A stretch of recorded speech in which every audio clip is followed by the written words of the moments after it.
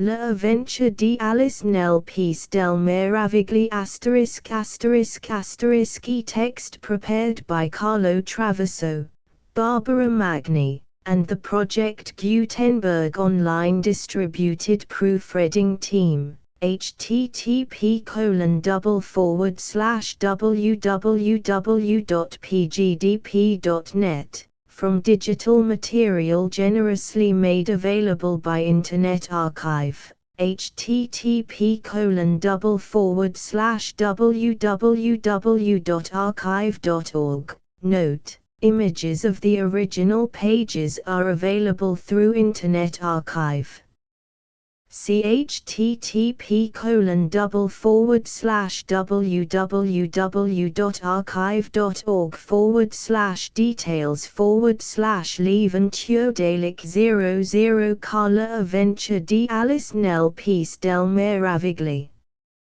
L'avventure di Alice nel paese delle meraviglie. Per Lewis Carroll. Tradotto dall'inglese da T. Pietrocola Rossetti. Con 42 Vignette di Giovanni Tenniel. Londra, Macmillan & Co. 1872, Proprietà Letteraria dell'Autore. Londra, Arclay, Figli, E. Taylor, Stampatri, Bread Street Hill. In su vespri giocondi, dolcemente sul largo tranquillissimo voggiamo, the delicate mani facilmente son mossi I remi, e all'avventura andiamo, e pel timon che inserto fendi l'onda velar barchetta errant e vagabonda. Mentre presso dal sonno, in luminos visioni il mio pensiero venigava. Mi disteron travosi armonios chiedendami un racconto. Io non osava fare il bronzio severo ed il rubel a traboc di rose, a tradonzel.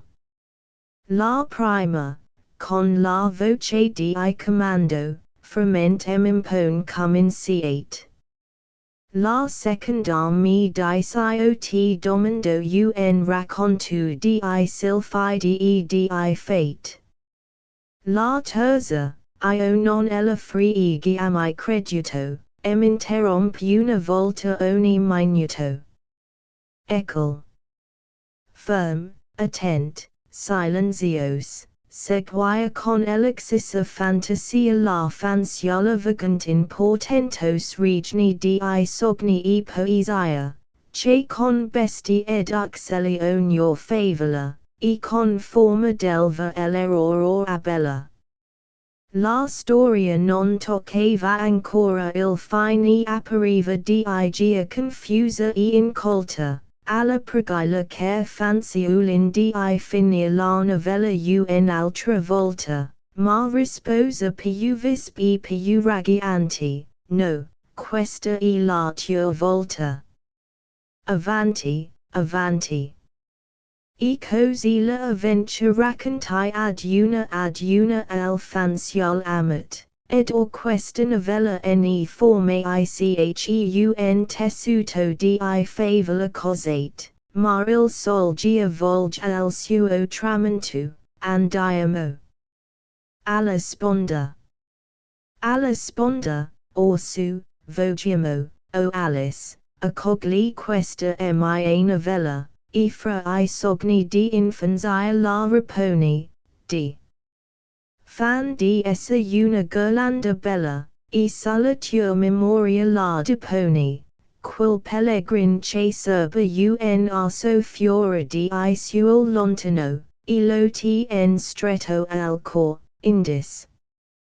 Cap. Page. I.Giu nella conigliera 1-2. Lo stagno di le grime 15-3. Corsa arruffata. E racconto con la coda 29.4. La cassettina del coniglio 41v. Consigli dun bruco 58.6. Porco e pepe 74.7. Un te di matti 93.8. Il croce della regina 110.9. Storia della falsa testugin 128x. La contradanzada Gamari 145.11. Kai ha rubato la torte 158.12. Testimonians are di Alice 172. Capitolo igi nella conigliera. Alice cominciava a sentirsi mortalmente stanca di sedere sul poggio, accanto a sua sorella, senza far nulla. Una o due volte aveva gettato lo sguardo sul libro che leggeva sua sorella, ma non si erano immaginati nei dialoghi, e che serve un libro pensò Alice, senza immaginare I dialoghi. E andava fantasticando col suo cervello, cum glio poteva, perch lo steo nella via risa sunnacchiosa e grallina, il piaceria di fare una ghirlanda di margherite veles la noja di levarsi su, e cogliere I fiori, quand'ecco un coniglio bianco con gli occhi di rubino la passo the vicino. Davvero non si era troppo the meraviglie assai di cio, ne Alice pensò che fosse cosa troppo stravagante di sentire parlare il coniglio, il quale diceva fra essi Oimia. Ho fatto tardi.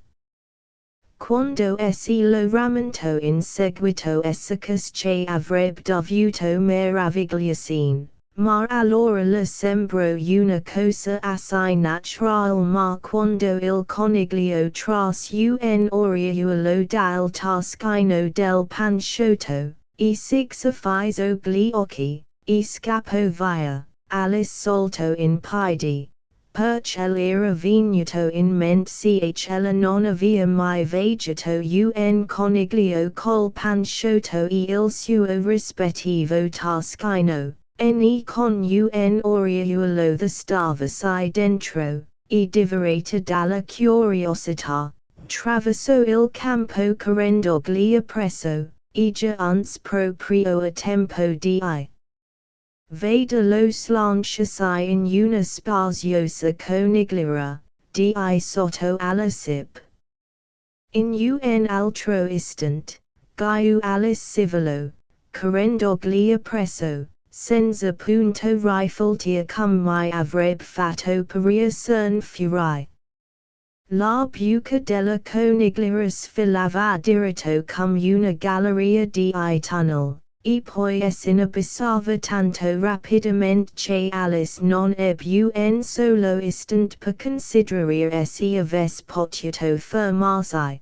Poiché si sentiva che da Gaiu rotoloni in quilch precipitio che rassamigliava un pozzo profondissimo. Una del due, o il pozzo era assai profondo, o ella si rasolava assai adagino, poiché ebbe tempo, mentre cadeva, di guardare tutto intorno, e stupiva pensando a cio che la avrebbe poi. Prima di tutto orgazzo la vista e cerco di vedere nel fondo per scoprire cio che la accederebbe, ma gli era bugioffato e non si vede punto, indigado al perti del pozzo ed osservo se erano ricoperte di credenze di scaffali the libri. Qua e la vidi map e quadri che pendiano da chiodi. Andando Gaiu priest di volo un vasettino che aveva un cartello, lo less, conserva di arance come maoim. Era vuoto e resto dell'essa, non volle sia cadere il vasettino non ammazzare caira in fondo, e andando sempre giù lo depose in un'altra credenza. Ben penso Alice, dopo una caduta tale, mi para proprio niente il rasoler per la scale. A casa poi, cum mi credrano coraggiosa. Di ora innanzi, ancora che decide dal tetto, non ne faria caso. E probabilmente dice la verità. E giù. Finirà mai quella caduta. Chissà quanti miglia ho percorsa quest'ora, sclamo.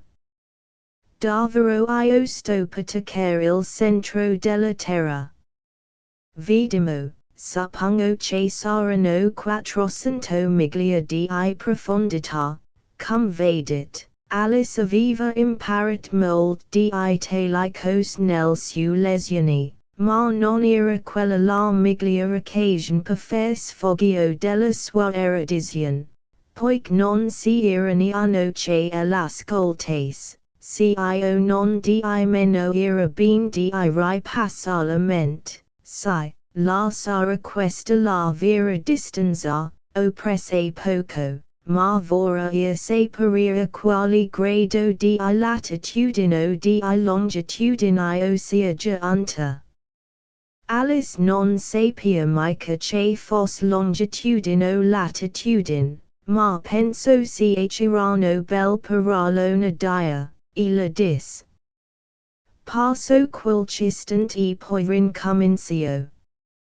Che dovessi io traversare la terra. Sarebbe bella io assistere fra la gente che camminano col capo in giù. Credo che sia meno la antipati, questa volta fu contenta che non si fosse neanche che l'ascoltasse. Perché non le suonava sto all'orecchio, ma domandrò loro che non abbia quel peace. Di grazia, signora, e questa la Nuova Zelanda. O l'Australia. E cerco di fare una reverenzamento parlava, figurativi, fa reverenzamento si casca giù a precipitio. Dite, potrest farla voi. Ma se farò una tale domanda mi credrano una sciocca. No, non la farò, forse troverò scritto il nome in qualche parte colagato. E giù. Non avendo nulla da fare, Alice rincominciò a singhiettere. Dina mi cercare stanotte. Dina era il nome della gatta. Spero che si rammentrano di dal il suo piattino di latte quando prendrano il tè. Cara Dina mia. Vorrei che tu fossi meco quagiu. Non son sorsi nell'aria, ma sai, tu potresti fare una notola che simile al sorcio. Ma che? I gatti mangiano la notola. E che Alice cominciò a sonnifere, e fra il sonno e la veglia continuò a ruminare fra denti, I gatti mangiano la notola. I gatti mangiano la notola. E talvolta, la notola mangiano I gatti, perch, vedete, non potendo rispondere nessuna delle due questioni, non le importava se invertiva il senso di is. Sonic sciava di gia. E proprio allora cominciava a sognare che se ne andava braccetto con Dina e che le diceva con faccia ostra, Dina, dimmi la verità, hai tu mai mangiata una notola, quando, t'han fatto? casco di un subito sopra un mucchio di ramicelli e di fogli secchia, e la caduta fini. Alice non si fis mail e solto in piedilsta e pronta, guardo in alto, era bujo affatto, davanti a lei sfilava un lungo corridoio percorso dal coniglio bianco era sempre in vista. Non si era tempo the perdere, Alice, come si avesla lì, gli corsa presso, e senti che sclamava, mentre voltava una cantonata, Giora mio. Gli tardi davvero. Stava lì per angolo, ma appena passo la cantonata il coniglio non si vide più, ed ella si trovò in una sala lunga e bassa, illuminata da una fila di lampade che pendevano dalla volta. Vi erano porte tutt'intorno alla sala, ma erano tutte serrate. E dopo che Alice andò su e giù provando tutti gli assi per vedere se fosse possibile di aprire quel cittadino ma sempre inutilmente, si mise a camminar mestamente nel mezzo della sala, pensando come avrebbe potuto reassern fuori. Tutte un tratto capito vicino a un piccolo tavolino di cristallo solido e sorretto da trepidi, non si era altro su di esso che una giavatina di oro, o la prima idea ed Alice fu che quella potesse aprire uno degli assi della sala, e provò, ma o la top erano troppo grandi. O la giavatina era troppo piccola, ma comunque fosse, non potete aprire alcuno. Cio non di meno, avendo fatto un secondo giro nella sala, capito davanti a una cortina bassa che non aveva osservata prima, e dietro ad essa vi era un piccolo assaio. Alto 15 pollici giù di lì, provo la giavatina di oro si andasse alla toppa, e con molta allegrezza vide che si entrava per el puntino. Alice aprì l'assaio e vide che dava un piccolo corridoio, largo quanto una buca da topi, essing in occhio. E vide al di là del corridoio il più bel giardino del mondo. Oh! Quanto desidero di fuori da quella sala bugia per correre su quei prati di fiori risplendenti, e lungo l'acqua e fresca del fontan, ma non era dato neppure di cacciare il capo fuori della buca. E ancora il mio capo potesse passarvi penso la povera Alice, mi servirebbe poco senza farsi passare anche le spalle. O quanto bramiria riserami come un telescopio. Credo che potrei farlo, se sapessi soltanto come cominciare.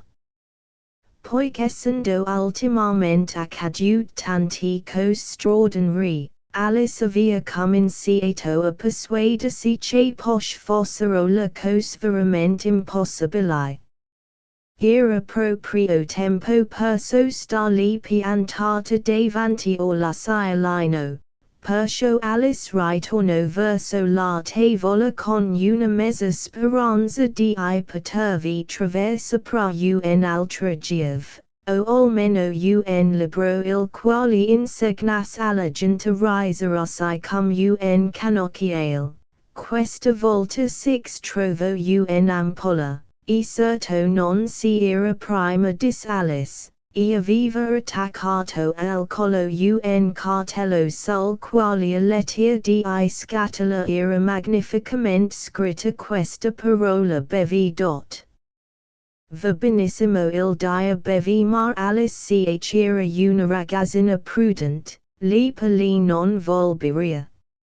No, voglio prima vedere sec scritto veleno, poichella aveva letto molte belle novellette sopra ragazzi erano stati abbracciati, e mangiati vivi the besti feroci, e cos simiglianti. E tutto cio perch non voglio ricordarsi della prudenza era stata loro insegnata in casi simili, come per esempio, non maneggiare mol infocate perch scottano, col coltello ti fai sul dito un taglio molto profondo, certo en usare sangue, ed ella non aveva dimenticato quell'altro avvertimento.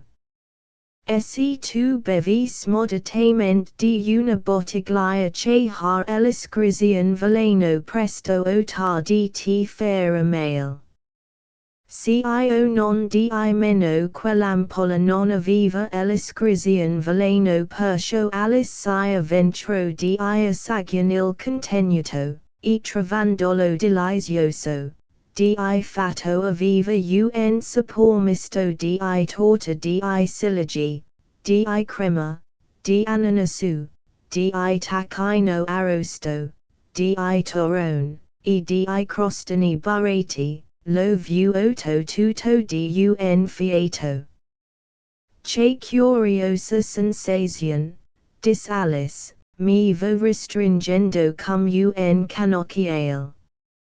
Ed era proprio così, non aveva più che di pollici di altezza, e il suo bel vicino s'illuminò di io pensando che finalmente era giunta alla giusta statura per traversare la Cilino, ed entrare nel bel giardino.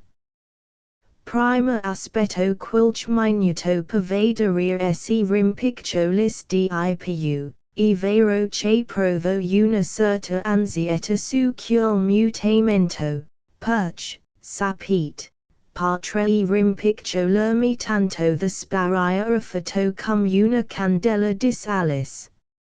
A che somigliare allora. E cerco di farsi un'idea dell'apparenza della fiamma di una candela smorzata. Poiché non poti nemmeno ricordarsi mai avesse veduto una cosa simile. E scorsero alcuni momenti, e vedendo che nulla di nuovo le accadeva, si accinse ad entrare nel giardino, ma, povera Alice, quando fu all'assaio, si accorse che aveva dimenticata la giavatina di oro. E quando si rivolse verso la tavola dove l'aveva lasciata, vide che non poteva più arrivarla, essa la vede chiaramente attraverso del cristallo, e fece ogni sforzo possibile per arrampicarsi ad uno dei piedi della tavola e montar su, ma gli era troppo structurevole, e dopo essersi affaticata invano. Per vincere quella difficoltà, la poverina si sedette e pianse. Via.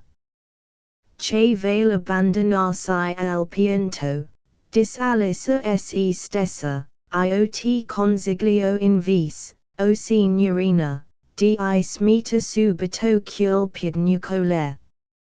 Generalmente ella dev'era a se stessa dirbni consigli.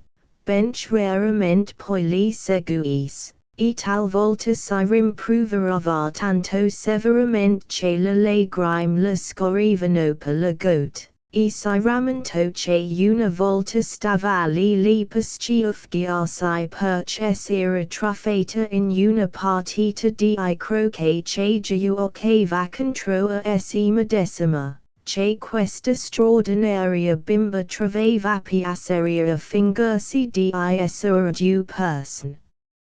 Ma ora è inutile voler credermi due person penso la povera Alice, mi ne resta appena tanto per comporne una. Ed ecco, le cad sotocio una cassetana di cristallo che gaius sotto la tavola, la pre, e6 trovo dentro un piccolo pasticcino, sul quale, con uva di Corinto, era scritto in belli caratteri mangia dot. Bean. Lo mangerò dis Alice, mi farà crescere di molto, che andrò ad fare la giovitana, mi farà rimpicciolire mi strisserò sotto l'assaio, così in un modo o in un altro entero nel giardino, e poi, sarà quel che sarà. Ne mangio un bocconcino, mettendosi la mano sul capo, sclamò ansiosamente, in quel modo. In quel modo, pavederire in quel modo si mutava, ma resto molto sorpresa nel vedersi della stessa statura, certo, così accade tutti coloro che mangiano pasticci. Ma Alice era tanto abituata a vedere cose straordinarie, che le sembrava una cosa stupida e sciocca quella di crescere, come si cresce generalmente. E tornò alla bisigna, e in pochi istanti ingò tutto il pasticcio. Capitolo 2. Lo stagno di lagrime. Curiosissimo e sempre più curiosissimo, gridò Alice, era tanta la sua sorpresa che non sapeva più parlare correttamente la sua lingua, mi sto allungando come un cannocchiale, e il più lungo che mai sia stato. Addio piedi. Percepnegado gaiua suoi piedi le sembro che li avesse quasi perduti di vista, tanto erano lontani. O I mia poveri piedini! Chi mi intera vi infilare le calze, e 6 mettere le scarpetine. Davvero io non potrò farlo più. Oramai sarò tanto lungi da voi, che certo io non mi prendrò più briga di voi altri, bisigna che si accomodiate all'amglio, e per bisanire psio li trattasi ben penso Alice, no, non vorrano andare per la via cio vorra ir battere. Vediamo un po'. Ogni anno a Natal darò loro un bel paio di stivaletti. E andava mulinando col cervello come ferb. Gli mandrò col procaccino penso la bimba, ma gli davvero strano il mandarregalia propri piedi. E quanto sarà curioso l'indirizzo. Al signor Piedestro di Alice, tapito, presso il parafuoco, coi saluti di Alice. Meschina. Quanti occhi vo dicendo. Giusto allora il suo capo erto contro la volta della sala, aveva più di 9 piedi di altezza. Subito adungio la giovitana di oro, e via, verso l'assaio del giardino. Povera Alice. Tutto quello che poteva fare consistiva nel ghiacciaria, appoggiando il fianco per guardare il giardino con la coda di un occhio, ma il penetravi dentro era diventato più difficile che mai, cedet dunque, e si rimise a piangere. Ti dovresti vergognare dis Alice, figurati, una gran ragazzoa come te, e davvero lo poteva dire allora, fare la piagnolessa. Smetti subito ti dico. Ma pure continuo, versando le grime secche, sinch formo uno stagno intorno a lei di quasi 4 pollici di altezza. e chagia ungiva a meta della sala. Quilcistant dopo senti in lontananza cum uno scalpiccio, subito si fabigli occhi pavederia cae fos. Era il coniglio bianco che ritornava, splendidamente vestito, con un paio di guanti bianchi in una mano, e un gran ventaglio nell'altra, veniva trottando frettolosamente, e mormorando fra se stesso, oh! La duchessa, la duchessa. Se en andra sul fiori perché ho fatta aspettare. Alice era tanto fuori di se che avrebbe chiesto socca sua che anche le fosse capitato, così quando il coniglio le fu vicino, gli disse con voce tremula e sommessa, di grazia, signor, dot. Il coniglio trasalto, gli cadrò a terra I guanti e il ventaglio, e in mezzo a quella tenebria si mise a carrera di traverso come se avesse le ali al zamp.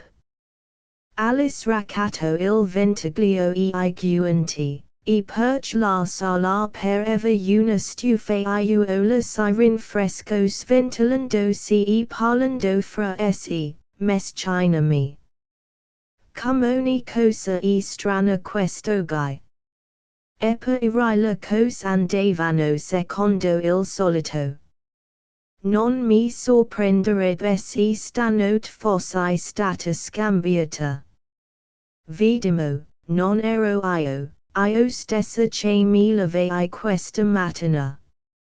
Mi per di rammentarmi io mi trovai un poco diversa.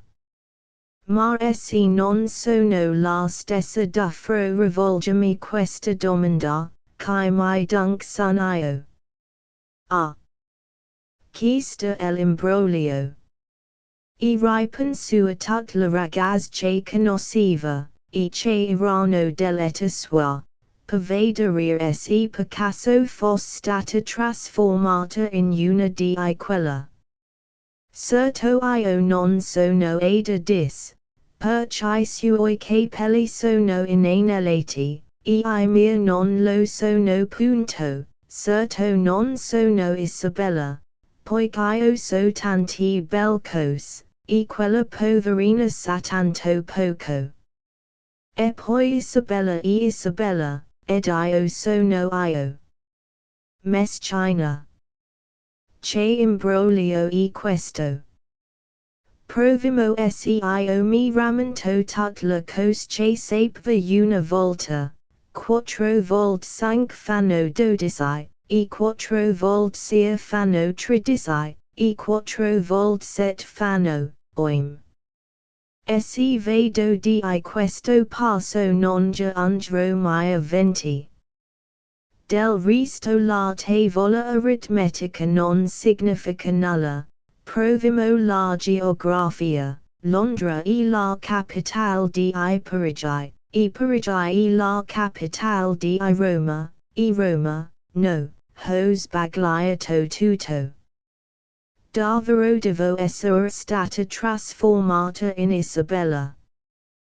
Proverò a ripetere rondinella pellegrina. E si mise le mani concerte al petto come se stesse per ripetere le lesioni, e cominciò a recitare quella romanza, ma la sua voce suonava rauca e strana, e le parole non le uscivano dal labbra come una volta. Rondinella porporina che ti posi sul loggian raccattando ogni mattina la zanzara ed il moscon. Li vuoi fregare in pedala porporina rondinella. Scommetto che le vere parole della romanza non son quest dis la povera Alice, e le ritorneranno ai lexiconi agli occhi.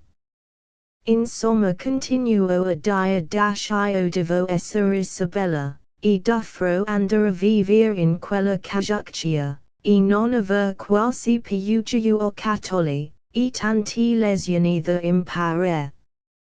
Ma se sono Isabella, cascai più il mondo, io resto qui.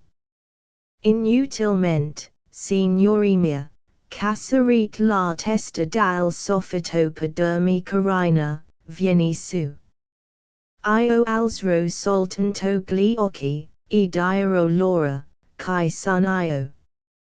Ditemlo prima, se sarò quella che voi cercate, verrò su, se no restro qui inchiodata sino a che sarò quilce d'un'altra, ma, oim, sclamò Alice, versando un fiume di grime. Vora che mettessero fuori la testa. Son tanto stanca di essere qui, sola. E si guardo le mani, e si meraviglio vedendo che mentre parlava fra se stessa aveva infilato uno de guanti bianchi che il coniglio aveva lasciati cadere. Come mi ho potuto far io, dis. Forse sono ridiventata piccina. Si levo ed avvicinosi alla tavola per misurarsi con quella, osservo che, per quanto la pareva, era ridotta a circa 2 piedi di altezza e che andava impiccolendosi rapidamente. Indovino che la causa di questa nuova trasformazione era il ventaglio che aveva in mano, e subito lo butto a terra. E fu proprio a tempo, altrimenti assottigliava tanto da sparire totalmente. El ho scampata bella, dis Alice tutta importa da quel subitaneo mutamento, ma lieta, però persisteva ancora, ed ora andiamo al giardino, e rivolse sollecitamente I passi verso l'ascialino. Ma l'ascialino era chiuso, e la gioventù di oro era sulla tavola come prima, le cose vanno proprio alla peggio penso la derelitta fanciulla, non sono stata mai tanto piccina. E protesto che tutto cio un brutto affare, ma brutto assai. Mentre diceva queste parole, sdrucciolo, e zaffat. Casco sino al mento nella qual salsa.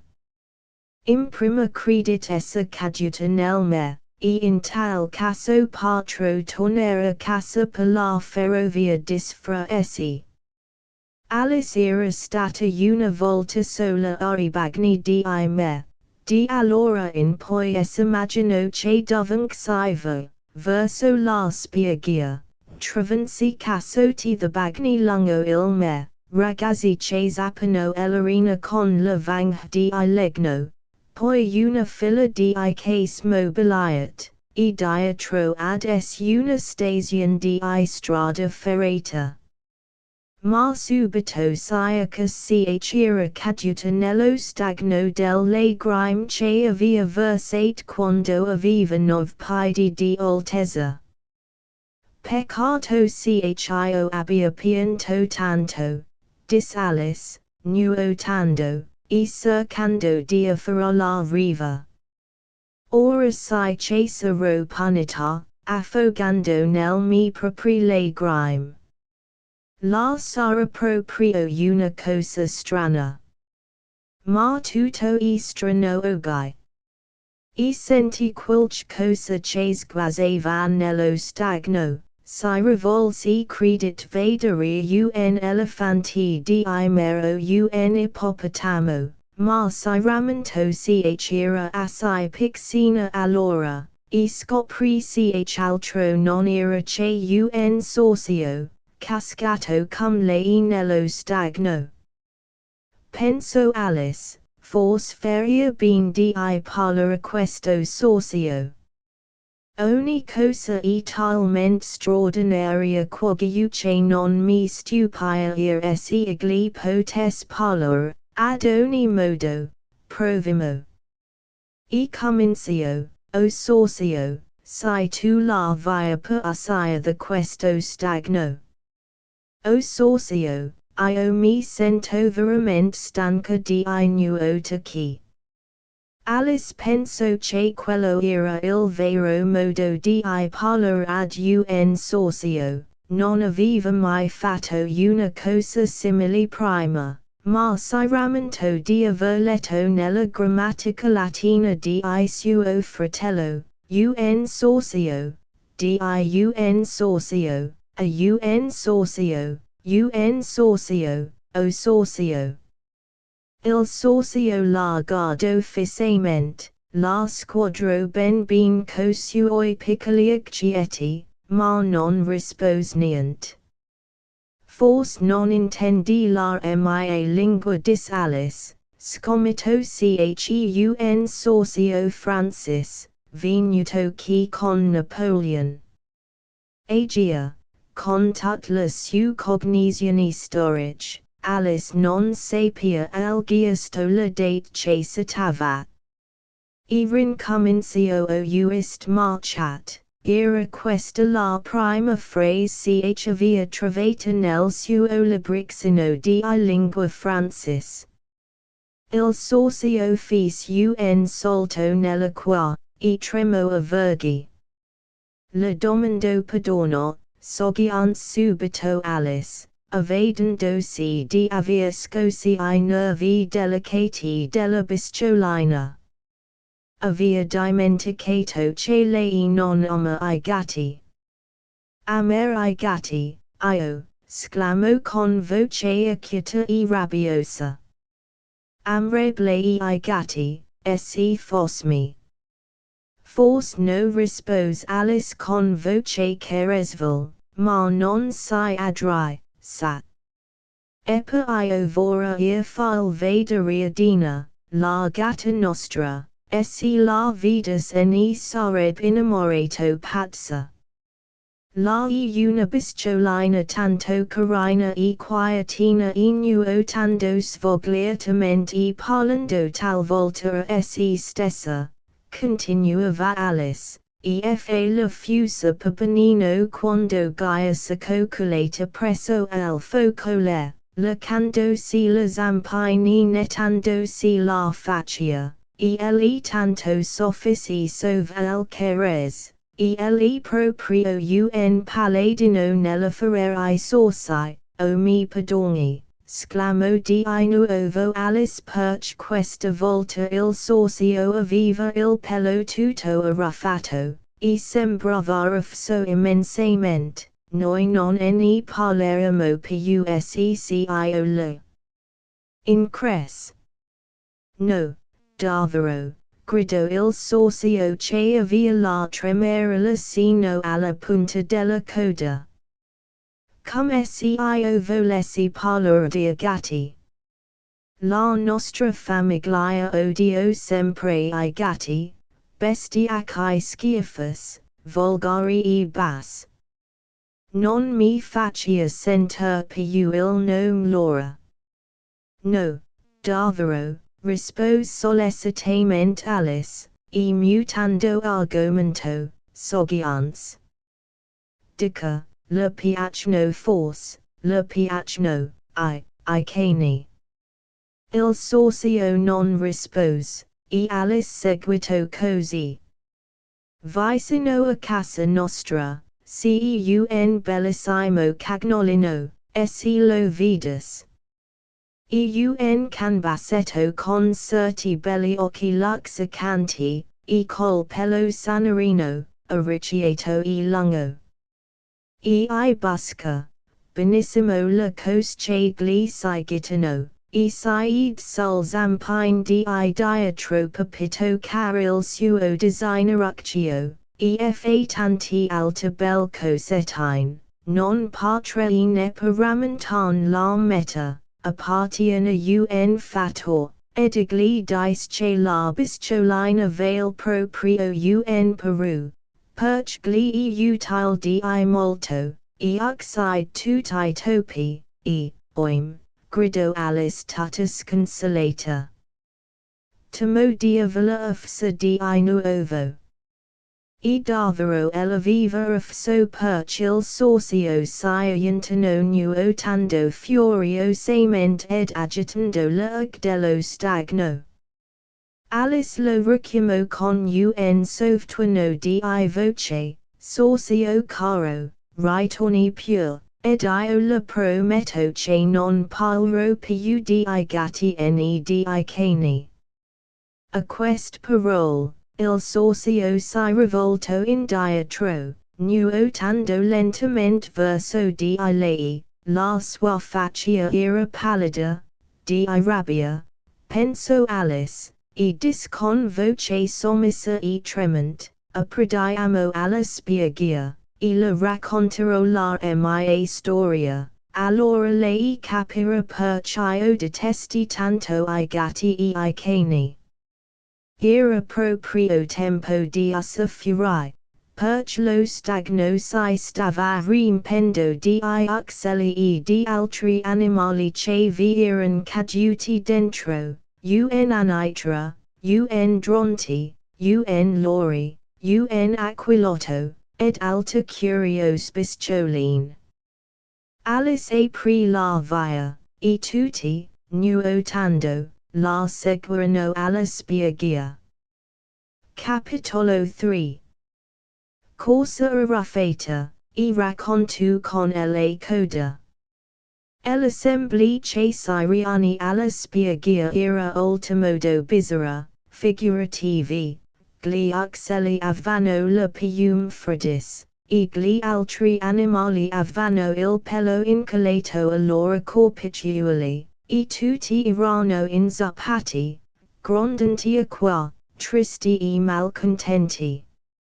Naturalmente la prima question che fu posta fu quella di sapere come si sarebbero asciugati, si consultarono insieme su questo argomento, e pochi minuti dopo Alice si mise a parlare familiarmente con loro, come se li avesse conosciuti da un secolo. Ebbe una lunga discussion con loro. Ma bentosto quest'ultimo le fece un viso arsigno, e disperentoriamente, son più vecchio di lei, perciò devo saper più di lei, ma Alice non vol convenire se prima non le avesse detto quanti anni aveva. Il loro non vol dirlo, e la loro conversazione cessò. Finalmente il socio, che sembrava essere persona di una certa autorità fra loro, gridò, si seguono signori, e mi ascoltino. Io secchierò tutti in pochi momenti. Tutti si dettero, in circolo, col socio in mezzo. Alice gli affisò ansiosamente gli occhi in faccia, perché era sicura che se non si fosse presto rasciugate avrebbe guadagnato una infredatura solen. Disse il socio con aria autorevole, sono tutti all'ordine. Questa domanda è bastantemente secca, mi pare. Silenzio tutti, di grazia. Il generale udinot che venne restaurare il governo papale, fu presto secondato dal re di Napoli, e dal trupp della regina di Spagna, fece il lori, con un brivido. Scassi, disse il socio tutto accigliato, ma con molta civiltà, diceva qualche cosa. Le per, rispose frettolosamente il lori. Mi era parso di si soggiance il socio continuò dunque. Il re di Napoli e la regina di Spagna, con udinot, sposarono la causa del Papa, ed anche il Granduca di Toscana trovò la cosa, trovo che cosa, disse l'anitra. trovo la cosa replico vivamente il socio, ella sace significa la cosa. So bene che significa la cosa quando io trovo qualche cosa rispose all'anitra, generalmente trovo un ranocchio o un verme. O la question sta nella cosa che cosa ha trovato il Granduca. Il socio non gli vedo punto e sia fretto di andare innanzi, trovo la cosa ben fatta cio di unirsi ad una notte, al re di Napoli ed alla regina di Spagna, per assist il papa e rimetterlo sul trono. Nel principio il papa usò moderazione ma la violenza dei suoi consiglieri, ebbene, carina, cum si sent ora, rivolgendosi ad Alice. Bagnata cum un pulsino rispose Alice mestamente, non mi perché la sua storia mi secchi abbastanza. Allora disse il dronte con voce solen, e levandosi in piedi, propongo che il Parlamento si agioni, acciosino adotati rimedi più energici, ma parli italiano, sclamò l'aquilotto. Non capisco la metà del suo parolone, e forse lei stesso non ne intendisca. E l'aquilotto abbassò la testa per nascond un sorriso, ma alcuni degli uccelli sghignazzorono apertamente. Volevo dire continuò il dronte, facendo il bronzio, che il miglior modo di seccarsi sarebbe quello di fare una corsa arruffata. Che la corsa arruffata? Domandò Alice. Non la primiva molto di saperlo, ma il dronte taceva come se quel cittadino dovesse parlare, Montaniano sembrava disposto ad aprire becco o bocca. Ecco disse il dronte, il miglior modo di spiegarla e quello di seguirla. E siccome six potrebbe venire la voglia di provare questa corsa in qualche giorno di inverno, six dirò come il dronte la diris. In prima traccio la linea dello staccato, una specie di circolo, gia, non importa che sia ben tracciata e poi tutta la comitiva entrò nello staccato mettendosi chi qua, chi là. Non sia di uno, due, tre, via, ma cominciarono a correre piaceria, e si fermarono quando nebbo voglia, di tal che non si sap quando la corsa fosse terminata. Ad ogni modo, dopo che ebbo corso una mezz'ora o quasi, e si sentirono tutti ben seccati, il dronte sclamò tutte un tratto, la corsa è finita, e tutti l'intorniarono anellanti, esclamando, ma chi ha vinto? Questa domanda impensieri immensamente il dronte.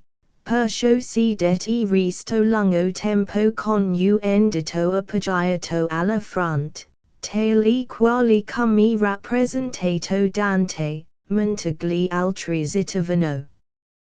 Finalmente il dronte disse, tutti quanti hanno vinto, e tutti debbono essere premiati. Ma chi distribuirà I premii, replicò un coro di voci. Essa intendi disse il dronte, indicando Alice con un dito, e tutti si affollarono intorno a lei, gridando confusamente, I premii. I premii. Alice non sapeva che fare, e nella disperazione cacciò la mano in tasca, e ne cavò una scatola di confetti. Per una sorte la quale non vi era entrata dentro, ene distributu tintorno. Cene irano apunta uno per uno. Mar essa dova herb avea un premiero dis il socio. Es intendi sogians il dronti assai gravemente. Che altro har in sacocia, dis, rivolgendosi ad Alice. Soltanto un detail rispose mestamente la fanciulla. Dia chi replicò il dronti.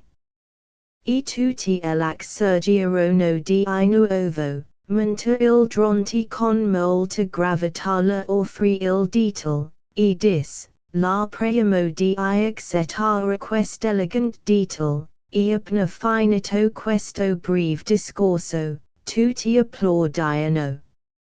Alice giudico tutto quest'affaire come una cosa sofranamente stupida, ma avvano tutti un contegno talmente grave ella non osa rideria, pur non sapce cosa rispond, ma semplicemente s'inchinò e prise il detail assumendo la miglior serietà del mondo. Rimaneva ora il mangi ai confetti. Cio produce un po di rumor e di confusion, poiché gli uccelli grandi si lagnavano che non avean potuto assaporare il gusto, e gli uccelli piccoli avendoli ignotti ne rimasero presso strazzati e si dovet loro piccare la schiena. Ma anche cio ebbe un termine si dettero in circolo, pregando il socio di dir loro qualcosa di più. Sicuramente che mi ha promesso di raccontarmi la sua storia dis Alice, e la ragione per cui dia igeic sogians sommessamente, e un poco con pora che di nuovo si offendes.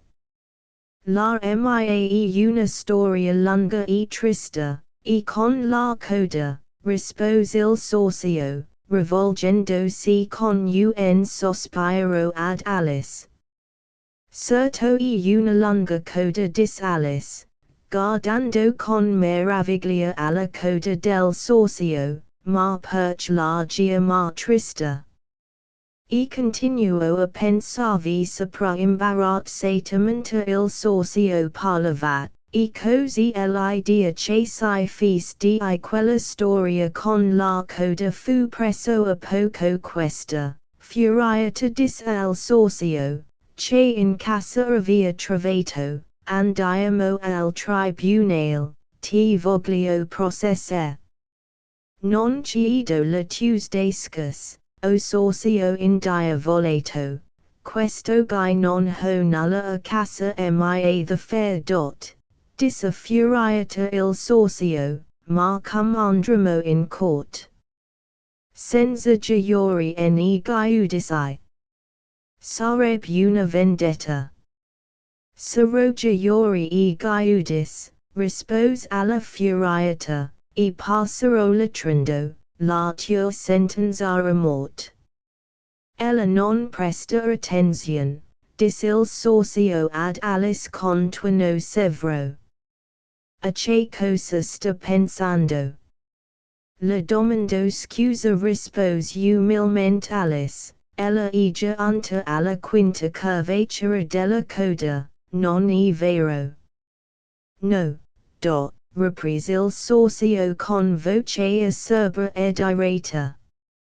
Che? Un nodo, sclamò Alice sempre pronta e servizievole. E guardandosi attorno. Mi conceda il favor di disfallo. Niente fatto rispose il socio, levandosi in atto di partire. Lei insulta dicendami te li sempiagini. No, davvero, dis Alice con sottomission. Ma lei s'offendi tanto facilmente. Patata riposta il socio si mise a borbottare. Di grazia, ritorni, e finisca il suo racconto. Alice dunque lo richiamo, e tutti gli altri sclamorono in coro, via, finisca il racconto, ma il socio crollo il capo con un moto di impatienza, ed affretto il passo. Peccato che non sia restato, disosperando il lori, appena che il socio si perde di vista, e un vecchio granchio cols quella opportunità per dire alla sua figlia, amore mio, se io ti serve di lezione, e bada a non andar mai in collera. Sta zitto. Babbo rispose la piccina con un fez degnosito. Tu provocheresti anche la pazienza di un ostrica. Rse dina foschi, dis Alice, parlando ad alta voce, ma senza rivolgersi a chi chasea. Lo porterebbe in dietro in un momento. Perdoni la curiosità, chi dina, domando il lori. Alice rispose sollecitamente, perché la era sempre pronta a parlare della sua prediletta, dina e la nostra gatta. E un vero paladino quando va a caccia di sorci. E se la vedest cora dietro agli uccelli. Visti e presi. Questo discorso produsse un'impressione vivissima nell'assemblea. Alcuni uccelli volarono via di botto, una gazzavecchia si avviluppò ben dicendo, e ormai tempo di tornare a casa, e l'aria della notte mi fa male alla gola, e un canarino giamò con voce tremula tutti I suoi piccini, venite carini. Gli tempo di andare a letto. E così chi con un pratisto chi con un altro, tutti andarono via, ed Alice rimase sola. Ho fatto male di nominare Dina, disfra se assai mestamente.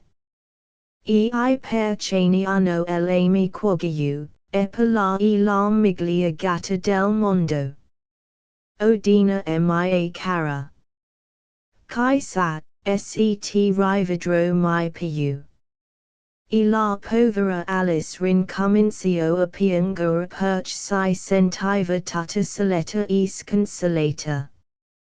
Ma alcuni momenti dopo, sentì di nuovo uno scalpiccio in lontananza, e guardò fissamente, nella speranza che il socio avesse mutato pensiero, e tornasse per finire il suo racconto. Capitolo 4. La cassettina del coniglio. Era il coniglio bianco che ritornava bello indietro, guardando ansiosamente qua e là, come che avesse smarrito qualche cosa, e mormorando fra se stesso, o la duchessa. La duchessa. O zampine me. Pelli baffi mia state frisci ora. Ella mi farà impicare, e son tanto sicuro come son certo che la donal sono donal. Ma dove mi son caduti. Alice indovino subito se gli andava risicando il ventaglio e il paio di guanti bianchi, ebna e servizevole com'era. Si detta turno per ritrovarli, ma fu inutile, non si trovarono più, ogni cosa sembrava mutata dal momento se era cascata nello stagno, e la gran sala, e il tavolino di cristallo, e l'acciaio erano svaniti totalmente. Bentosto il coniglio circus di Alice. Mentre ella si affanava alla ricerca, e grido con voce irata, Mariana che cosa stai facendo qui? Via coria casa, e portami un paio di guanti ed un ventaglio. Subito, ti dico. Alice fu tanto spaventata da quella voce che senza perder tempo corse velocemente verso il luogo indicato, senza dir nulla sullo sbaglio che il coniglio faceva. Mi ha presa per la cameriera disfraessimenta continuava a correre. E sarà molto sorpreso quando scoprirà che io sia. Ma imglio ricagli il ventaglio e I guanti, sio, perciò li possa trovare. E già anzinanzia una bella cassettina, e salasio viera un cartello inciso sopra una relucente lamina di iotan, con questo nome coniglio b. Entro, senza picchia o lascio, e frettolosamente divero tutta la scala temendo di incontrare la vera Mariana, ed essa the lei cacciata via dalla casa prima di trovare il ventaglio e I guanti. Gli proprio curioso penso Alice, di essa mandata the un coniglio a far servizi. Mi aspetto che Dina vorrà poi mandarmi a far servizi per lei. E comincio a fantasticare se io che in tal caso avrebbe, sciora Alice. Venga qui subito, e si prepari a trottare. Eccomi qui, tata. Ma d'offri e fa la guardia a questo buco sinch Dina venga. Accio qu'il socio non ne scappi. Però non credia continuo Alice, che permetterebbe a Dina di restare in casa se essa cominciasse a comandare la gente questo modo. E così sciolando entro in una cameretta assai pulitina, con una tavola presso al terrazzino, e sopra di essa virano. Cum Alice avea di aspirato, un ventaglio e duo trapaggia di guanti bianchi e nitidi, ella prise il ventaglio ed un paio di guanti, e stava per uscire, quando le cad sott'occhio un'ampolla che stava vicino allo specchio. Non avea nessun cartello attaccato. Con la parola bevi come e per essa l'astro e ella vicino al labbra. Certo quilch cosa di meraviglio su mi accadoni quil volta bevo o mangio disfraesi, vediamo dunque che cosa produrre questo liquor. Spro che mi farà crescere di nuovo. Perch sono proprio stanca di vedermi così piccina. E così accad, e molto più presto di quello che si aspettasse. Prior che avesse bevuto la metà dell'ampolla senti che il suo capo premeva contro la volta, e dovette smettere subito, perch rischiava di rompersi la nuca. Immediatamente depose l'ampolla, dicendo, basta per ora, spero che non crescerò di più, ma così come sono non potrò assai più dall'assaio, magari, avessi bevuto meno. Oim. Era tardi il pentarsi. Ando crescendo, e dovette inginocchiarsi, perch non poteva più stare in piedi, e dopo un altro minuto, dovette sdraiarsi appoggiando un gomito all'assaio, e mettendo un braccio intorno al capo. E cresceva ancora, disperata, caccio una mano fuori della finestra, ficco un piede nel caminetto, e dissa se medesima, cicacada, non posso far di più. Che sarà di me. No per Alice che la virtù dell'ampolla magica era già unta al suo apis, e perciò non creb di più, se io non di meno si sentiva molto male in quello stato, e cum che non si era verso di assai the quella gabbia, senia tristo di molto. Stava molto mglio a casa mia penso la povera Alice, cola non passava il mio tempo a crescere ed a impiccolire, e ad essa la serva de sorsi e de conigli. Quasi mi pento di essa dissa nella conigliera, eppa, le curiosetto questo genere di vita.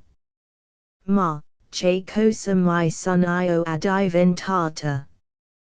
Quando io leggeva la novella del fate, credeva che quella sorta di stranes non potesse mai accadere, ed ora eccomi nel bel mezzo di una di quella.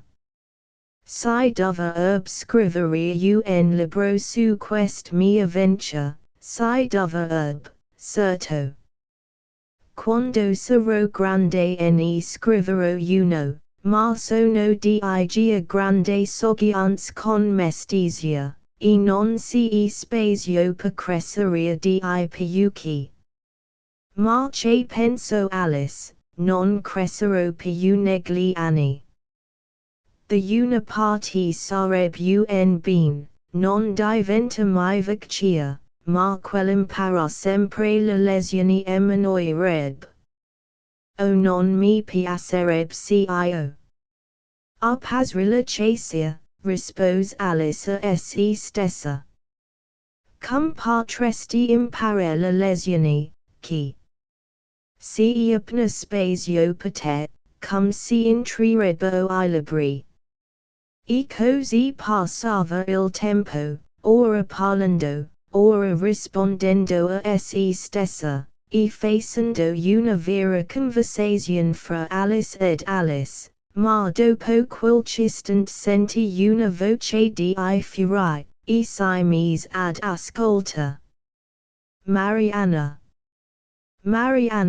voce vacule tale di fuori, portami subito I guanti.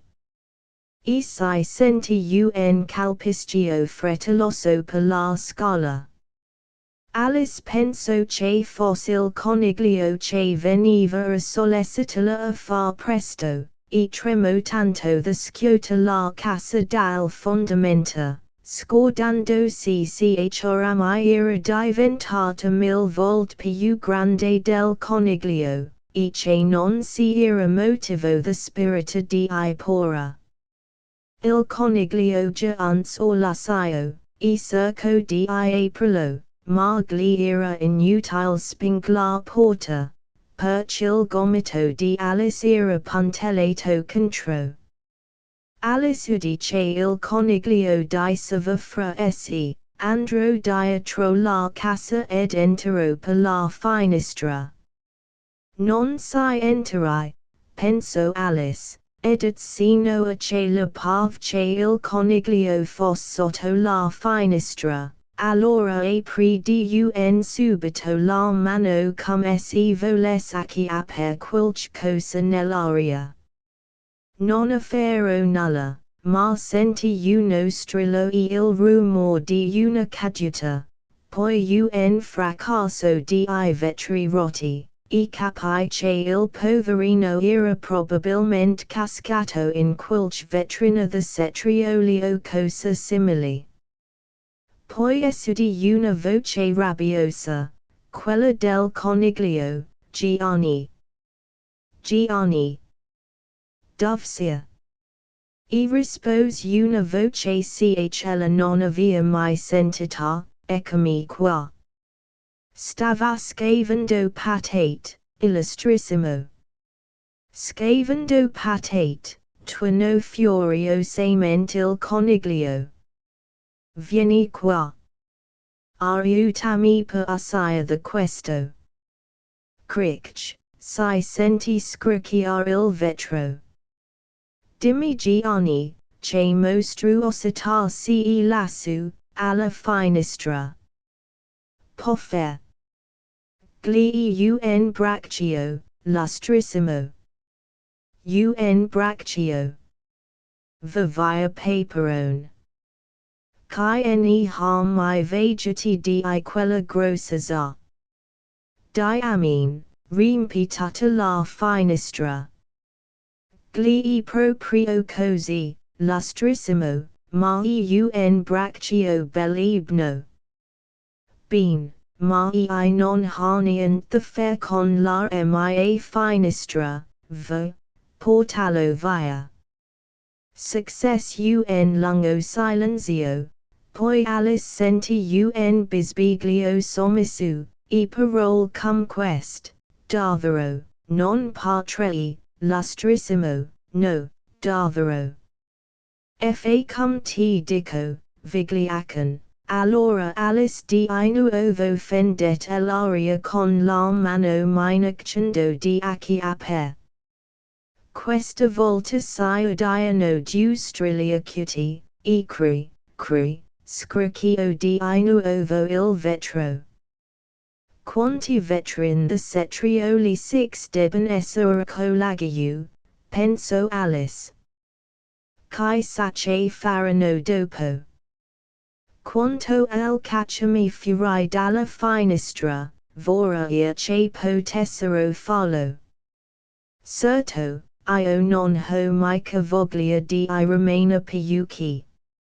Aspetto un poco, ma non si sentiva nulla, ecco finalmente vi sonassi un sigillio di cert ruot di cari, molti che vocevano parlavano insieme, senti che dicevano, Duffy e l'altra scala, ma io non ne dovia portare che una, Tonio har e l'altra, Tonio, portala chi, bambino mio, la, appoggiatella a quel canton, no, legatelle insieme prima, non vedete che non arrivano, oh.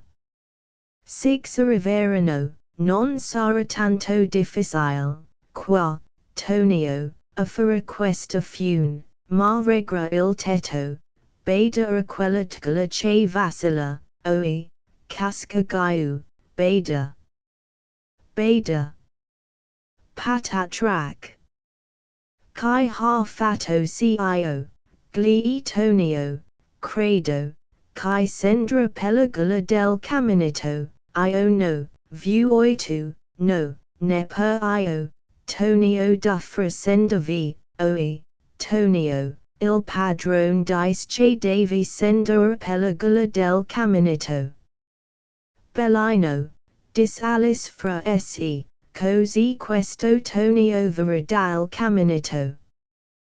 Perché chia signori abbian posto ogni carico sul spal del povero Tonio.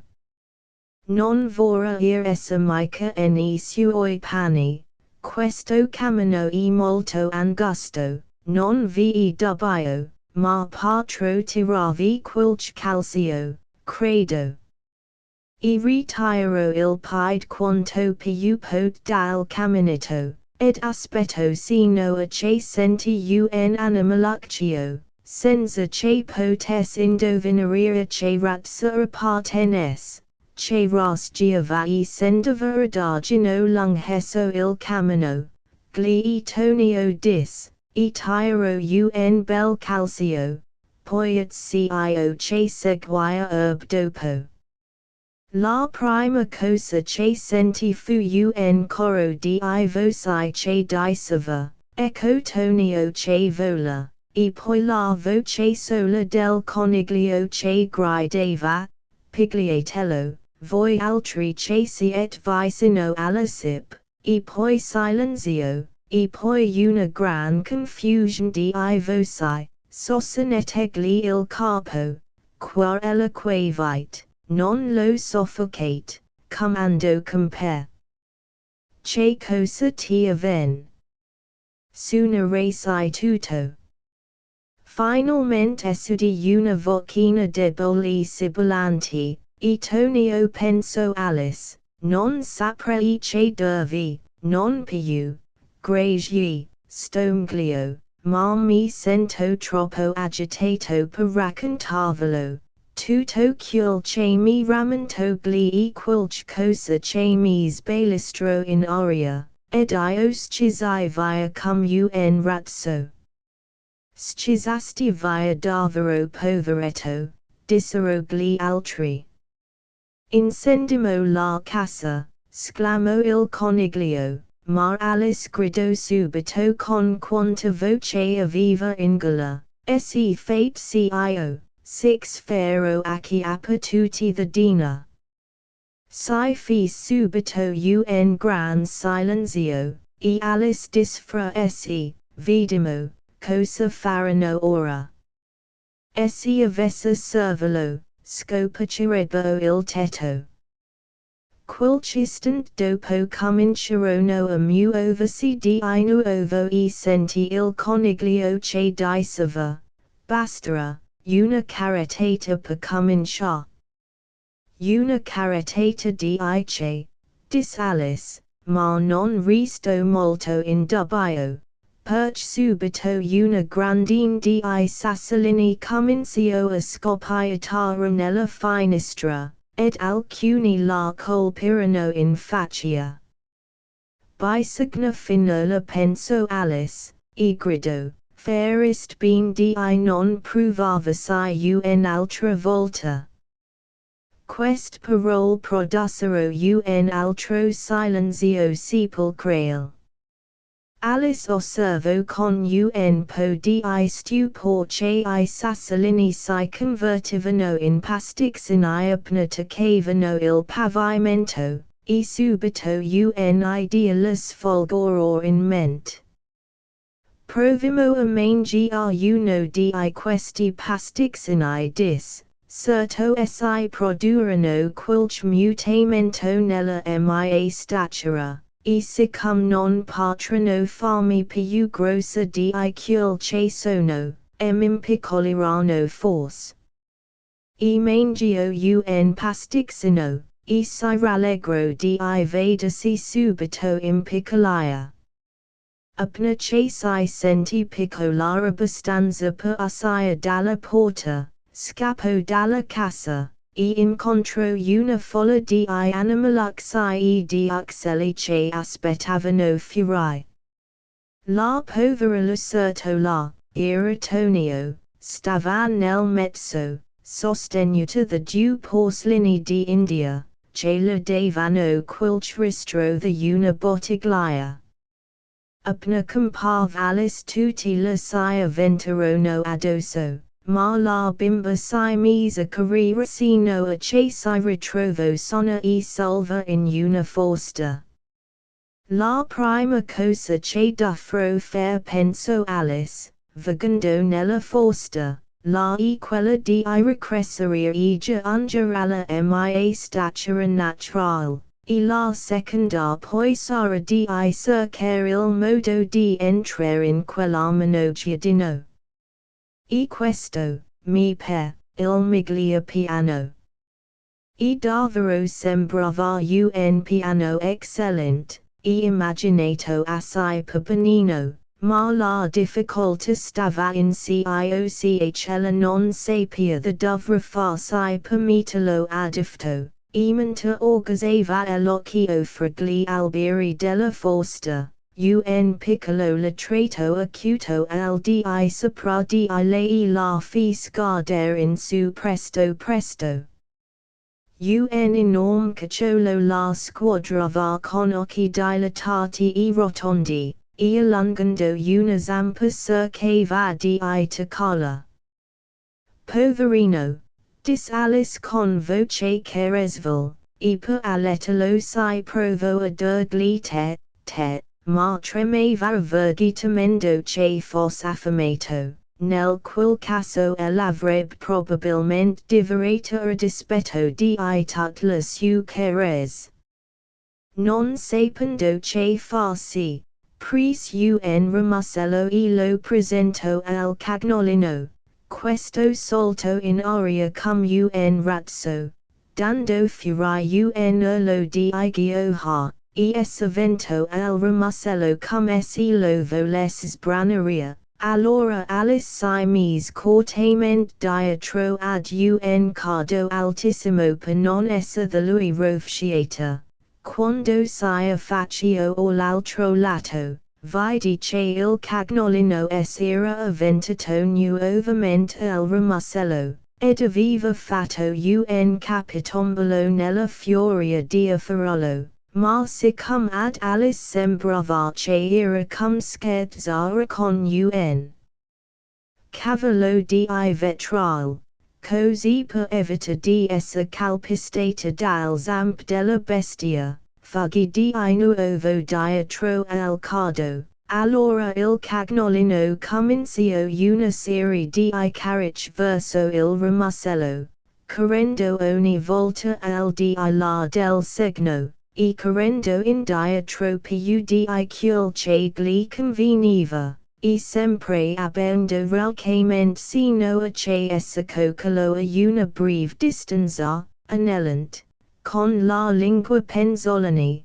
e con gli occhioni semisciasi. Alice colse quell'occasione propizia per scappar via, e fuggì, e corse tanto da perdere fatto il fiato, e sino a che il latrare del cagnolino si perde nella lontananza. E perché caro cacciolo era quello, dis Alice, appoggiandosi a un ranuncolo e facendosi vento con una delle sue foglie. O quanto a free desiderato di insegnargli di giocolini se fosse stata di una statura adguta. Oim. Avevo quasi dimenticato che mi conviene crescere ancora. Vediamo, cum patre e fe. Suppongo che d'offrire mangi a obbire qualche cosa, ma quale cosa? Chi sta il punto? Davvero la gran question si aggairava su quale cosa. Alice guardò tutt'intorno, I fiori, e l'erba, ma non trovò niente che le paresse dato a mangi a obbire per quella carenza. Si era però un grosso fungo vicino a lei, prese poco alto quanto lei, e dopo che l'osservato di sotto, ai lati, e di dietro, la parve cosa naturale di vedere se o che vi era di sopra. Si alto sulla punta de piedi, e affacciòsi all'orlo del fungo, ed ecco gli occhi suoi s'incontrarono con quelli di un grosso bruco turchino che se ne stava seduto nel mezzo con le braccia concerte, fumando tranquillamente una lunga pipa turca, non facendo la minima attenzione a lei, né ad alcun'altra cosa. Capitolo v consigli di un bruco. Il bruco ed Alice si guardarono in faccia per qualche istante senza far motto, finalmente il bruco staccò la pipa di bocca, e le parlò con voce languida e sonnacchiosa. Chi siete voi, disse il bruco. Questa domanda non invitava troppo a una conversazione. Alice rispose con un po' di timidezza, davvero io non saprei dirlo ora, so almeno che ero quando mi levai questa mattina, ma di allora in poi temo essere stata scambiata più volte. Che cosa mi andate contando? Disse il bruco con voce ostra. Spiegatevi meglio. Temo non poteria spiegarmi disse Alice, perché non sono più me stessa, come ella vede. io non vedo rispose il bruco.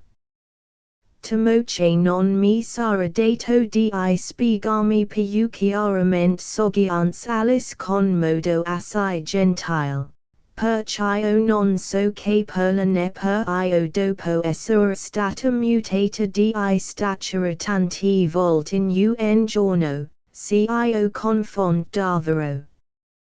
Non è vero disse il bruco. Ben. Forse non ne ancora accorto dis Alice, ma quando ella sarà mutata in chrysalide, se io la accadrà un giorno, e poi divera farfalla, se io la sembra un po' strano, non è vero. Niente fatto rispose il bruco.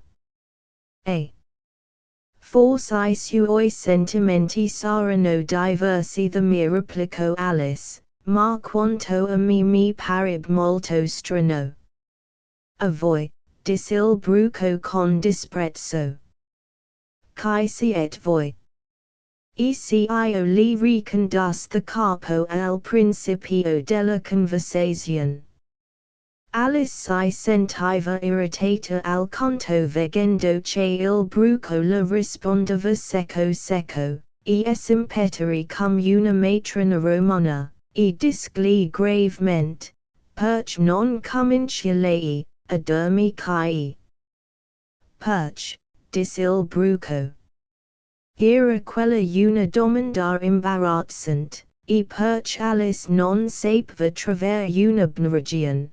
Il bruco pareva di cattivo umor, si voltò per andarsene. Venite qui, la richiamò il bruco. Ho alcunché di importante dirvi. Quella parola promettevano qualche cosa, ed Alice ritornò indietro. Non andate in collera disse il bruco. E questo è tutto, rispose Alice, ignorando il suo dispetto. No come disse il bruco. Alice pensò che poteva aspettare, perch non aveva altro di imglio a fare, e perch forse il bruco avrebbe potuto comunicare alcunché di importante. Per qualche istante il bruco pipò senza dire nulla. Finalmente spiegò la braccia, staccò la pipa di bocca, e disse, e così voi credete di essere stata tramutata. Signor mio, ho paura di si rispose Alice, non posso più rammentarmi ben le cose come una volta, e non posso conservare per di minuti la stessa statura. Quali cose non potete rammentare? Domandò il bruco. Ecco, cercai una volta di ripetere rondinella pellegrina masai dal labbra tutto diverso, soggiance Alice assai mestamente. Ripetimi Guglielmo, tu sia vecchio disse il bruco. Alice incrociò le mani sul petto, e cominciò. Guglielmo. Tu sia vecchio, gli disse il giovanetto, son bianchi I tuoi capelli, e meriti rispetto, e per col capo in terra, ti vego camminare, ma credi che convenga, a un vecchio un tale andor. Quand'ero giovanetto, rispose il vecchierello, credi che questo giuoco, sbalzasse il mio cervello, ma ormai che son persuaso, che in zucca non ho nulla, col capo in giù men vedo, quando il cervello mi fralla. Guglielmo. Tu sia vecchio, soggiance il suo figliuolo, sia grosso e tondo, che sembri un cedriuolo, e per fai solti a ruota, o dimmi a quali scuola s'insegna a sfonda l'assaio, con una capriola. Rispose il buon vicino, nella mia giovinezza studiai di conservare, al corpo la sveltezza, virtù di quest'unguento, un franco pavazetto, ne vuoi comprare un paio, garbato gioveneto. Guglielmo. Tu sia vecchio, e fiac hila Marcel, ed ingola patresti, brados minstrel, ed high mangiato unoca, con elosa, e il baco intro. O babbo, com high fatto, o spiegami il mistro. Undi studiai la leggi, il babbo alla glidis, ed ebbi con mia moli, sempre querili ris, cio det alganus, tal forza muscolare che ormai patrei con eloca, la moli divere. Guglielmo. Tu sia vecchio, reprise il gioveneto, la vista non ti reg, e sai, tfa defetto, e porti in equilibrio, sul naso quell'anguilla. O chi la tua destrezza, dava si mostra e brilla. Risposi a tre domandi, e ormai ti più basta, non rompermi la scatole, non voglio più parlare, o credi che mi piacciono, le si ottuste questioni. Via, smetti, o per la scola, ti mando Rosaloni. Non l'avet recitata ben dis il bruco. Temo di no rispose timidamente Alice, certo alcune parole sono scambiate. Mail dal principio alla fine dis il bruco con accento risoluto, e success un silenzio per qualche minuto. Il bruco fu il primo a parlare. Di che statura vorreste essere, domando.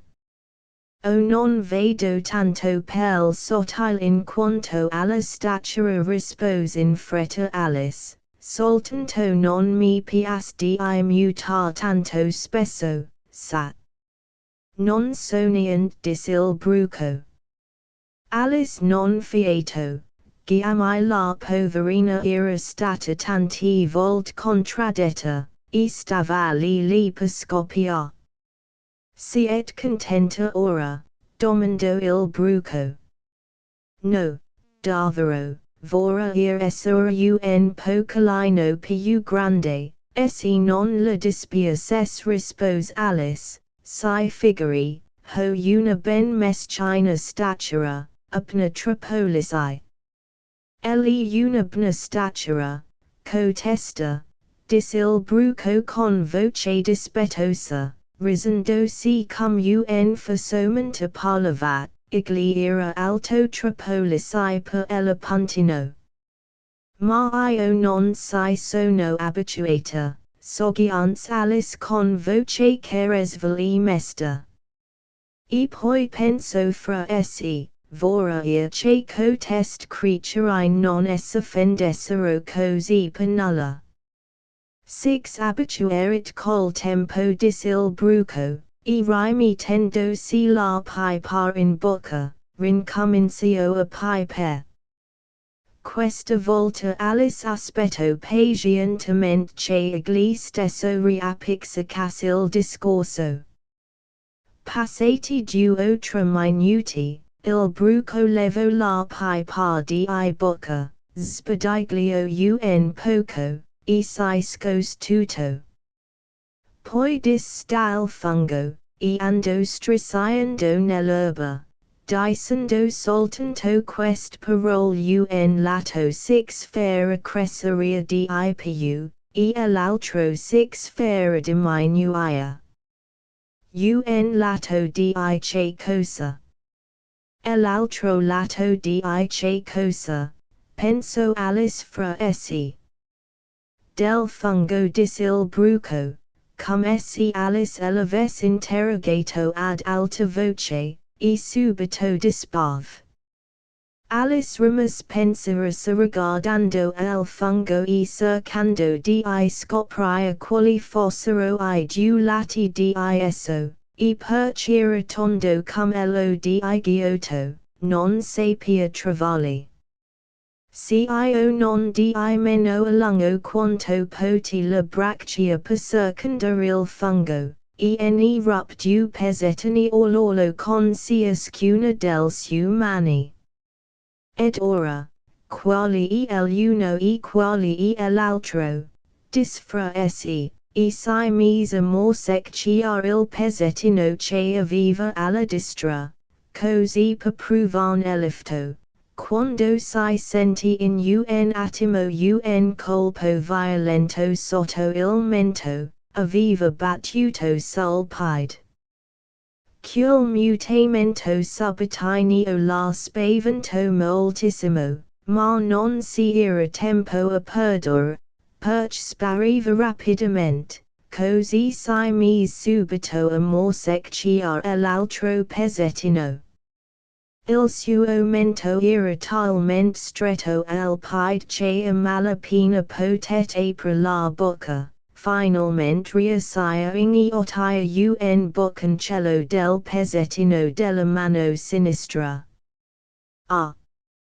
Respiro finalmente, la mia testa e libera, sclamò Alice con gioia, ma tosto la sua allegrezza si mutò in terror quando Syacus che non potè più trovare le spalle. Guardando in giù non pot vedere che un collo lungo che s'elevava come uno stilo di in mezzo a un campo di fogli verdeggianti che stavano lungi, sotto a lei. Che cosa è mai quel campo verde, disse Alice. E dove sono andate le mie spalle? O tapinami. Come va che non svego più, o mi povera mani. E andava movendolmente parlava, ma non sembrava che ne seguisse altro che un piccolo movimento fra le verdi fogli in lontananza. Non sembrando possibile di portar le mani al capo, cercò di piegare il capo verso le mani. E fu contenta di vedere che il suo collo potè piegarsi e dirigersi dovunque, come un serpente. Era riuscita a curvarlo in giù in forma di un grazioso zigzag, e stava lì per tuffarsi fra le foglie, quando Syacus che erano le cime degli alberi sotto I quali era smarrita. E senti un gemito acuto per cui si ritirò indietro in fretta, un grosso colombo era volato verso di lei, e le sbatteva le ali contro la faccia in modo furioso. Serpent, gridò il colombo.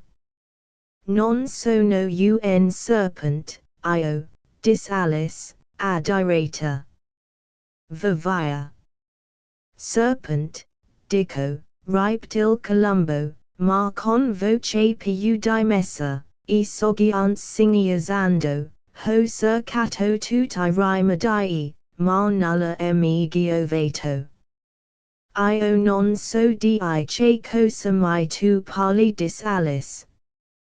Ho provato le radici degli alberi, ho provato I poggetti. Ho provato le sepi continuò il colombo senza badere lei, ma I serpenti. O non c'è modo di contentarli. Alice era sempre più meravigliata e confusa, ma pensò c'era inutile parlare sino a che il colombo avesse finito. Come che fosse per capire covaglio over disse il colombo, mi abbi signa vegliare cosa dia serpenti, e giorno e notte. Sun tre settimane che non ho chiesto un occhio. Mi dispias di vedatai così angosciato, dis Alice, la quale cominciava a capire il Colombo. E giusto quando avevo scelto l'albo più elevato della foresta continuò il Colombo con un grido disperato, e mi credi liberato finalmente da loro, ecco che mi piovano giù dal cielo. I. Serpentaccio. Ma io non sono un serpent, ripto, rispose Alice. Io sono una, bean, chi sia tu, dis il Colombo. Vedo ben che tu cerchi di raggire per ingannarmi. Io sono una ragazzina rispose Alice, ma quasi dubitando di se stessa.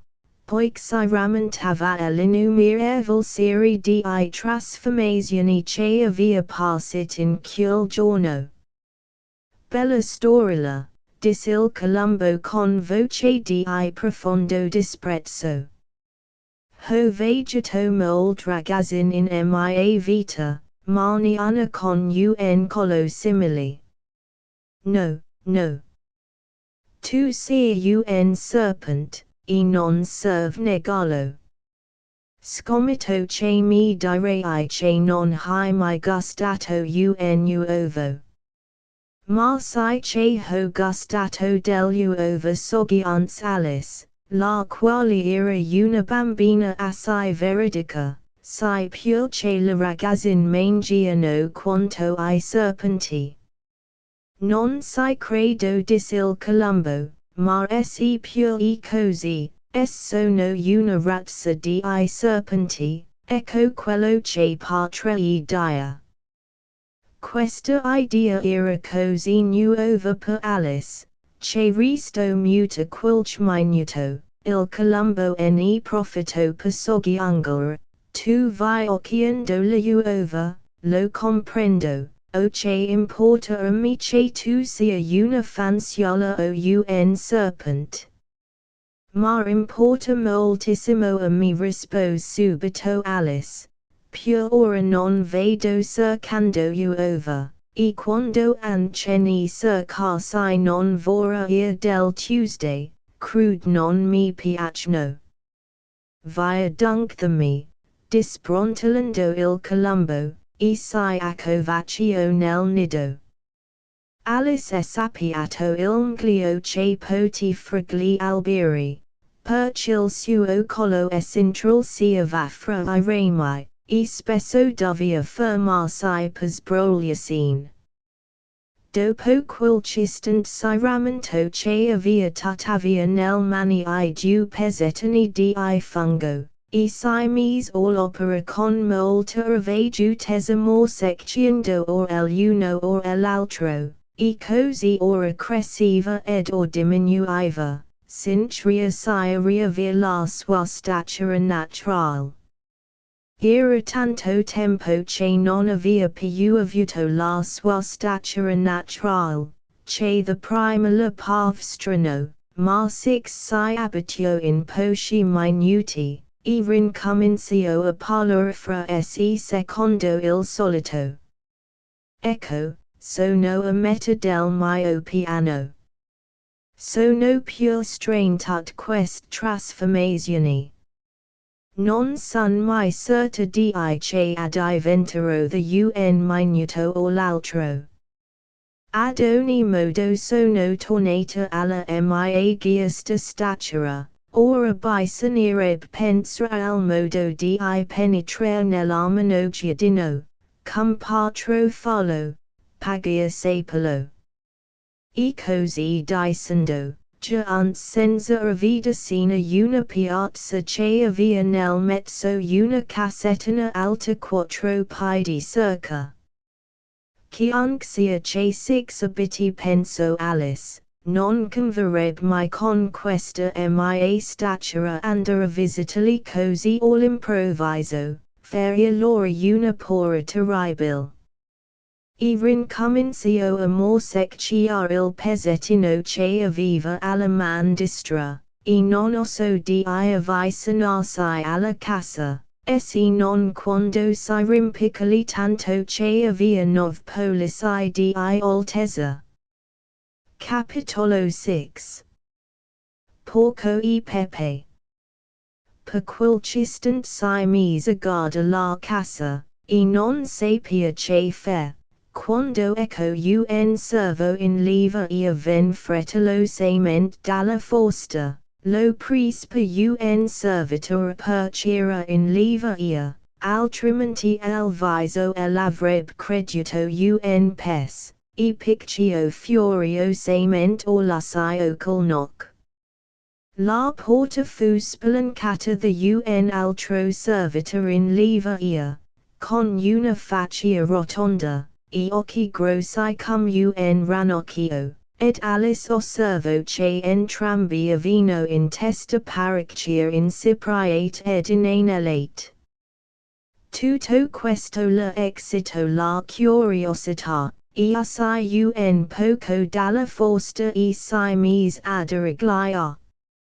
Il pes servo cavo di sotto il braccio un letterone, grande quasi quanto lui, e lo presentò all'altro, dicendo con voce solen, per la duchessa. Un invito della regina per giocare una partita di croquet. Il ranocchio servo rispose con lo stesso tono di voce, ma invertendo l'ordine del parole, da parte della regina. Un invito alla duchessa per giocare una partita di croquet. Ed entrambi s'inclinarono sino a terra, e le siocche loro capelli s'imbrogliarono insieme. Alice pro up in una grossa risata, e dovette internarsi nella forsta per paura di essere sentita, e quando poi tornò ad occhiare, il pes servo era andato via, e l'altro sedeva a terra presso l'assaio, stralunando stupidamente gli occhi verso il cielo. Alice si avvicinò timidamente alla porta e picchio. Non giova punto picchia dis il servo, e cio per 2 ragioni. La prima perch'io sto allo stesso lato dell'assaio d'Felista, la seconda perch di dentro stanno facendo un tale strepito che neanno potrebbe sentirla. E davvero si sentiva un gran rumor nel di dentro. Un guai uno starnutia non mai interrotti, e di tempo in tempo un gran fracasso, come se un piatto o una calda andasse pesi. Di grazia domandò Alice, che d'offrir faire per entrer. Il suo picchiaria sia erba quel cifto continuò il servo senza badere lei. Se la porta fosse frenoid giù. Per esempio se lei fosse dentro, potrebbe picchiare, ed io la ferir assai, capis. E continuava a guardare il cielo mentre parlava, e cio pareva proprio scortas ad Alice. Ma forse non più o farne meno disfra se. Hardly occhi incastrati sul cranio. Potrebbe però risponde qualche domanda, come potrei fare per entrar dentro, dis Alice a voce alta. Io sidro che osservo il servo, sino a domani, in quell'istante l'assaio della casa si aprì, e un gran piatto volò verso la testa del servo. E gli sfiorò il naso, poi andò a sfracellarsi contro a un albo c'era dietro a lui.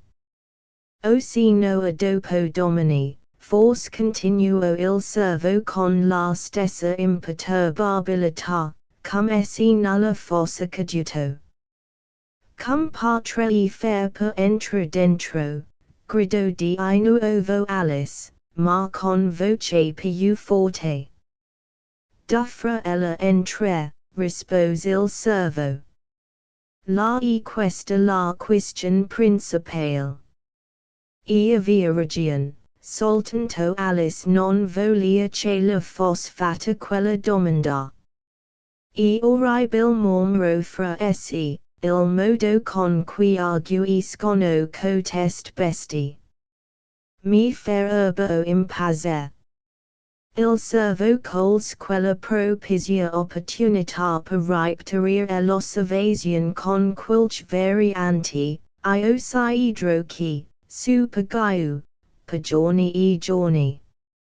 Ma che cosa debbo io fare, domandò Alice. Quel che vuol rispose il servo, e si mise a zufolare. E inutile di parla con lui dis Alice, tutta disperata, un idiota spaccato. E apri l'assaio ed entro. Quell'assaio menava diritto a una cucina spaziosa, the un capo o l'altro tutta ripiena di fumo. La duchessa sedeva nel mezzo sopra unos gabello a trepidi, e nineva un bambino, la cuoca era in faccia al fornello, mestando un calderone che peria pieno di minestra. Certo se troppo pepe in quella minestra, disalice essi stessa, non potendo ratnir gli starnuti. Ma davvero si era troppo pepe nell'aria. Anche la duchessa starnutiva qualche volta, e quanto al bimbo non faceva altro che starnutire e strillare vicenda senza posa. I soli due esseri che non starnutavano nella cucina, erano la cuoca, e un grosso gatto che stava coccolato presso il focolare e gignando con la bocca, the un orecchio o l'altro. Mi dica, di grazia domandò Alice, un po' timidamente, perch non era certa se fospna crianza di cominciare a parlare, perch il suo gatto gigna così. Un gigna gatto rispose la duchessa, ecco il perch. Porco. Ella pronunziò l'ultima parola con una tale furia che Alice trese lì, ma subito essicas che quel titolo era dato al bambino e non già lei, così si rianimò, e continuò a dire, non sapia che I gatti gignassero a quel modo, anzi non sapia neppure che I gatti potessero gignare. Tutti lo possono rispose la duchessa, e la maggior parte gignano. Non ne conosco alcuno che faccia il gigno replicò Alice con molto rispetto, e contenta si era entrata in conversazione. Voi non sapete molto dis la duchessa, e questo e quanto. Non piac punto ad Alice quella risposta secca, e penso di mutar discorso. Mentre che va un argomento, la cuoca tals il calderone della minestra dal fuoco, e tosto si mise a gita tutto cio che la stava vicino contro alla duchessa ed al bambino, pria volarono la molle e la palata. Poi un nembo di casseruole, di piatti e di tondi. La duchessa non se det per intesa nemmeno quando era colpita, e il bimbo guava di gia tanto forte che non si poteva sapere se I colpi gli facessero male o no. Ma faccia attenzione a quel che fa, gridò Alice, soltanto qua e là tutta spaventata. Addio naso, continuo a dia, monta una grossa casseruola volo vicino al naso del mimo, e poco manco che non glilo portace via. Se ognuno badis al propri faxon disclamo la duchessa con voce rauca, il mondo gia ereb più presto di quello che nol fa ora.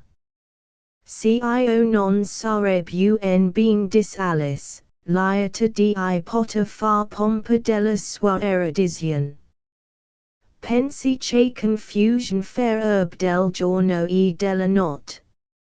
Ella sace la terra impiega 24 o per girare intorno al suo as, a proposito di as, gridò la duchessa, tagliate il capo. Alice guardò con ansietta la chiocca per vedere se ella ubbidisse al seno, ma la chiocca era occupata di menare la minestra, e non parea che avesse ascoltato. Perciò andò innanzi dicendo, 24 ore, credo, o 12. Io, non mi secate dis la duchessa, non ho mai potuto soptare la cifra. E rincomincio a color il bimbo, cantando una certa ninna, e dandogli una violenta scossa alla fine di ogni strofa. Parla duro al tuo bambino, dagli bot se starnuta, e guais il malandrino perch il pepe mio rifiuta. E si annoia co suoile.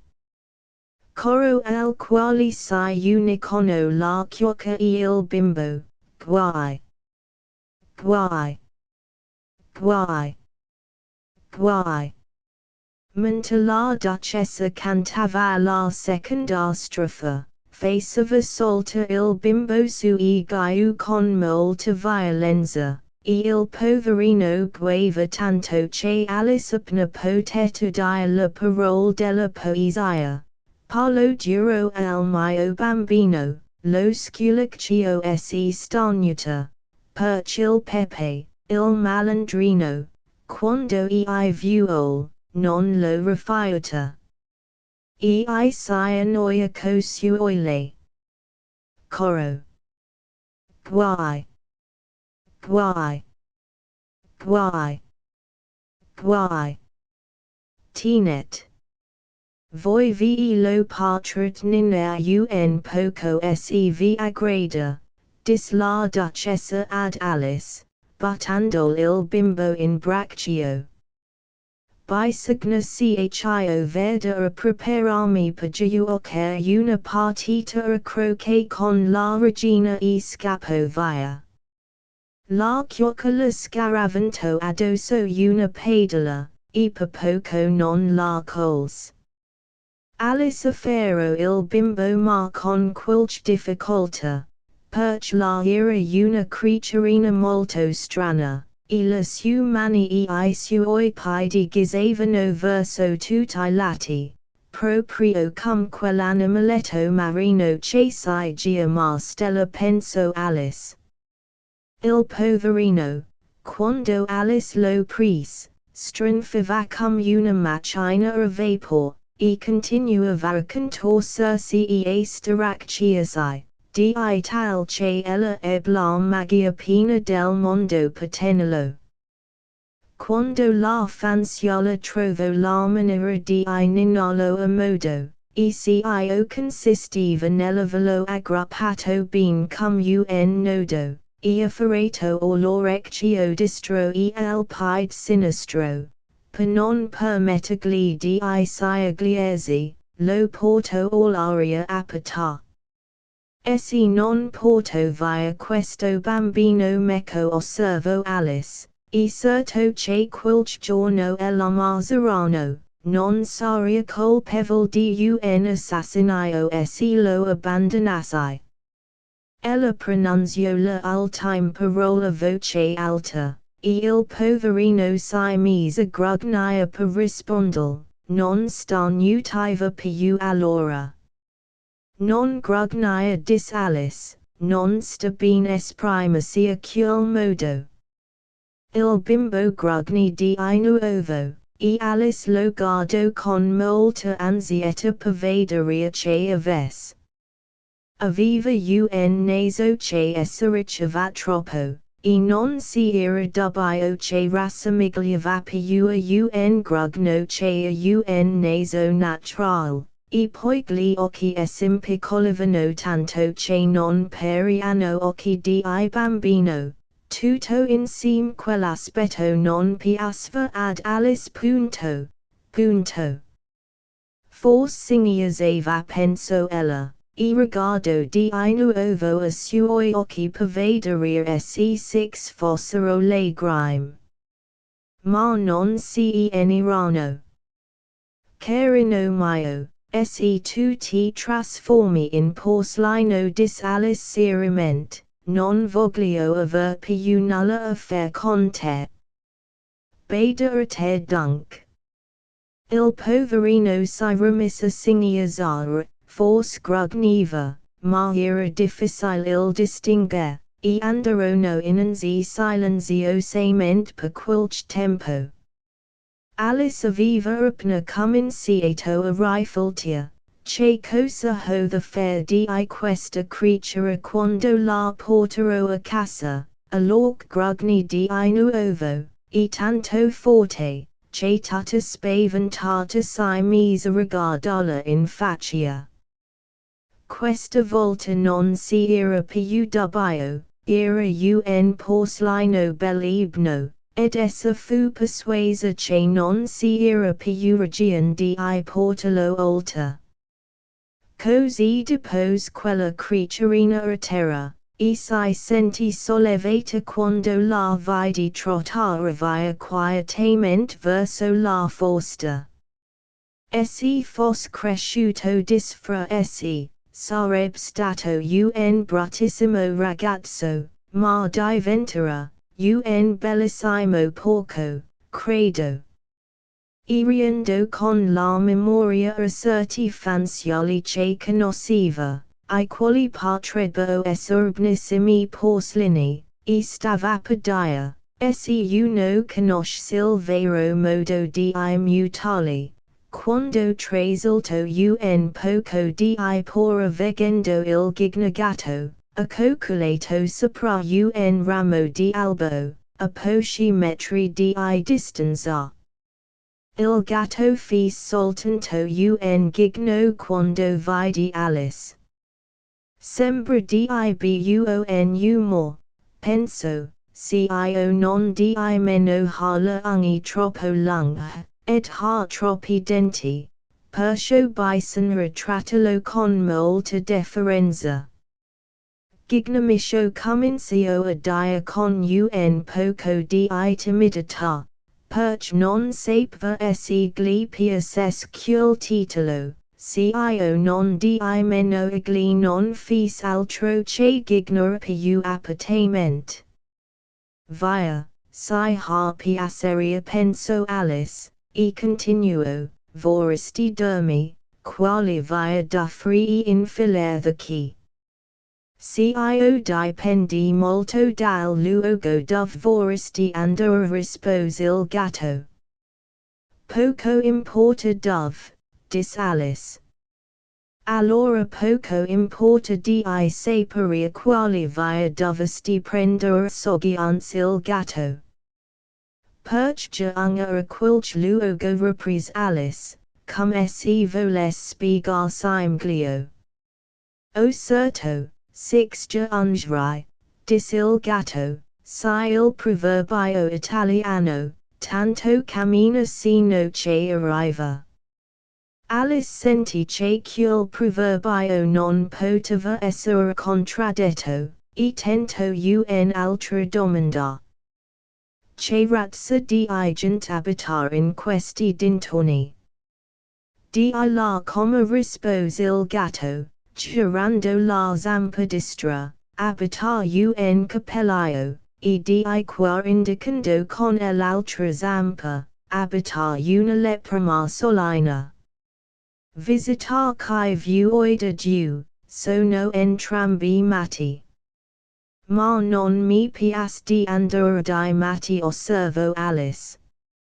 Oh, non si modo di discern dis il gatto, chi siam tutti matti. Io son matto. Tu sia matta. Cum si chio sono matta, domando Alice. Tu devi essere dis il gatto, altrimenti non saresti venuta qui. Non parve una ragione sufficiente ad Alice, ma pure continuo, o cum si che tu sia matto. Per cominciar dis il gatto, un che non è matto. Ne conviene. Lo suppongo rispose Alice. Ben continuo il gatto, un cane brontola quando è arrabbiato, ed agita la coda quando è contento. Ora io brontolo quando son contento, ed agito la coda quando sono arrabbiato. Dunque son matto. Io dia fa la fusa, e non gia brontolare dis Alice. Di cum vuoi reprise il gatto. Vai tu questo gai dalla regina, a giuocare croquet. Lo desideria tanto rispose Alice, ma non sono stata ancora invitata. Mi vedrai the lei dis il gatto, e spari. Alice non fu sorpresa da tutto questo, si era di gia abituata a vedere cose strane. Mentre guardava ancora al ramo d'uff era stato il gatto, e che te lo ricomparia di nuovo. A proposito, che ne del bimbo, dis il gatto. Aveva dimenticato di domandar ten. Si muto in porcellino rispose Alice senza scomparsi, cum che il gatto fosse riapparito in modo naturale. Mi ero immaginato dis il gatto, e spari di nuovo.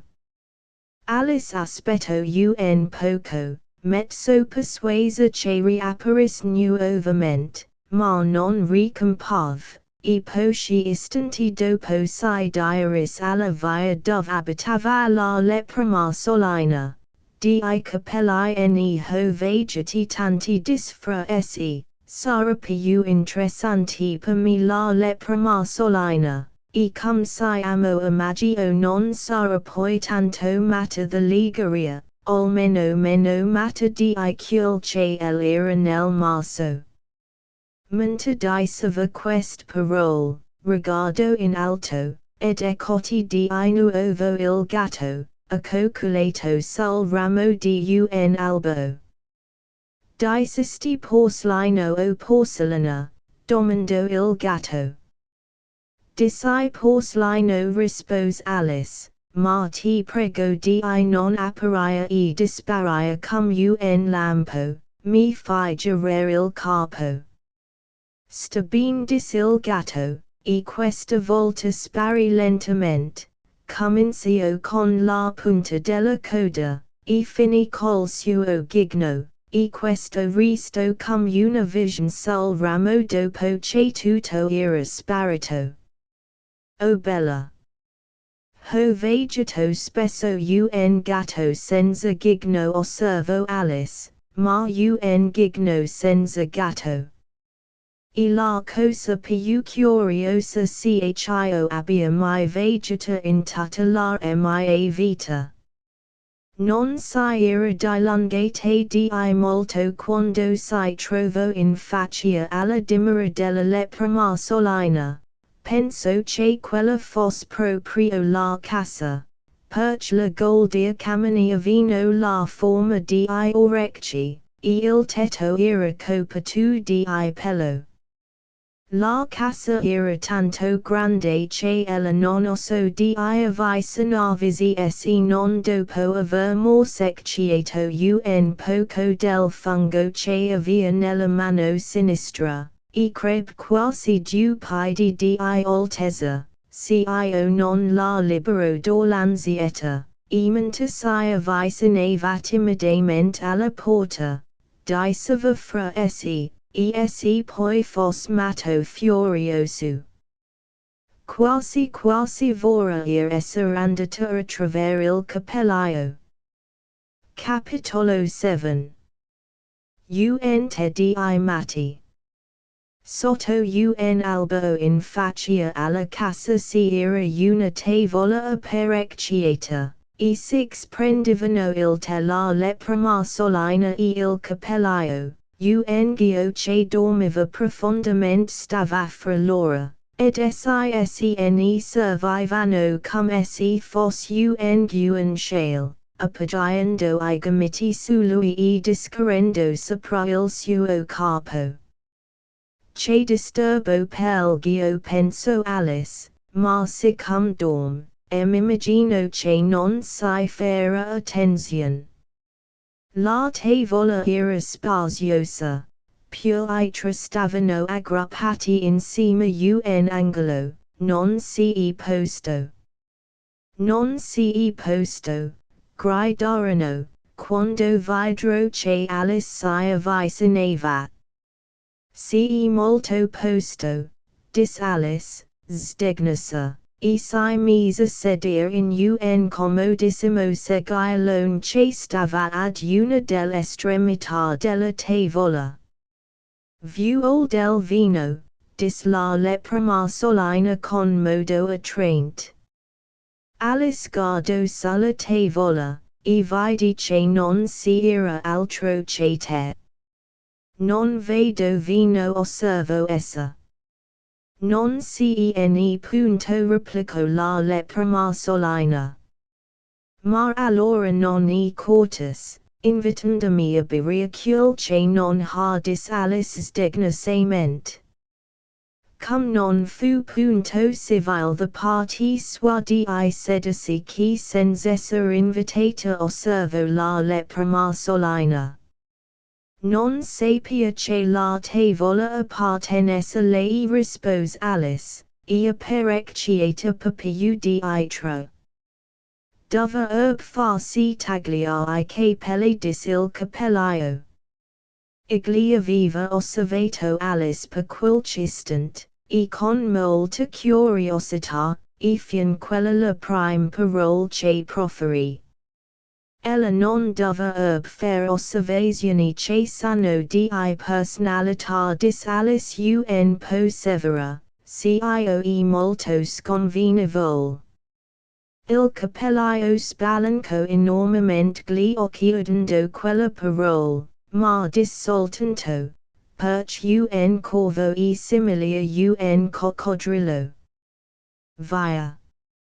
Ora sai che si divertiamo, pensò Alice.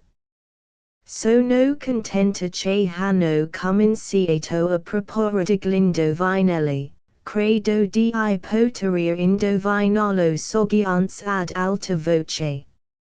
Intendi dire che potrà trovare la risposta, domandò la prima solina. Sicuramente rispose Alice. Ebbene dica quel che intendi dis la prima solina. Ecco reprise Alice, in fretta, almeno intendo quel che dico, e cio vale lo stesso, capite? Niente fatto lo stesso, dis il cappellaio. Sarebbe come dire, vego quel che mangio e lo stesso di mangio quel che vego. Sarebbe come dire soggiance la prima solina. Mi piace cio che prendo e lo stesso che prendo quel che mi piace. Sarebbe come dire aggiance il ghiaccio che peria parlas nel sonno, respiro quando dormo e lo stesso che dormo quando respiro.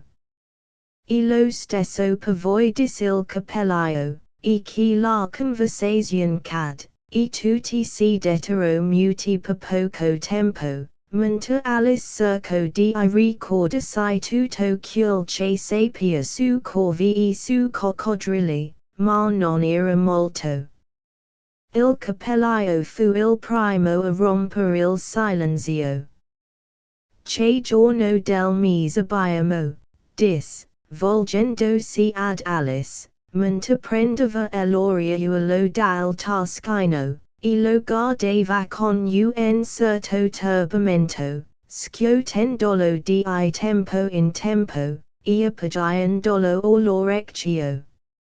Alice pensò un poco, e rispose, le 4 del mese. Ritarda di 2 giorni, osservo sospirando il cappellaio. Te lo dissi che il burro non avrebbe giovato al movimento, sorghiance, guardando rabbiosamente la prima solina. Era del miglia burro rispose sommessamente la prima solina. Sai, ma devono essersi entrattanti del mich di pane borbato il cappellaio, non dovevi metterlo dentro col coltello del pane. La prima solina prese l'orolio e lo guardò mestamente, poi lo tuffò nella sua tazza di tè e lo guardò di nuovo. Ma non potet far altro che ripetere l'osservazione fatta per dianzi, era del miglia burro che si potesse aver, sapete. Alice intanto lo guardava, con un poco di curiosità, di sopra la spalla, e disse, che curioso orolio. Indica I giorni del mese, e non gila o del giorno. Perch no, sclamò il cappellaio. Che forse il suo orolio la dice in che anno vivimo. No davvero sia fretto a rispond Alice, perché l'orolio segna lo stesso anno per molto tempo. Cio che appunto accade al mio rispose il cappellaio. Alice provò un momento di grave imbarazzo. La paria che l'osservazione del cappellaio non avesse senso di sorta, e parlava correttamente. Non la comprendo ben dis con molta delicatezza. Il gio è tornato a dormire dis il cappellaio, e gli verso un poco di tè scottante sul naso. Il gio scose il capo con un moto di impazienza, e senza aprire gli occhi, disse, Gia. Gia. Appunto quello che stavo per dire. Har ancora indovinato l'indovinello, disse il cappellaio, rivolgendosi ad Alice. Mi dupevinta rispose Alice, quale è la risposta? Non ne ho la minima idea rispose il cappellaio. Neppure io disse la prima solina. Alice sospirò dalla noia e disse, ma credo che sarebbe ben di passamglio il tempo, che perdon, proponendo indovinelli che non hanno senso. Se lei conosce il tempo come lo conosco io rispose il cappellaio, non dire che noi ne perdiamo.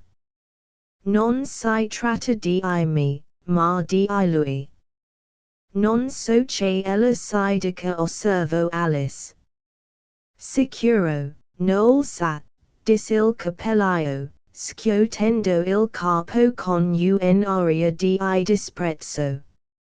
Scommetto che lei non ha mai parlato col tempo. Forse no rispose prudentemente Alice, ma so che debbo battere il tempo quando imparo la musica. Ah! E questo spiega tutto disse il cappellaio. E non vuol essere battuto. Esse lei non si bisticcius con lui, igli fer herb dell'oriuolo cio che ella vuol. Per esempio, supponga che sino la 9 della mattina, cel ora per le lesioni, bastereb ella bisbiglias una parolina al tempo, e subito gia ereb la lancetta. Il taco e mezzo, l'ora del diccionario. Vora che fos bisbiglio la lettera solina. Sareb magnifica, davvero dis Alice, pensarissa, ma non affrii fame quell'ora, capis. The principio forse, no reprise il cappellaio, ma lei potreb fermarlo sul taco e mezzo, quando vorreb. Ed ella fa così, domandò Alice. Il cappellaio scos la testa mestamente rispose. Io no. Si siamo bisticciati nello scorso marzo, proprio quando egli divon matto, ed indicò col cacchiano la lettera solina, gia, fu al gran concerto dato dalla regina di Chiuri, ivi dovetti canta, tu che al ciel spiegasti lo mia testa soppressata. Conosce lei quest'aria? Ho sentito qualche cosa che la rassomiglia rispose Alice. Lava di questo verso continuò il cappellaio, ti rivolgi a me, fetita, teco il pain aggiungerò. Già antucchi, il gio si det una scosetta, e comincio a canta in mezzo al suono teco il pain aggiungerò, e via ando innanzi, sino a che gli si dovettero de pizzicotti per farlo tesseria. Ebbene, aveva appena finito di canta la prima quartina dis il cappellaio, che la regina prorop furiosa, egli sta assassinando il tempo. Tagliategli il capo. Terribilmente feroce, sclamò Alice. Di allora in poi continuò mestamente il cappellaio, non ha voluto più far quel che io gli chiedo. Segna sempre Lucia. Un'idea luminosa colpì Alice, e domandò, e questa forse la ragione per cui six sono tanti tas apparecchiate. Proprio così rispose il cappellaio, con un sospiro, e sempre l'ora del tè, e non abbiamo mai tempo di risciacquare tas. E così, andate girando sempre intorno, nei frattempi, dis Alice. Proprio così replicò il cappellaio, a misura che le tas hanno servito. Ma come fate quando venite a ricominciare da capo? Alice ha di domandare. Esse mutissimo il discorso dis, spadigliando, la lettera solina. Cotesto costi mi secca mortalmente. Vora che la signorina si raccontasse una storiella. Temo di non saper cantan alcuna rispose Alice un poco intimorita. Allora il gio cene dire una, gridarono entrambi. Risvegliati, gio. E lo punzecchiarono the due lati. Il gio aprì lentamente gli occhi, e dis con voce debole rauca, non dormiva. Io. Non mi scappata neppure una parola di quello che dicevate. Raccontassi una novella, dis la lettera solina. Di grazia, cene dica una, supplicò Alice.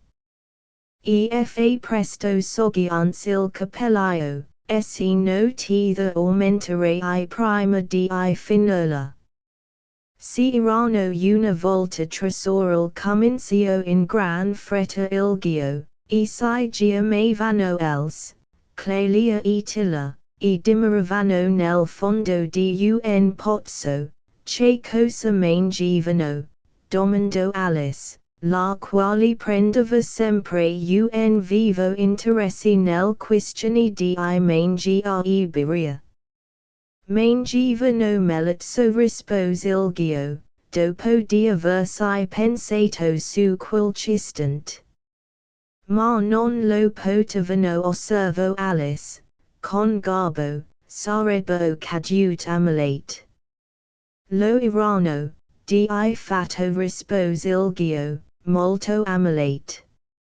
Alice cercò di figurarsi quella strana maniera di vivere, ma ne resto confusa, e continuò, ma perch vivano nel fondo di un pozzo. Prenda un po più di te come dis la leprima solina, con molta premura. Non ho preso ancora nulla rispose Alice, tutta affsa, così non posso prendere di più. Vuoi dire che non ne può prendere meno dis il capellaio, e molto più facile prendere più che nulla. Ne hanno domandato il suo parere soggiance Alice. Chi che fa ora del questioni personali, domandò il capellaio con aria di trionfo. Alice non sa ben che rispond, ma preso una tazza di tè con pane burro, e rivolgendosi al Ilgio, gli domandò di nuovo, perch vivano nel fondo del pozzo. Ilgio si mise a riflettere un poco, e rispose, era un pozzo di melazzo. Ma non si udito mai una cosa simile, interrupt Alice con voce sdegnosa, ma la leprima solina e il capellaio vocerono street. St. E Ilgio continuò con voce burbera, se non ha creanza, finisca la novelletta the se. No, la prego di continuare, dis Alice molto umilmente, non la interromperò più. Forse ne sarà uno di chiar pozzi. Uno, e via, rispose Ilgio sdegnosamente.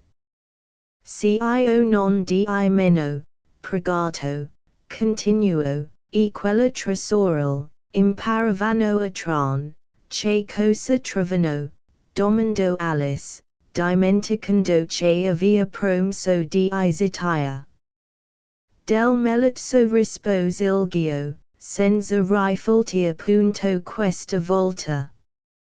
Ho bisogno di una tazza pulita interruppe il capellaio, avanzimo tutti di un posto avanti. E mentre parlava, si mosse, e Ilgio lo seguì, la leprima solina occupò il posto d'Ilgio, e Alice prese, contro voglia, il posto della leprima solina. Il solo capellaio profitò di quel mutamento, e Alice si trovò peggio di prima, perch la leprima solina aveva rovesciato il bricco del latte nel suo tondo. Alice non voleva offendere di nuovo Ilgio, e dis con molta delicatezza, non capisco bene. The dove trovano il melazzo. Ella s'attrarella qua dal pozzo di acqua, non è vero, dis il capellaio, ebbene si può così trarre melazzo the un pozzo di melazzo, stupidina. Questa risposta accrebbe talmente la confusion di Alice, che ella permise Ilgio di continuare, senza interromperlo più. Imparavano attrare continuo ilgio, spodigliando e stropicando gli occhi, perch moriva di sono, e trovano cos di ogni genere, tutto quel che comincia con unity, perch con unity, domando Alice. Perch no, gridò la lepra marsolina. Alice zitti. Ilgio intento avea chiusi gli occhi, e cominciava un sonolino, ma punzecchiato dal capellaio, si risvegliò con un gemito, e continuò, che comincia con unity, come una trappola, un topo, una topagia, un troppo, gia, ella dice il troppo stropia, oh. Non ha mai veduto il ritratto di un troppo stropia. Veramente, ora che lei mi domanda dis Alice, molto confusa, non so, allora non parli dis il capellaio. Queste sgabetas urto la sensibilità di Alice, si alto assai sdegnata e assai furai. Ilgio si addormento in un attimo e niano degli altri giù noto che Alice era uscita, bencella si fosse rivoltata in dietro una o due volte, con una mezza speranza che la richiamassero, però l'ultima volta vidi che le due burb cercavano di tuffare Ilgio nel vaso the tè. My più si tornò dis Alice internandosi nella forsta. E la più stupida società in mezzo a cui io mi sia trovata. Mentre parlava così, osservo che un albo aveva un uscio pel quale s'entrava proprio dentro. Io e molto curioso, penso Alice. Ma ogni cosa oggi curiosa. Credo che farò bene ad entrare. Ed entro. Si trovo di nuovo nel lungo salone, e presso al tavolino di cristallo. Questa volta farò mglio disfraesi, e pris la giovitana di oro ed apri l'uscio che conduceva al giardino. Poi si mise a morsecchiare il fungo, e ne aveva conservato un pezzettino nella tasca, sino a che ebbe un piede di altezza o giù di lì, traversò il piccolo andito, e poi, si ritrovò finalmente nell'ameno giardino in mezzo ad la sorreggiante di fiori, ed a fontaine fresche. Capitolo 8 Il croquet della regina. Un magnifico rosaggio stava vicino all'ingresso del giardino, le sue rose erano bianche, ma tre giardinieri che gli stavano di intorno erano occupati a colorarli di rosso. Davvero, è curioso. Pensò Alice, e si avvicinò per osservarli. E quando six fu presso senti che uno di loro diceva, fai attenzione, 5. Non mi scusare con la Tuesday penalate. Non ho potuto fare di meno rispose 5, con tono burbo, set mi ha urtato il gomito.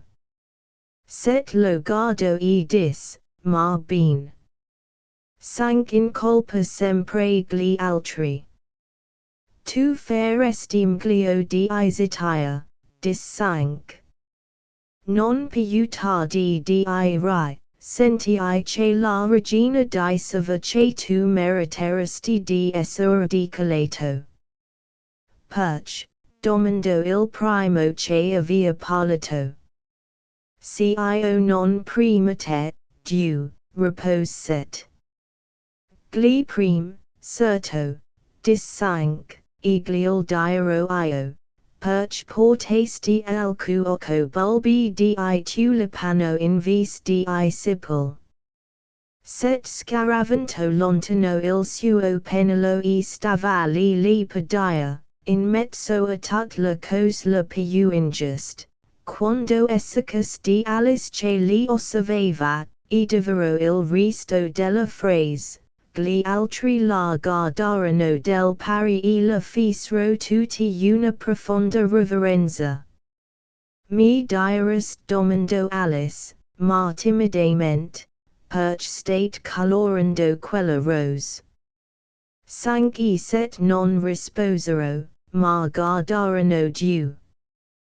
Dis allora con voce bassa, gli perch, codisto costi doveva essere un rosaggio di rose ross, e noi per sbaglio ne abbiamo piantato uno che the rose bianche, or se la regina se ne avidas, a tutti la test sarebbe tagliate. Così, signorina, facciamo il mglio per prior che venga in quell'istant, cinque che guardava attorno con ansietta, gridò la regina. La regina, I tragedinerai si misero subito con la faccia per terra. Si senti un grande scalpiccio, e Alice si mise a guardare per vedere la regina.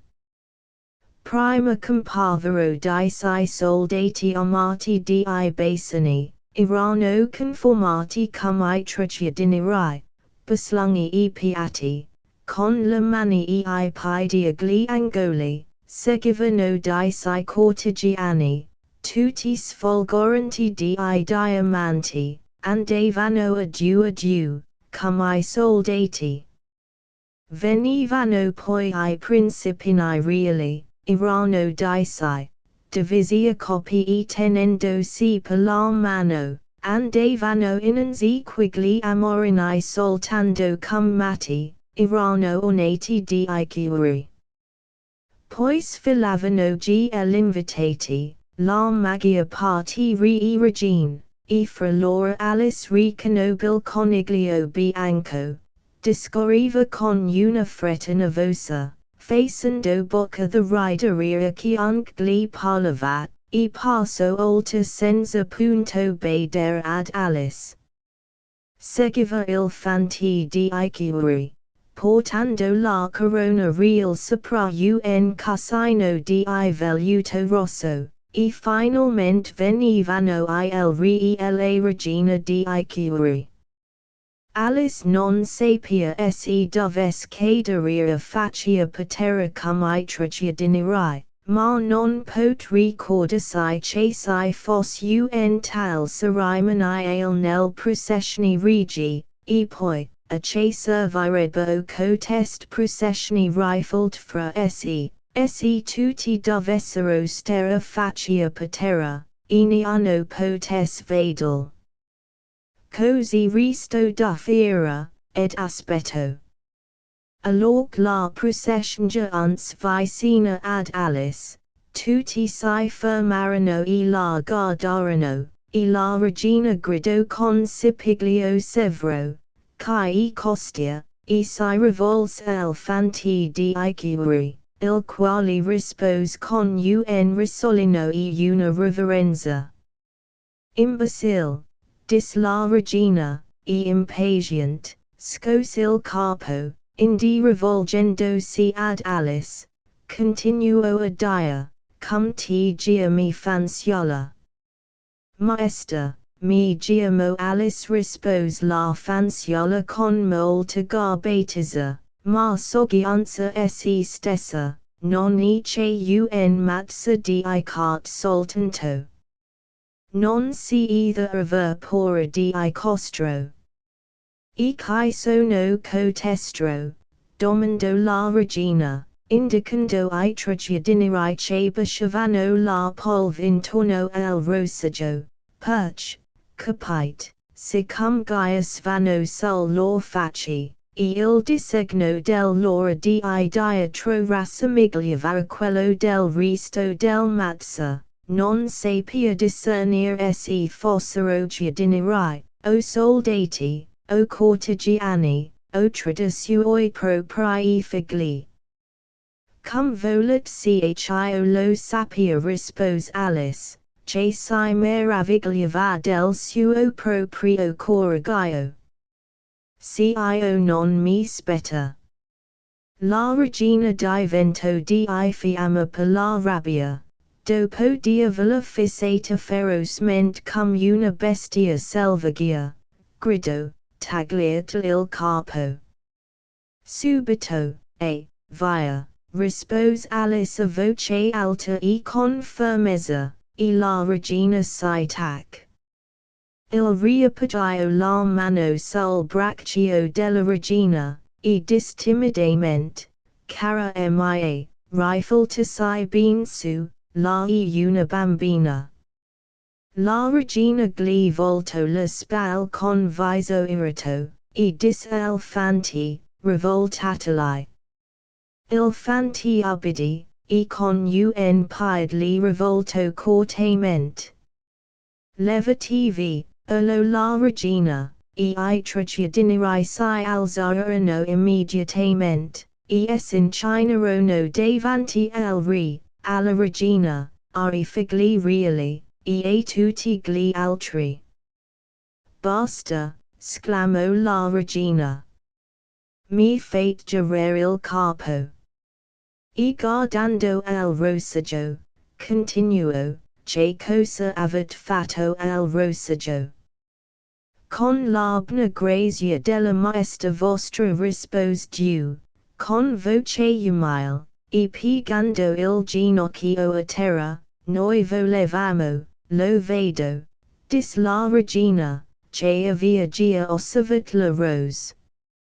Tagliate loro il capo, e la procession real si mosse, lasciando indietro tre soldati per mosere il capo agli sventurati cittadini, che corsero ad Alice per essere lei protetti. Non si decapitano, disse Alice, e li mise in un grosso vaso the fury che stava vicino a lei. I tre soldati vagarono qua e là per qualche istante, in cerca di loro, e poi quietamente seguirono la procession real. Avet loro resissa la testa, gridò la regina. Maestra, la loro testa non sono più, risposero I soldati.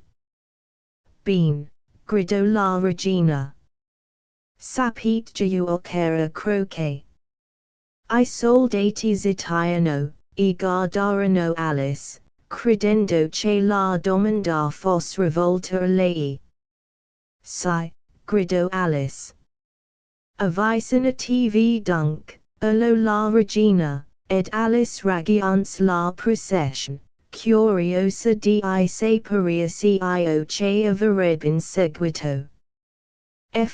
Fa bel tempo, disse una timida vocettina presso a lei. Vidi che ella camminava accanto del coniglio bianco, che la stava occhiando, affissandola in faccia con un certo fare inquieto e timoroso. Bellissimo rispose Alice, Duffy la duchessa. St. Disse il coniglio a voce bassa, e parlando in fretta. Riguardo ansiosamente intorno a lui, ed alzandosi sulla punta de piedi, bisbigliò all'orecchio della fanciulla, e sotto sentenza di morte. Per quale peccato, domandò Alice. Avet detto che peccato, disse il coniglio. Ma no rispose Alice, non credo punto che sia peccato. Disse per quale peccato. Schiuffata la regina, cominciò il coniglio. Alice scoppiò in una grossa risata. Street, bisbigliò il coniglio tutto tremante, la regina six patrib sentia. Vedit, essa e venuta un po tardi, e la regina ha detto, a I vostri posti, grido la regina con voce tuonant, e.g. l'invitati cominciarono a correre verso tut la diazione, rovesciando gli uni sugli altri, finalmente poterono mettersi in un certo ordine, e poi cominciò il giuoco. Alice osservò che mai in sua vita non aveva veduto un terreno più curioso per giocare il croquet, era tutto a solci e sol, le palle erano ricche, I mazepicchi erano fnicanteri viventi, e gli archi erano soldati viventi, curvati e regantici sul mani e su piedi. La prima difficoltà stava in cio che Alice non sapeva come negare il suo funicontro, riuscì a tenerselo bene avviluppato sotto il braccio, con le gambe penzoloni, ma quando gli allungava il collo, e si preparava a picchiare il riccio con la testa. Il funicontro girava il capo e poi si metteva a guardarla in faccia con una espressione tanto stupefata che ella non poteva far di meno di scoppiare dal riso, e quando gli abbassava di nuovo il collo, e si accingeva a ricominciare, ecco il riccio si era sricciato, e andava via. Oltre cio e era sempre una sola o un solco la dove voleva sbalzare il riccio, e siccome I soldati si alzavano sempre e vagavano qua e là, Alice si persuase che quello era un giuoco disperatamente difficile. I giocatori giocavano tutti insieme senza aspettare la loro volta, litigando sempre e picchiandosi a causa di ricchi, di tal che la regina ne diventò furiosa, e andava qua e là battendo il piede vocando ad ogni istante, mozzategli il capo, oppa mozzatelle il capo. Alice cominciò a sentire un po' di ansietta, è vero che non aveva contrastato con la regina, ma io poteva accadere ad ogni momento, e penso che cosa ne sarà di me. Che hanno un gusto matto a mozza test, e una meraviglia svene sia alcuno che abbia ancora il capo sul collo. E studiava il modo di scappar via, senza esser veduta, quando osservo un'apparizione curiosa nell'aria, prima ne resto sorpresa, ma dopo averla regardata un poco, vidi un gigno, e disfrasi, e gignato, ora avrò qualche danno con cui discrere. Come va il giuoco? Dis il gatto, appena eb tanta bocca per cominciare a parlare. Alice aspettò che gli occhi apparissero, e poi gli seno col capo. E inutile parlargli pensò fra essi, aspettiamo che almeno gli orecchi appariscano, almeno uno. Immediatamente apparve tutta la testa, e Alice depose il suo funicontro, e cominciò a raccontare come andava il giuoco, lieta che uno le prestasse attenzione. Il gatto intanto dopo aver fatto mostra della sua testa, pensò bene a non mostrare il resto del suo corpo. Non credo che giuocino lealmente dis Alice, lagnandosi, contrastano fra loro furiosamente e non si più sentire neppure la propria voce, non hanno ordine nel giuoco, e svene, Niano lo segue, e non potate crederia che confusion ce, perch qui tutto e vivant, per esempio, ecco l'arco chio da free traversare, ma mi scappavia all'altra estremità del Tirreno, e free dovuto fare croce col riccio della regina, ma mi fuggito via appena vidi il mio. Cum six pias la regina, domando il gatto a voce bassa. Punto, rispose Alice, la e tanto, ma essicus che la regina la stava vicino, arregliando, e continuo, abil nel giuocare e vincia, che inutile di finire la partita. La regina sorrise, e andò altrove. Con chi parlate voi, domando il re, che era avvicinato ad Alice, ed osservava la testa del gatto con molta curiosità. Un amico mio, un gigna gatto dis Alice, vorrei presentarlo a vostra maestà. Non mi piace punto il ceffo che ha rispose il re, ma più baciami la mano, se vuol. Non eniho punto voglia osservo il gatto. Non siete impertinent dis il re, e non mi guardate quel modo. Mentre parlava si nascondeva dietro ad Alice. Un gatto più guarda un re osservo Alice, el ho letto in quel libro, ma non ricordo quale. Ben, ma bisogna cacciarlo via dis il re con voce autorevole, e chiamò la regina che passava cola in quel momento, cara mia. Vorrei che quel gatto fosse cacciato via. La regina conosceva una sola maniera per appianare tutta la difficoltà, grandi o piccole che fossero, e perciò senza neppure guardare intorno, gridò, mozzategli il capo. Andrò io stesso a cercare il bohar dis il re, e andò via frettolosamente. Alice pensò che sarebbe ben di andare a vedere come il giuoco progrediva, tanto più che sentì da lontano la voce della regina che urlava con ie.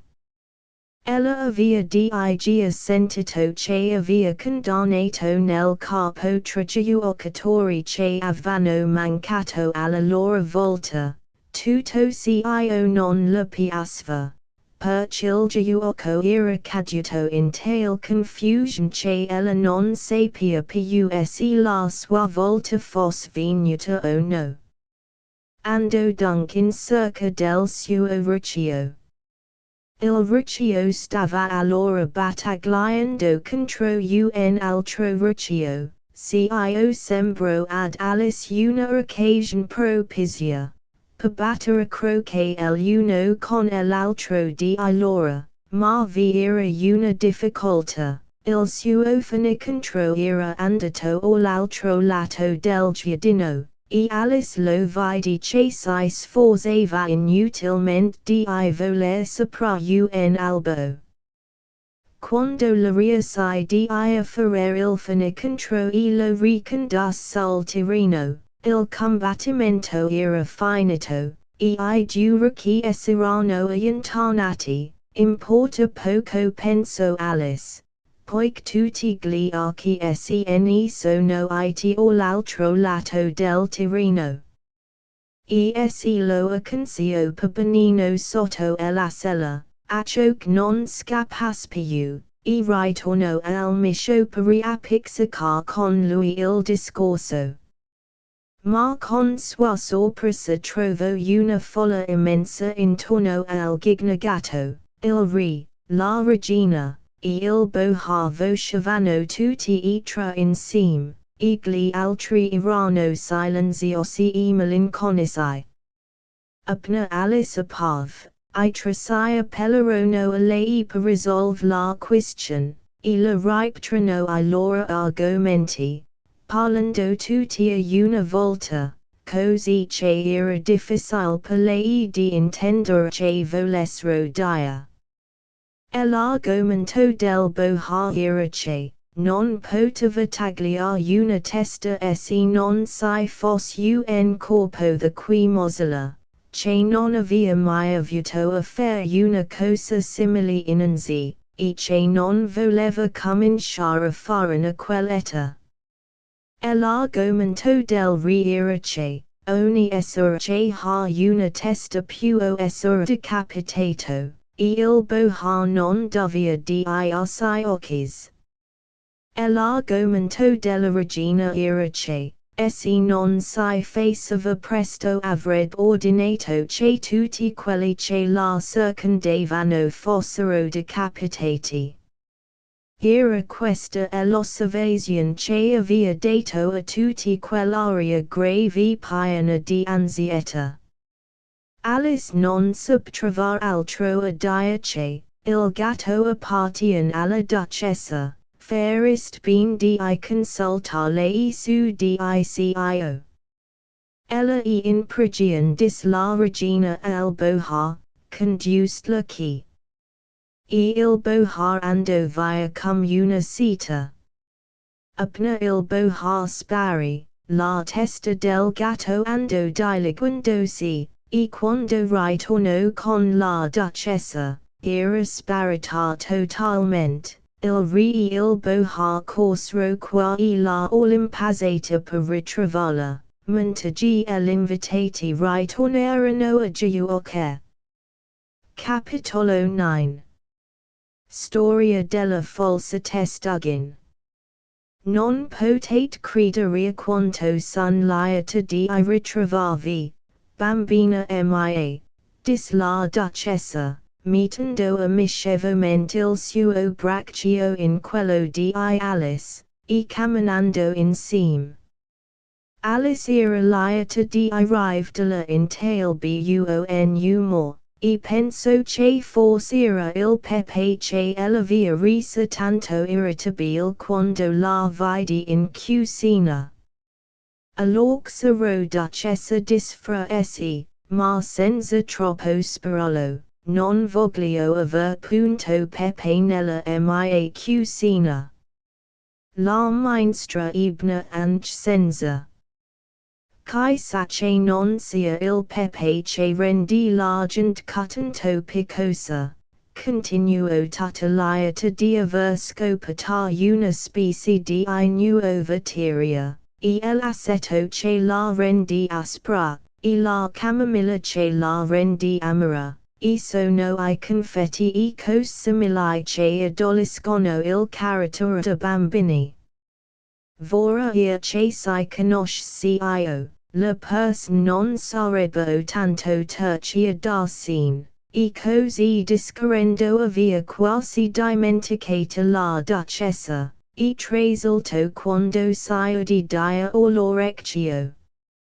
Cara mia, voi avete la testa ad altro, e dimenticate di parlare con me. Non potrei divin ora la morale, ma me ne ricordro fra breve.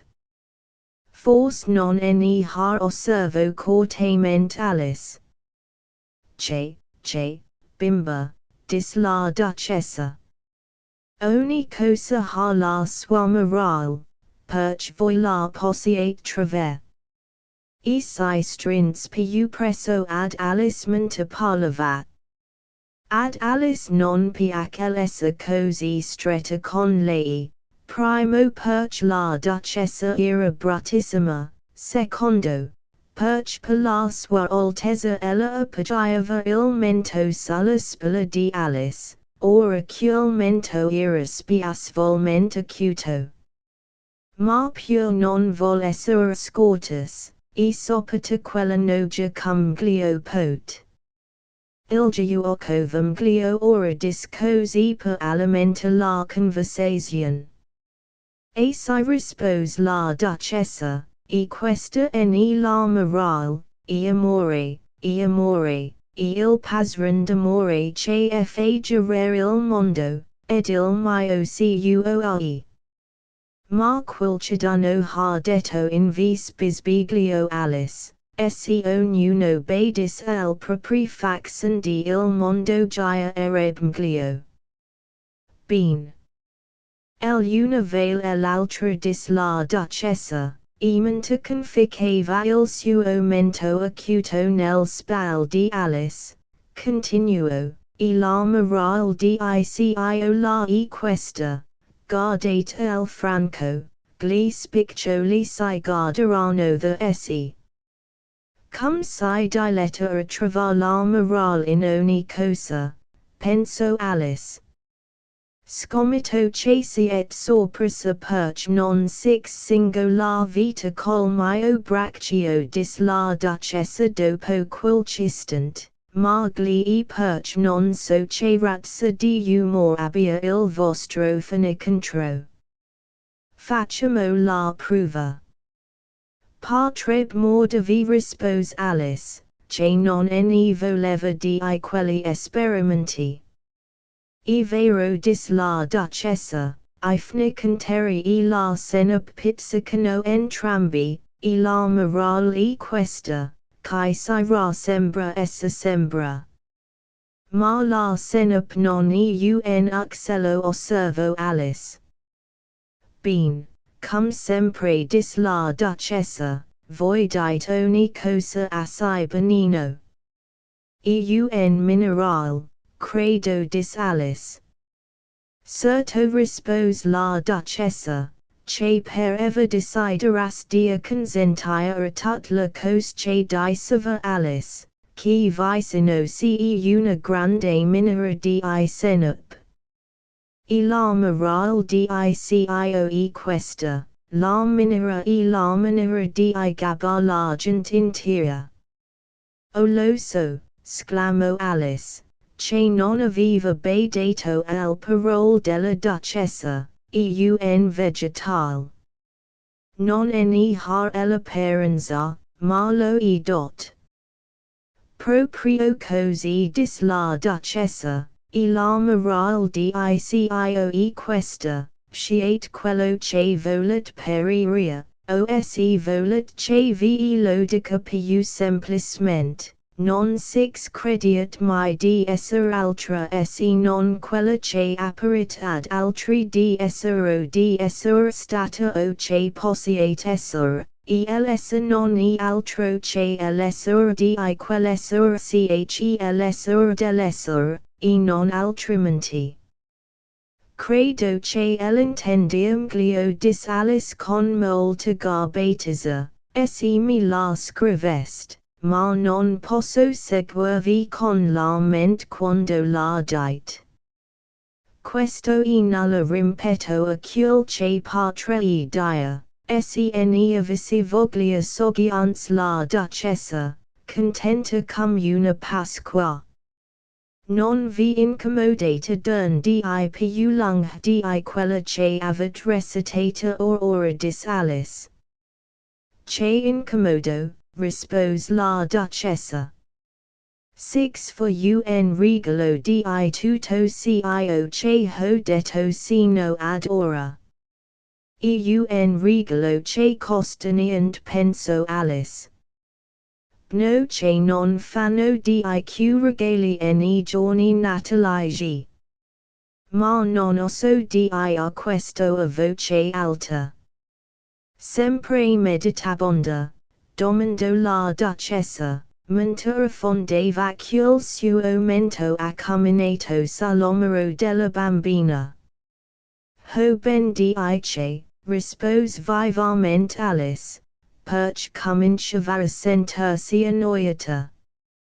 E la duchessa, come porsi ne hanno di voler, e l'amo, che, con gran sorpresa di Alice, la voce della duchessa andò morendo e si spense in mezzo alla parola moral che tanto gradiva, il braccio si era nel suo comincio a tremare.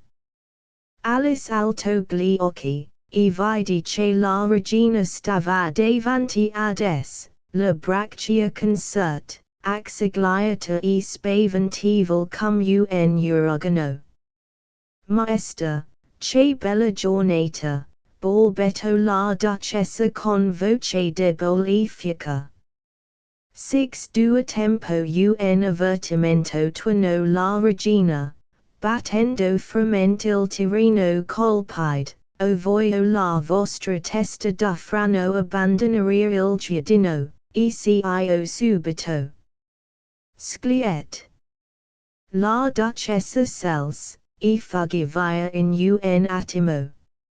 Ritornamo al giuoco dis la regina ad Alice. Ma Alice era troppo spaventata, non oso rispond, e la seguì lentamente sul tirino.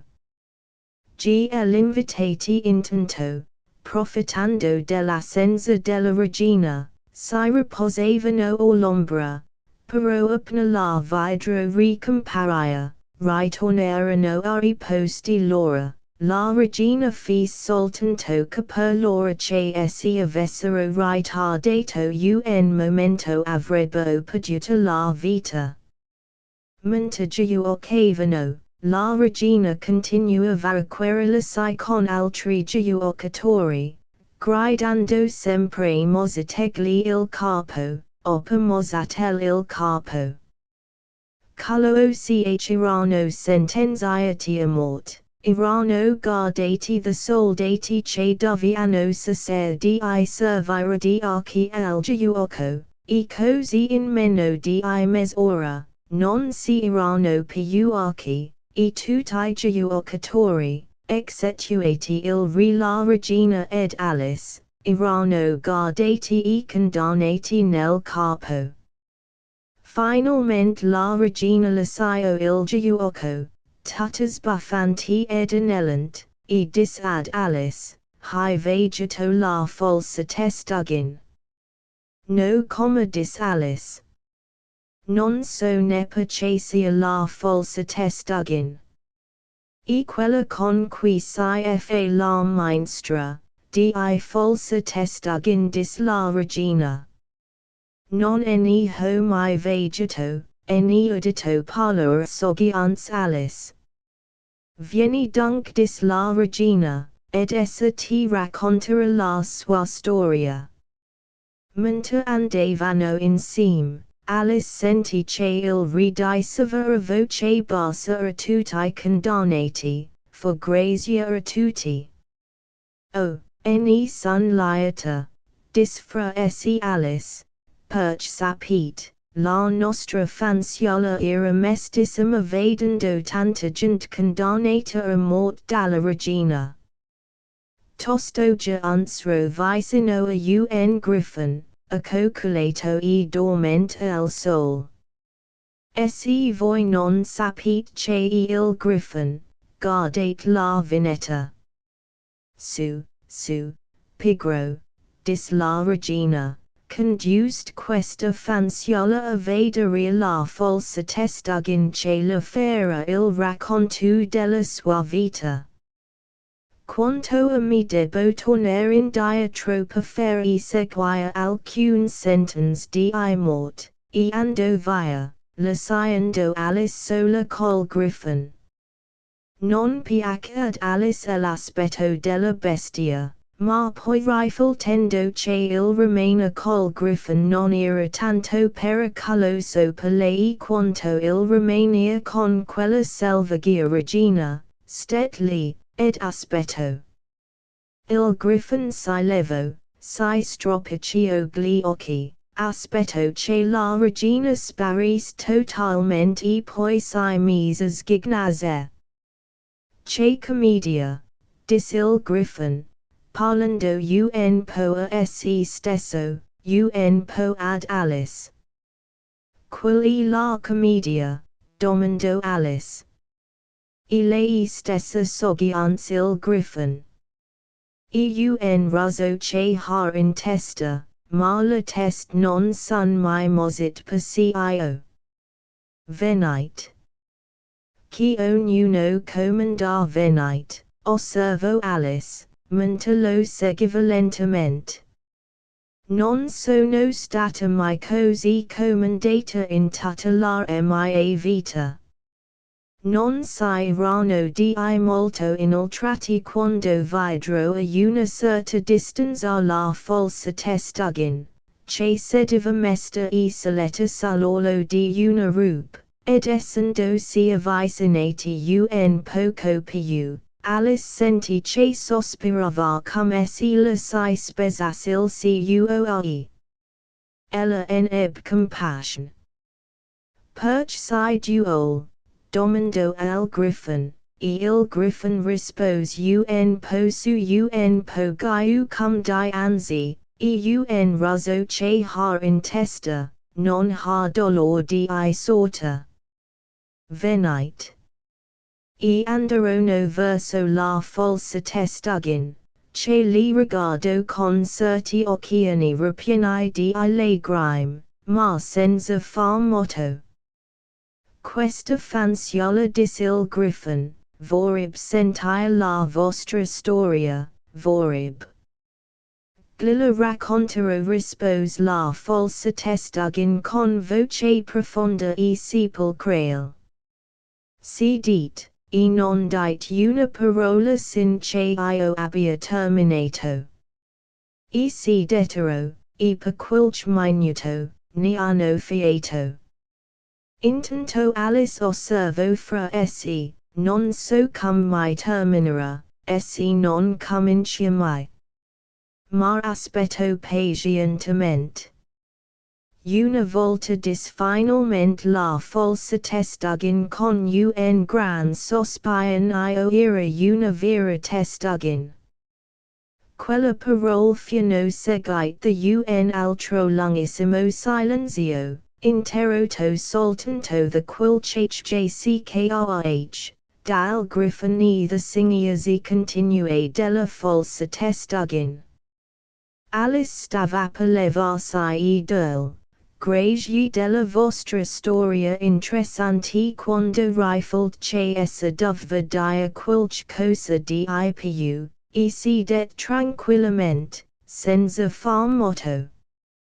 Quando eravamo piccini continuò la falsa testugin, un poco più quieta, ma sempre singhiazzando, andavamo a scuola, al me. La maestra era una vecchia testugin, noi la chiamavamo tartaruga, perch la chiamavate tartaruga non era tale, domandò Alice. La chiamavamo tartaruga perch si insegnava tartaglia dis la falsa testugin con dispetto, avat poco comprendonio. Six dovest vergognare di far questioni tanto semplici agiance il griffin, poi zitaiano, ed entrambi fissarono gli occhi sulla povera Alice che la pareva sprofondarsi sotterra. Finalmente il griffin disse alla falsa testugin, va innanzi, come. Ma non anda per la lunga, sai. Così continuo, andavamo a scuola al me, bench voi non lo crediate, non ho mai detto cio, interrupt Alice. Ma situano la falsa testugin. Zitta, soggiance il griffin prima che Alice avesse potuto rispond. La falsa testugin continuò, noi fummo educate benissimo. Infatti andavamo a scuola ogni giorno, anch'io andava a scuola ogni giorno disse Alice, non bisogna vantarsi per così poco. Avete degli extra, domandò la falsa testugin con qualche ansietta. Sai come rispose Alice, imparavamo il francese e la musica. Il bucato. Dis la falsa testugin. No, davvero, dis Alice tutta corrucciata. Ah. la vostra dunc non era una bnasciola dis la falsa testugin, cum esse si sentis sollevata. Nella nostra, si era alla fine del programma, extra, Francis, musica, e bucato. Ma non ne avete bisogno dis Alice, voi vivete nel fondo del me. Non ho avuto mai mezzi per impararlo soggiante sospirando la falsa testugin. Così segt soltanto I corsi ordinary. Cio, domando Alice. A regire strideria prima di tutto rispose la falsa testugin, e poi le diverse operazioni dell'aritmetica, ambition, distrazione, gratification, e derision. Non ho mai sentito parlare di gratification dis Alice. Che mai. Il griffin levo la giusampolaria in segno di sorpresa e sclamo, mai sentito parlare di gratification. Ma sapete che significa bellification, e? Si come rispose Alice, ma un po' dubbiosa, significa, rendere, qualche cosa, più bella. Ebbene continuò il griffin, se non sapete che significa gratificare voi siete una sciocca. Alice non si vedeva incoraggiata a fare altre domande, così si rivolse alla falsa testugin, e disse, che altro dovete imparare. Ecco, si era lasto a rispose la falsa testugin, contando I soggetti ad uno sul nata tui, la storia antica e moderna con la girografia, poi il distegno, il maestro di distegno era un vecchio grongo, e veniva una volta la settimana, si insegnava il distegno, il passaggio, e la fritra ad occhio. E questa che rassomigliava ella, dis Alice.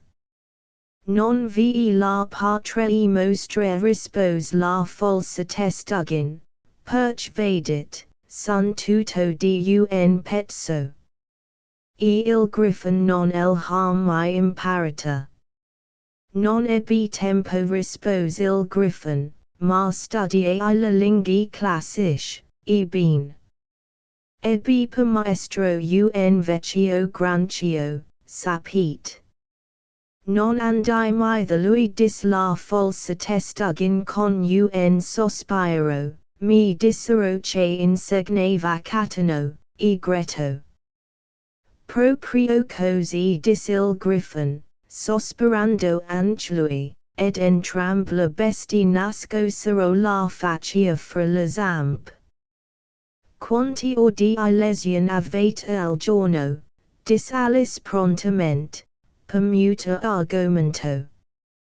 Dici or il primo giorno rispose la falsa testugin, nov il secondo, e così discorrendo. Che metodo curioso, sclamò Alice. Ma e questa la ragione perch si giamano lesioni osservo il griffin, perch soffrono lesioni ogni giorno. Era nuova quell'idea per Alice, e si pensò su un poco prima di fare quest'altra osservazione. Allora avete vacanza l'undicimo giorno. S'intendi dis la falsa testugin. E cum facevate nel duodecimo, domandò vivamente Alice. Ma il griffin l'interruppe, e dis con voce risoluta, basta in quanto al lesioni, dil ora qualche cosa da giudici. Capitolo XLA contradanzada gameri. La falsa testugin di furai un gran sospiro e passo il rovescio di una nata tua sugli occhi. Regado ad Alice e circo di parlor, ma per quilcistant I singia ziglilo impediano. I per ch abbia un osso attraverso della gula dis il griffon, si accenza sciotala a battle la sciena.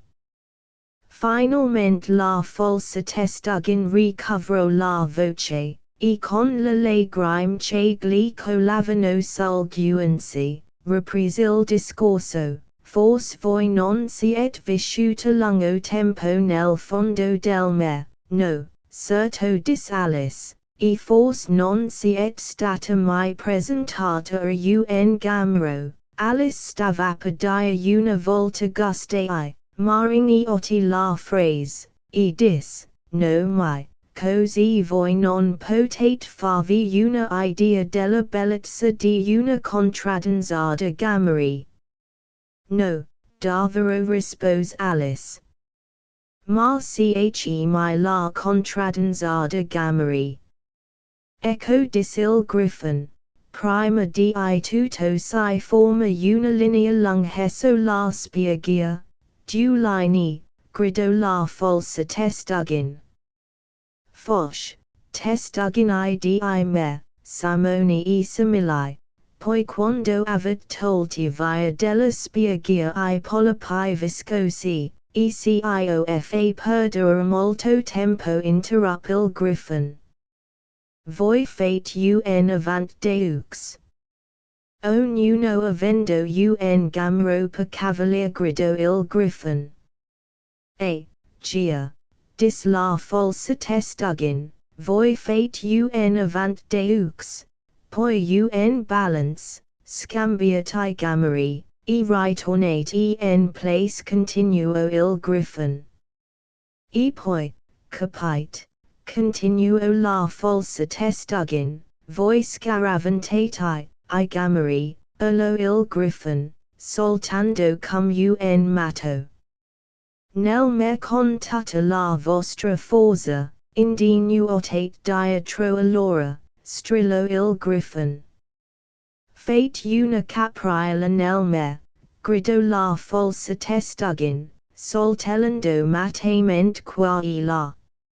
Scambiate di nuovo I gameri, vocio il griffon squasiagola.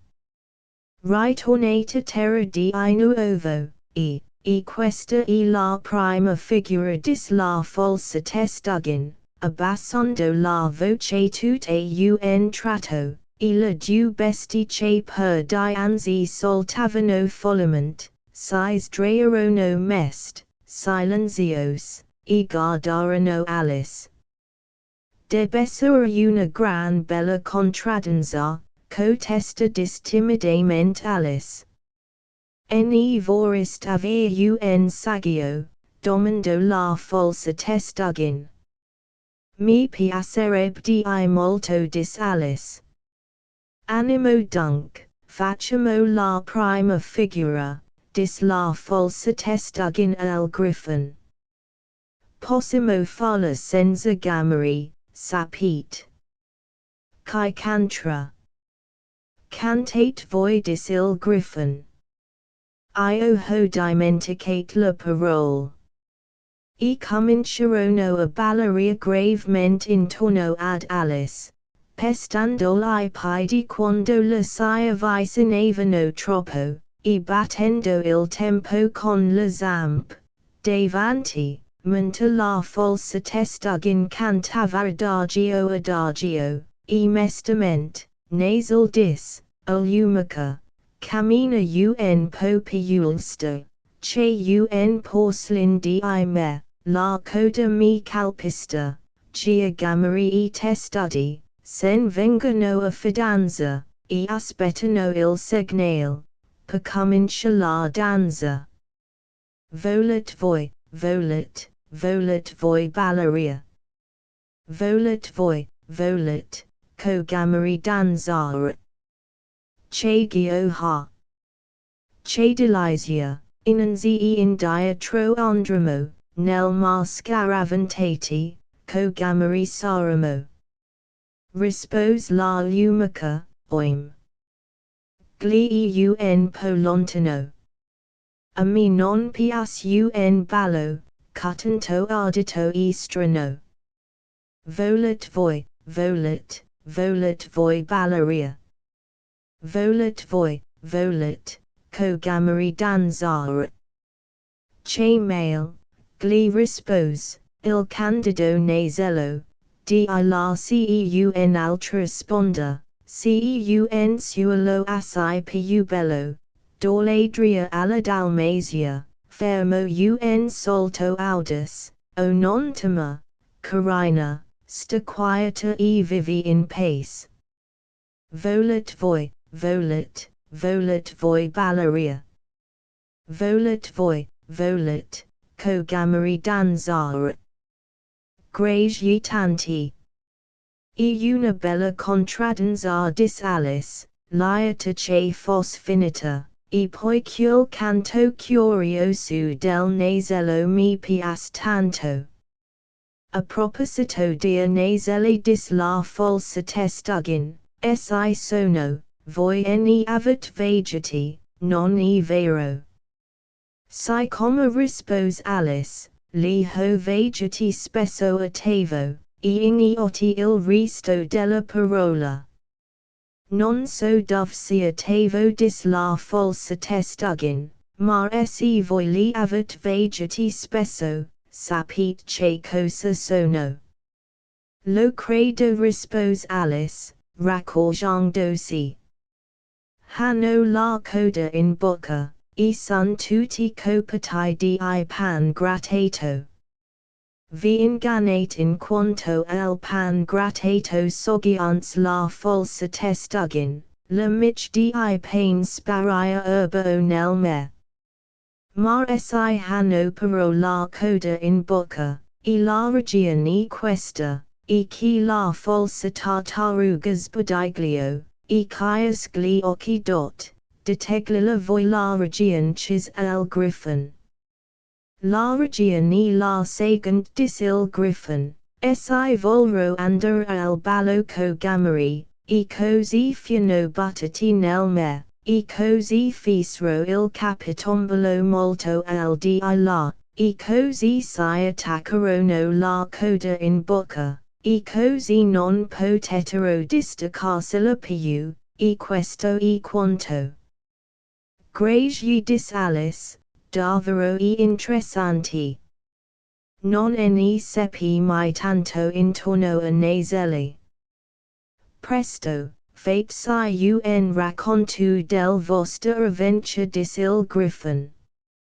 Vene patre e racconta cominciando the stammane dis Alice assai timidamente, ma è inutile raccontarvi quella di rai, perch, io era tutt'altra persona. Oh! Spiegati si cio dis la falsa testugin. No. Prima la avventure sclamò il griffin, impatient, le spiegazioni sono lunghigini nojose.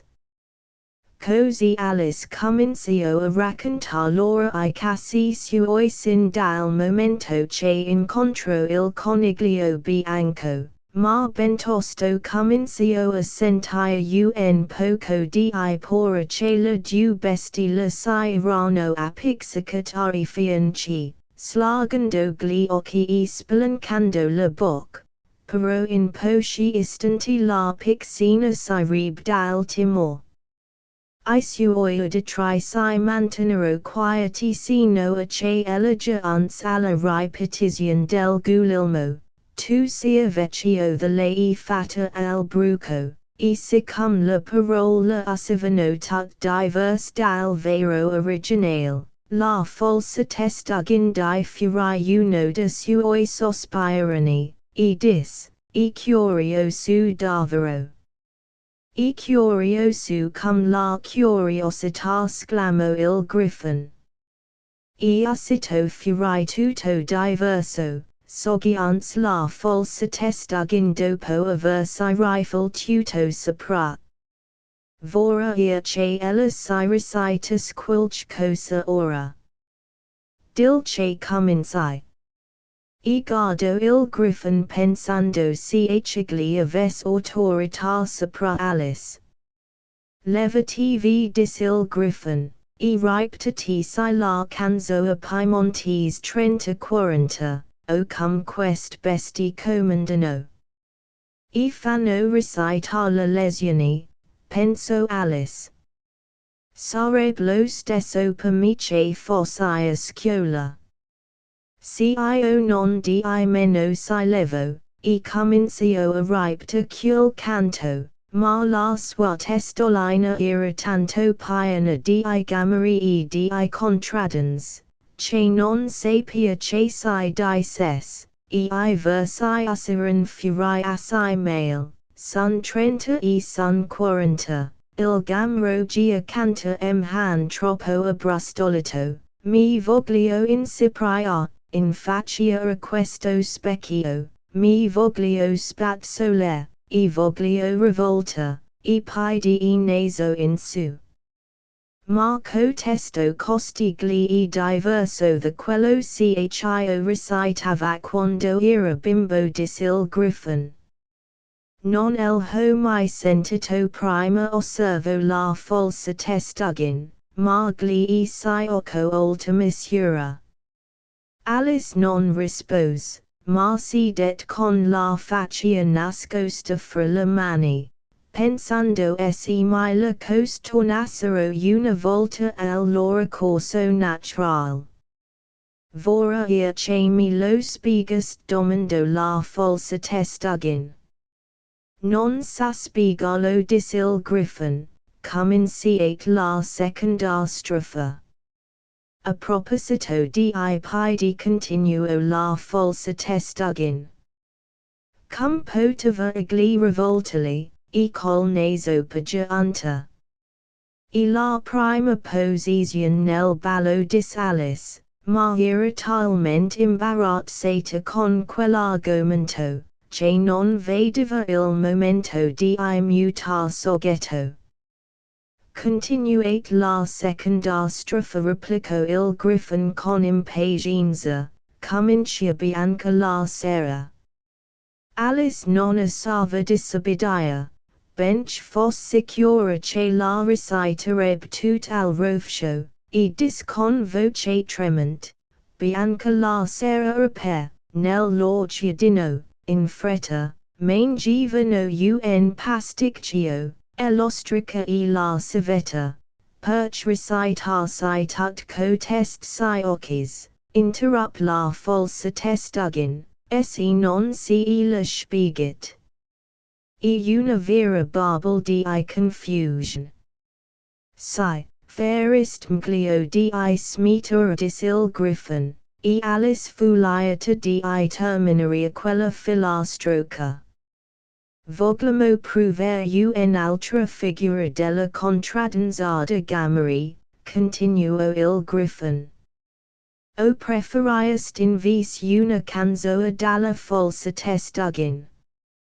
O si, una canzoa, se la falsa testuggine vorrà cantarsela rispose Alice, ma con tanta premura che il griffon gridò con una voce di bestia arfsa. Ah! Chi può spiegare I gusti altrui? Compare, cantasi la canzoa della zuppa di testuggine. La falsa testuggine sospirò profondamente, e con voce talvolta soffocata the singhiasi, canto così, astro di sera. Overdeggianti e ricazuppa che fumi in concava zuppira. Interrepito il cacchiaian si fica, ne riempi una scodella intera. Astro di sera. Deliziosa zuppa. Inte il mio panesin zuppa. E di te canto, o zup, pa, canto all'astro di sera, canto la turbonta, civile zuppa. Astro di sera. E chi sar lo si occo che te preferirasi a peso caccia, seidi tepuo comprenanch un bioco palavar silo stomaco e la faccia. Astro di sera. Deliziosa zuppa. Intel mio pan essin zuppa. Edi te, canto, o zup, pa. Canto all'astro di sera, canto la turbonti aci, vil zuppa. Bis il coro, grido il griffon, e la falsa testugin si preparavara riptolo, quando esudi una voce in distanza, comincia il processo. Vieni, vieni, grido il griffon, e prendendo Alice per mano, fuggi con lei, senza aspetta la fine del coro. Che processo, domandò Alice. Tutta affanatamente fuggiva, ma il griffon rispose soltanto vieni, e scappava piuttosto, mentre il vento portava sempre più debolmente il loro orecchi l'eco fuggevole del parole sove e malinconiche, canto all'astro di sera, canto la turbon, tarsai, vil, zuppa. Capitolo 11. Kai ha rubato la torte. Ija unsro, e vidro che il re e la regina di Iquiri erano seduti in treno, circondati da una gran folla composta di uccellini, di bisciolini da tutto il mazzo di cart, il fanti stava davanti, incatenato, con un soldato a destra e un altro a sinistra. Presso al re stava il coniglio bianco con la tromba in una mano, e un ruotolo di pergamen nell'altra. Nel mezzo della corte si era una tavola, con un gran piatto di torte la quali sembravano tanto buone che risvegliarono l'appetito ad Alice. Vorrei che finissero presto il processo pensò Alice, e che si servissero quella buone torte. Ma siccome non si era neppe la speranza allora, ella cominciò a guardare tutt'intorno per uccidere il tempo. Alice non era stata mai in un tribunale, ma ne aveva letto alcuni libri, e fu lieta di ipotigiare per nome tutti coloro che vedi. Quigli il giudice disfra essi, perch porta quel gran paracone. E il giudice non era altro che il re, e siccome portava la corona sopra la paraca, guardate il frontespetio per averne un'idea, era un poco imbarazzato, certo non gli andava bene. E quello e il segaio de giurati osservo Alice, e quella dodici creature, discretia capite, perch alcuni erano besti, ed alta uccelli, credo che siano I giurati. E ript quest parole un paio di volt, fradel suo saperia, poic penso, e ne avia ben di ondi, che poscissim ragaz deletta sua sapessero cio. I dodici giurati erano occupatissimi a scrivere sul lavagn. Che cosa fanno, bisbiglio Alice o l'orecchio del griffon. Non possono aver nulla da scrivere, perch il processo non è ancora cominciato. Scrivono I loro nomi bisbiglio in risposta il griffon, temono di scordarsi prior che il processo sarà finito.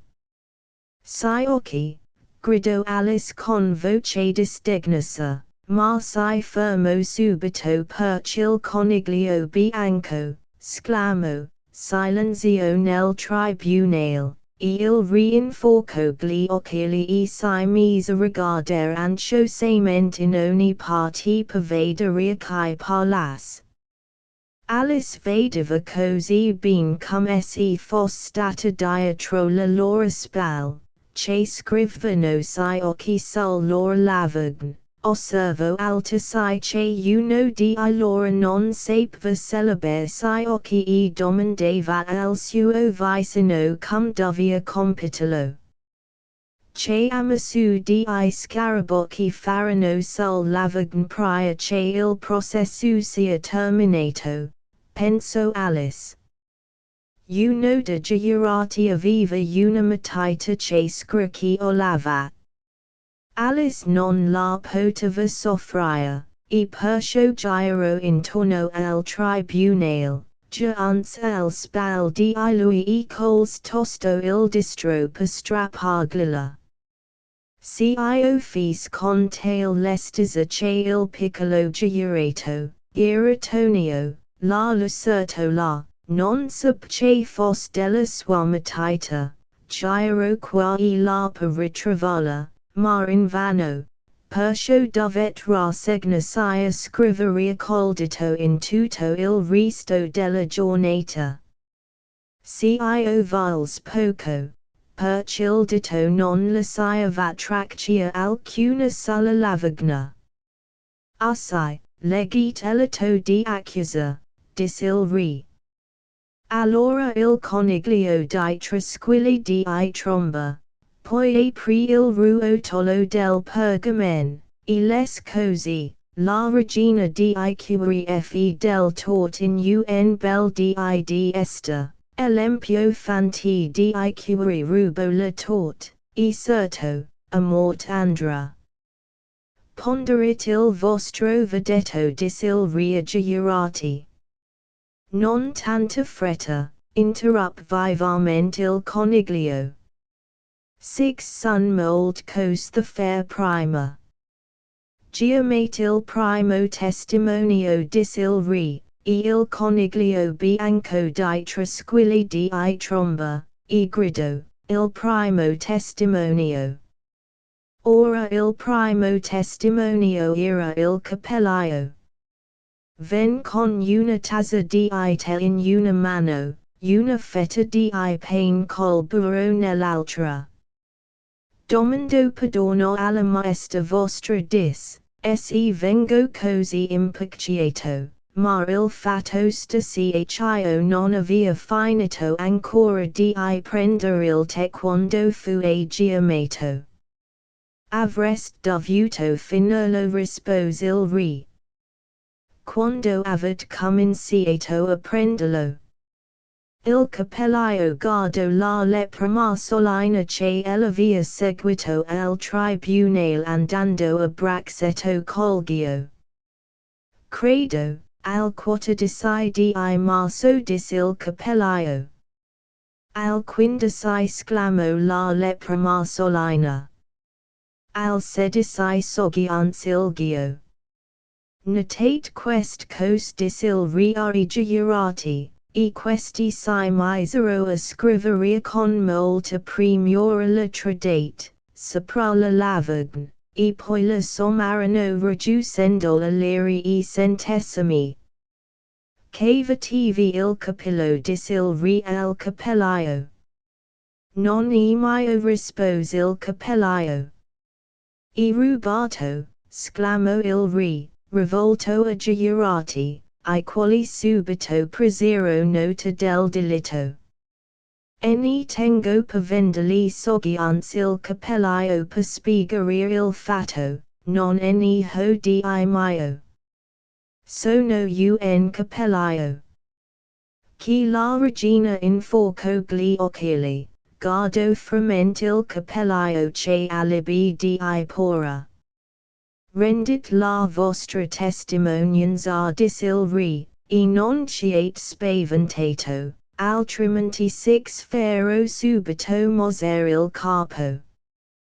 Quest parole non incoraggiano punto il testimone, e non si reggeva più in gam, guardava ansiosamente la regina, e confuso, morsico un bel pezzo del labbro della tazza, in vis del pane col burro.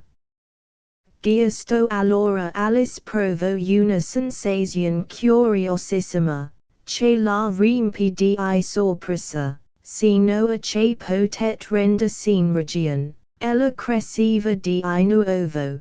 Penso che sarebbe stato ben per lei di lasciare il tribunale, ma poi riflettendosi su, vol restare, almeno sino a che six fosse spazio per lei.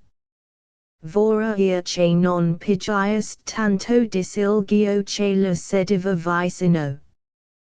Posso appena respirare. Non posso fare a meno rispose suavemente Alice, vedete, sto crescendo. Voi non avete nessun dritto di crescere che lo ilgio. Non dite del si occhis gridò Alice, sapete che anche voi crescete. Sì, ma non tanto soggiance ilgio, io non cresco a quel modo ridicolo. E borbotando fra essi, si alto, e andò a mettersi all'altro lato del tribunale.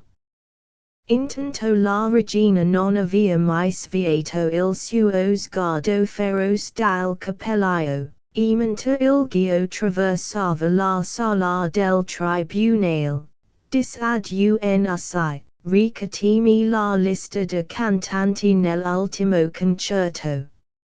A queste parole il cappellaio tremò a verghi, così che le scarpe gli scappavano da piedi. Rendit la vostra testimonianza ript frament il re, o six fero moser il capo, poco importa che tremiate o no.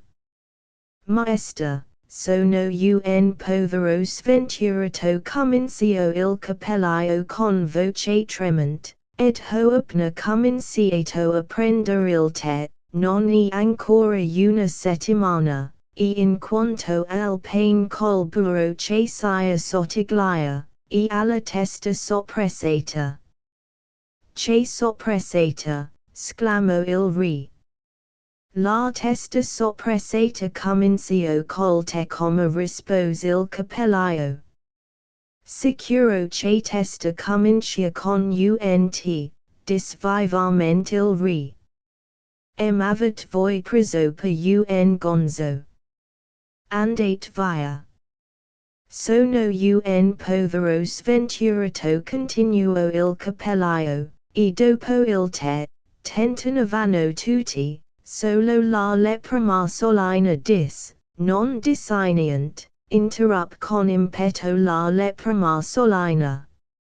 Lo dicest, dis il cappellaio. Lo nego, replicò la lepra marsolina.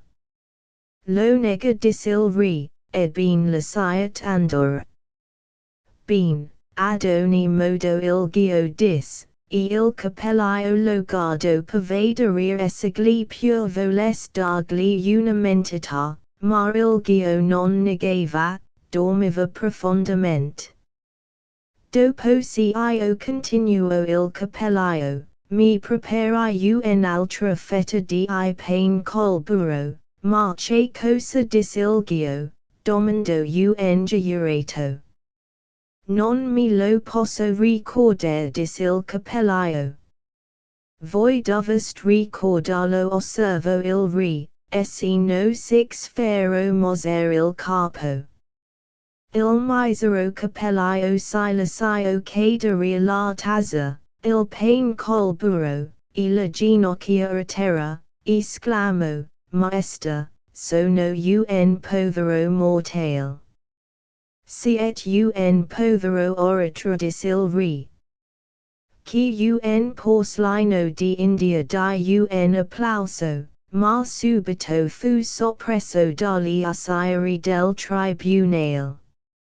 Ed ecco confessero, presero un sacco di canavaccio con delegazzi all'orlo. Six guitaron giù capovolto il porcellino di India, e poi 6 si detero sopra. Son contenta di aver vegeto cio penso Alice. Ho letto tanti volte nei giornali, alla fine de processi, 6 fu un tentativo di approvazione che fu subito soppresso dagli ufficiali del tribunale ma sino ad ora non potete mai comprendere che volesse dire. Se questo tutto quel che sapete, voi potete ritirarvi continuò il re. Chi un altro porcellino di India di un applauso, ma fu soppresso. Addio, porcellini di India. Non six vedrò più, dis Alice. Ora le cose andranno meglio. Vorrei piuttosto finire il mio te come dis il cappellaio, riguardando con ansietta la regina, la quale leggeva la lista de cantanti.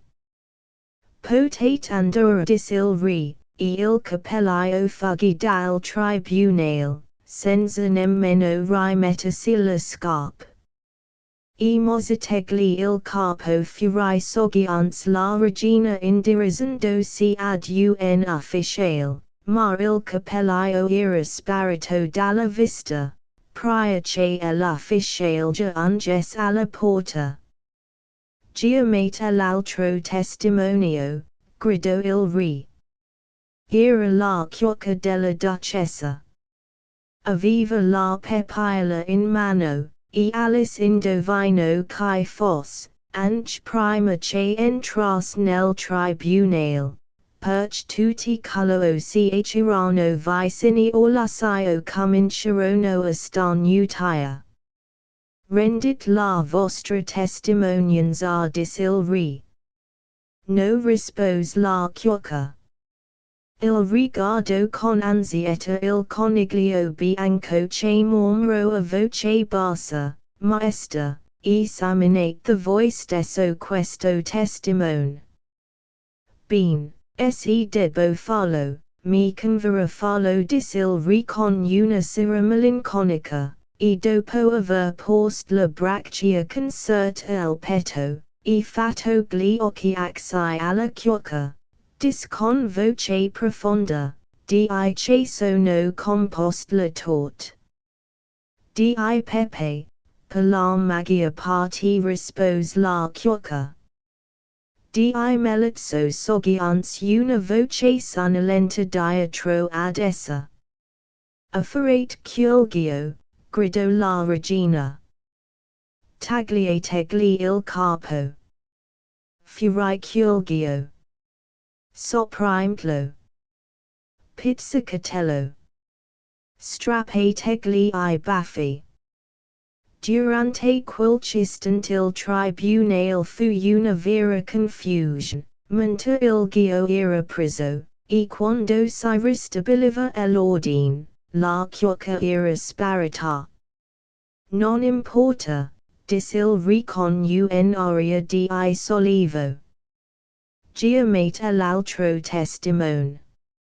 E bisbiglio all'orecchio della regina, cara mia dovresti esaminare voi l'altro testimone.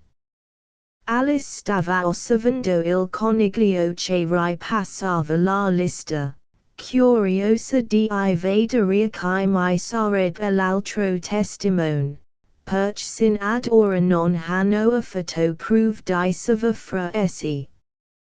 Figuratevi la sua sorpresa, quando il coniglio bianco chiamò con la sua voce stridula Alice.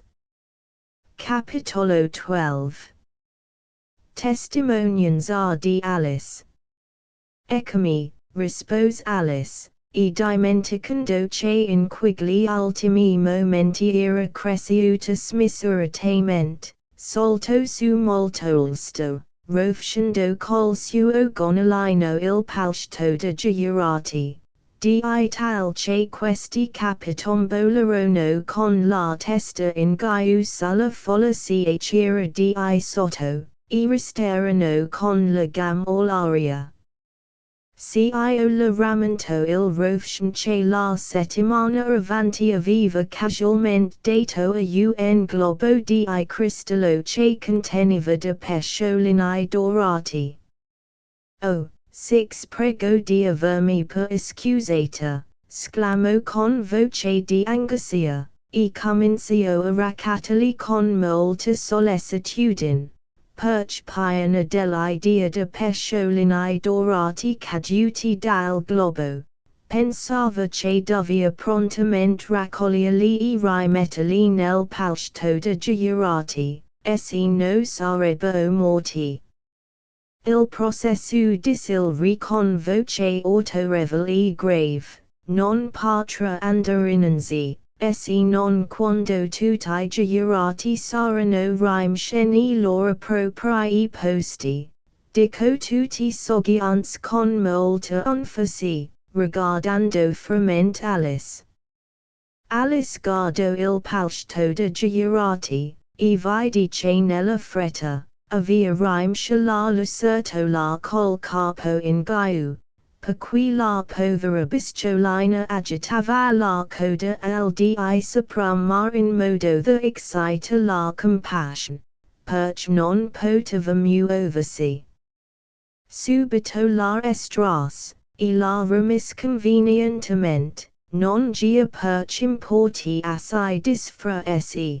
Poiché ni la sua coda e ni la sua testa riusciranno vantaggio al processo. Appena che I girati si remissero dal colpo che li aveva rovesciati, e che fiano ritrovate la lavagna limitite, e consegnate l'ora, si misero a scarabocchiare con molta premura la storia del loro Rosalone. Salvo la lucertola che non s'era rivuta e sedeva con la bocca spalancata, e guardando la volta. Che cosa sapete di questa fe? Domandò il re ad Alice. Niente rispose Alice. Niente affatto, replicò il re. Niente affatto soggiance Alice. Cio è molto important dis il re, rivolgendosi a girati. Si accingevano a scriverlo sul lavagn, quando il coniglio bianco li interruppe, non important, e questo il senso del parole di vostra maestà dis con voce rispettosa. Ma citandolo col guardo e facendogli il visacchiomento parlava. Non important, cia e quel che volia dire soggiance in fretta il re, e poi si mise a recitar fredenti important, non important, non important, important cum che volesse provare quali del due parole una smglio o l'orecchio. Alcuni de girati scrissero important altri non important. Alice potet osservarlo, poich'era vicina loro e potes sbirciar sul lavagn, ma non importaniente pensò fra essi.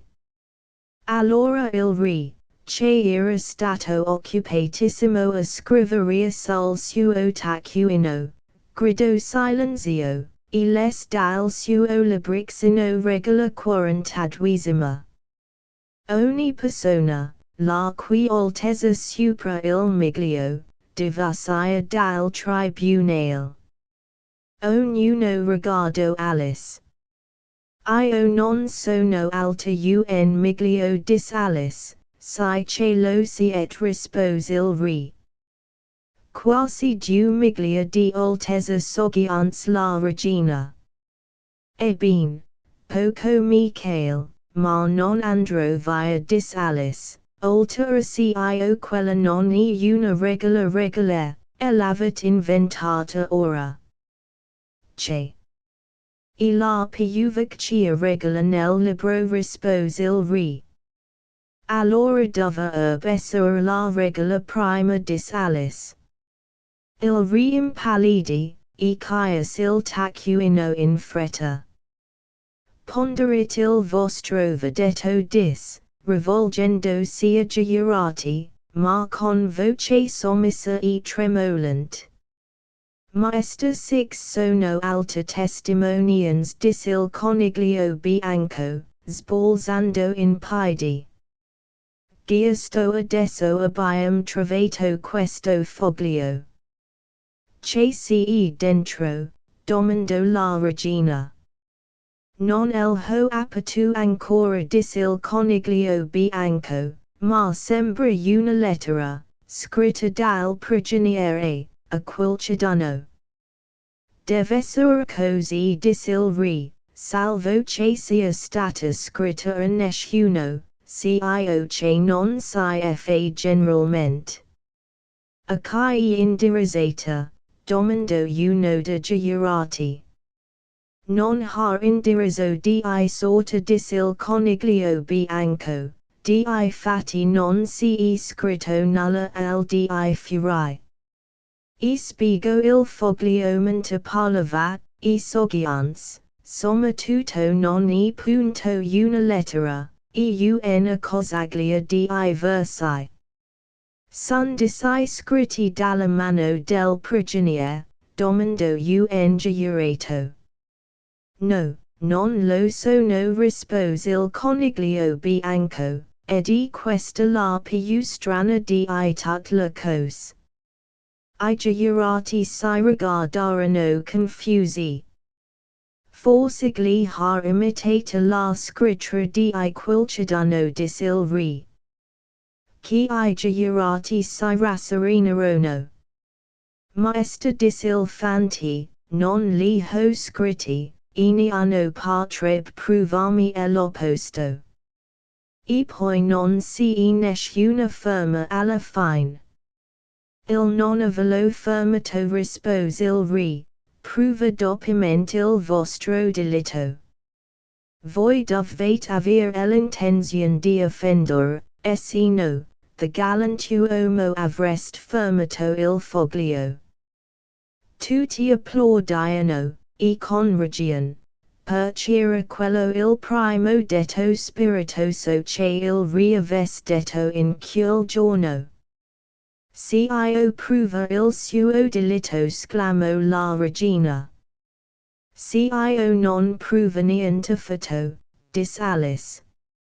Ma se non sapete neppure cio che contiene il foglio. Leggitelo dis il re. Il coniglio bianco inforcò gli occhiali, e domandò, Maester, dove debbo incominciare? Cominciate dal principio dis il re continuò solen, e continuate sino alla fine, poi fermatevi. Or questi erano I versi letti dal coniglio bianco, ella six fis un grazioso invito, ed a lui mi volest rammentar, e quindi ella mi det il ben servito, ma mi dis, non si mi connuota. Cio non la visitai, dis per di anzi, e questo è il vero, e ognuno di noi lo sa, ma se lei spingra la cosa innanzi, udite, alla di voi che ne avera. Una lei detti, ed si giù ladro, e voi men dest tracol saproprio, tutta voi ritorneranno, o mistro. Epa erano mi, or nol sun più. Se dessa odio Picasso inopinato involti in questa fair si vedrim, confido in voi che ognuno fia liberato, cum prima fra noi li rivedrim. Spiegami alfin mi sarà concesso, gia, sapete, un attacco ella, senti, ma voi foste per lui, per noi, per esso l'ostacolo fatal che la colpi. Non gli dite giamai che preferica costro, cio debessere un mister, un secreto che altrui non apparisca, un secreto nascosto nel pensia. E questo il più important documento contro l'accusato disilri, stropicciandosi le mani, o dunque I giurati, se uno di loro potesse spiegarmelo disalis, la quale era talmente cresciuta in quegli ultimi istanti che non aveva più paura di interrompere il gli daria 50 centesimi. Io non credo che sia in esso neppe un briciolo di senso comune. I giurati scrissero tutti sul lavagn, ella non crede che sia in esso neppe un briciolo di senso comune ma ne hanno cerco di spiegare il senso di quel foglio. Se non si senso comune disilri. Io si togli the un mondo di imbarazzi, e noi certo non si affanneremo per trovarne uno.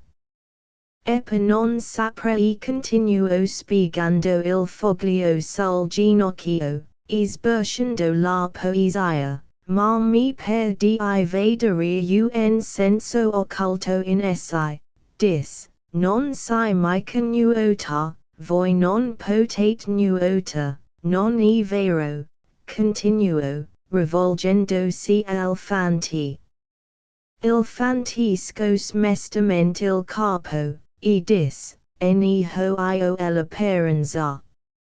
Certamente, no, perché era fatto tutto di carton. Ben per ora disilri, continuo fra se stesso a borbater su versi. Questo è il vero, ognuno di noi lo sa, io si riferisse giurati, non si dubbio, una lei detti, ed si giuglidro, io spiega l'uso gli fis del tort, intendit, ma disalis, continua con la parola tutta voi ritorneranno. Gia. Sono la come disilri con un'aria di trionfo, indicando la torte c'erano sulla tavola. Niente di più chiaro di cio. Continua, Gia, sapete, un attacco ella senti, voi non aveste mai degli attacchi nervosi, cara mia, non è vero, sorgiance. Rivolgendosi alla regina. Non mai, tuono furiosamente la regina, in quell'istante scaglio un calamaggio al capo della lucertola. Il povero Tonietto aveva abbandonato l'uso di scrivere col dito sulla lavagna, perché s'era accorto che non si lasciava traccia alcuna. Ma ora si rimise sollecitamente all'opera, usando l'inchiostro che gli gocciolava sulla faccia, l'uso sinceneb. Dunque queste parole non si attaccano, a voi disilri, guardando con la bocca sorridente tutt'intorno al tribunale. Six fu gran silenzio. Un bisticcio, sorgiance il con voce irata, tutti allora risero. Che I giurati ponderino il loro vedetto ript il forse per la 20ª volta in quel giorno. No, no, dis la regina. Prima la sentenza, poi il vedetto. Ma che si occhis, sclamò Alice ad alta voce. Che idea di aver prima la sentenza. Taste, gridò la regina, tutta infiammata in viso. No certo, dis Alice. Decapitatella, urlò la regina con tutta la voce che aveva in gola. Ma ne hanno si mos. Chi sixtima. Chi sixtum, dis Alice, allora era cresciuta di tanto che già ungiva alla sua statura naturale. Voi non siete altro che un mazza di carte. Appena dis quest parole tutto il mazza si solvo in aria furiosamente, e poi si rovesciò sopra la fanciulla, essa det un piccolo strillo, un po' commossa dalla paura, un po' dolce, e cercò di respingal the esse, ma si ritrovò sul poggio, col capo appoggiato sul ginocchio di sua sorella la quale la toglieva con molta delicatezza alcune foglie passite si erano cadute sulla sua faccia. Risvegliati, Alice cara, la dis la sorella, c'ebna dormitona hai fatto, oh. Ho avuto un sogno tanto curioso, dis Alice, e racconto alla sorella, il mglio che per lei si potestat la strana avventure che avat let sino ad ora, e quando finì, sua sorella la baciò, e la dis, è stato davvero un sogno curioso, cara mia, ma ora, va subito a prendere il tè, e già tardi. E così Alice si levò, e, andò via, pensando mentre correva, al sogno straordinario che aveva avuto. Ma sua sorella rimase e col capo appoggiato alla mano, tutta intenta a guardare il sol cadente, e riflettendo sulla piccola Alice e sul suo avventure meravigliose, cad in una specie di assopimento, e sogno tal cosa simile a questo, prima di tutto sogno la piccola Alice, con la sua mano delicata e congiante sul ginocchio di lei, e co suoi grandi occhi lucenti fissi in lei. Poteva sentire il vero suono della sua voce, e vedere quello strano agitarsi della sua testolina per rigettare in dietro I capelli che voleano per forza volar il viso, e mentre era tutta intenta ad ascolta, o sembrava che fosse così, tutto il luogo che la circondava si animò, popolandosi di quella creature veduta nel sogno dalla sua sorellina. E l'erba rugogliosa stormiva sotto di lei, mentre il coniglio bianco scappava via, il sorcio spaventato s'apriva, sguazzando, una via in mezzo dello stagno vicino, poteva sentire il rumore del taz, mentre la lepre marsolina e gli amici suoi partecipavano a quel loro per impasto. Udiva la voce stridente della regina che mandava I suoi invitati al patibolo, anche una volta il bimbo porcellino starnuteva sul ginocchio della duchessa, mentre I tondi e I piatti volavano di ogni intorno, anche una volta l'urlo del griffon, lo scricchiolio della matita della lucertola. La soppressione porcellini di India riempivano l'aria, sposati al singhiazzo lontano della miserabile falsa testuggine. E si det, con gli occhi metachiasi, e quasi si credit davvero nel paese delle meraviglie, bench se pesce, e prendo gli occhi, tutto sarebbe mutato in realtà desolante. Avrebbe sentito l'erba stormire o l'agita del vento, avrebbe veduto lo stagno increspato a causa del can, il rumore del taz si sarebbe mutato nel tintinnio di campanelli del picor, e la voce stridente della regina nella voce del pastorello, e gli starnuti del bimbo, e l'urlo del griffon, e tutti gli altri strepiti. Curiosi, si sarebbe mutati, e lei in era persuasa, nel rumor confuso di una fattoria, e il mugito lontano degli aumenti avrebbe surrogato I profondi segnasi della falsa testuggine.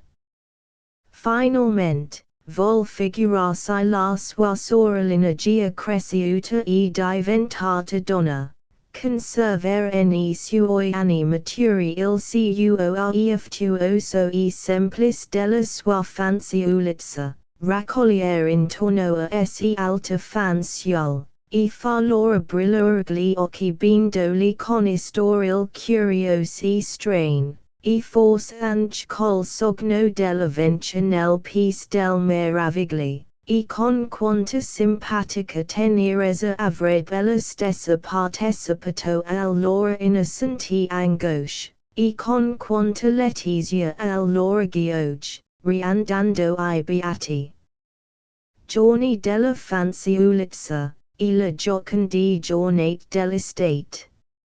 Fine. Londra, Arclay, Figli, e Taylor, Stampatri, Bread Street Hill. Nota del trascrittore la punteggiatura e l'ortografia originali sono state mantenute.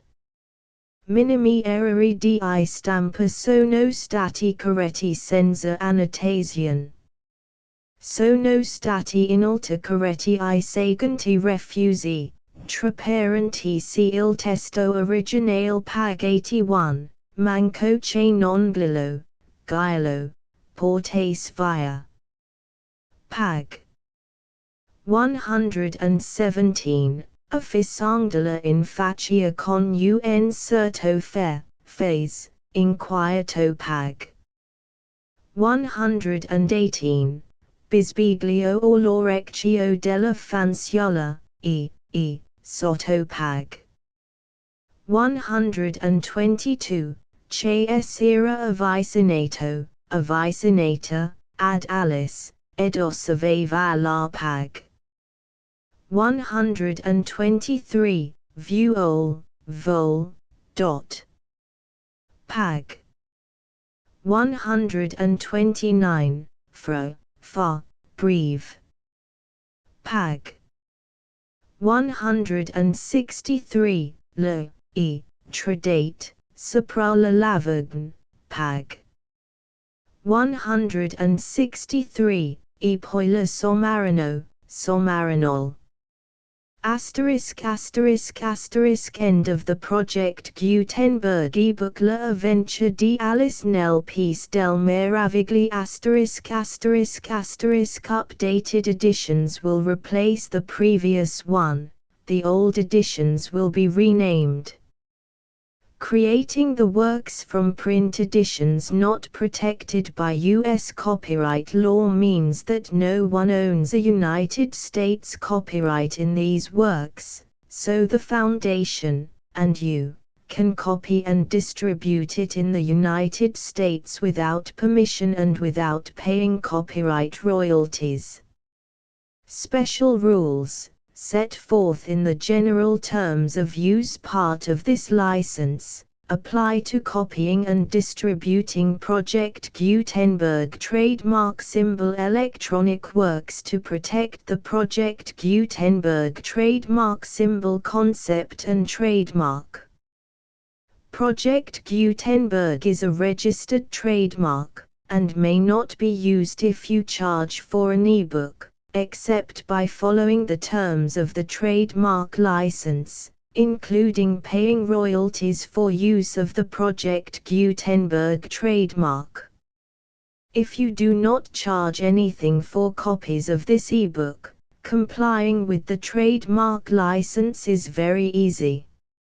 You may use this ebook for nearly any purpose such as creation of derivative works, reports, performances and research.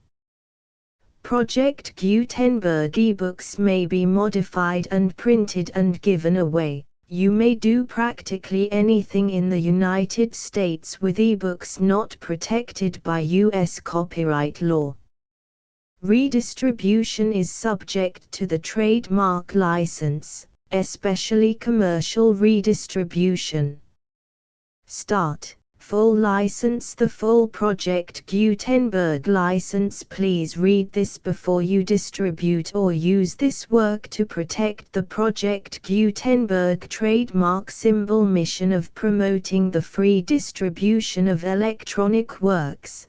By using or distributing this work, or any other work associated in any way with the phrase Project Gutenberg, you agree to comply with all the terms of the full Project Gutenberg trademark symbol license available with this file or online at www.gutenberg.org/license.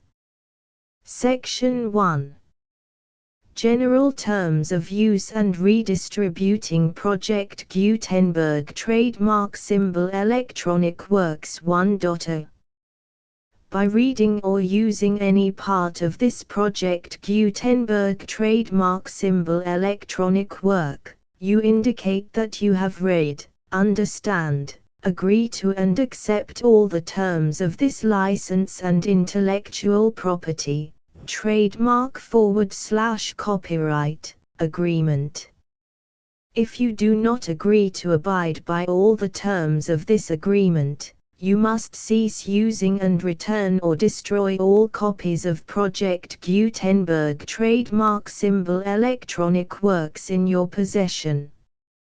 If you paid a fee for obtaining a copy of or access to a Project Gutenberg trademark symbol electronic work and you do not agree to be bound by the terms of this agreement, you may obtain a refund from the person or entity to whom you paid the fee as set forth in paragraph 1.e.8.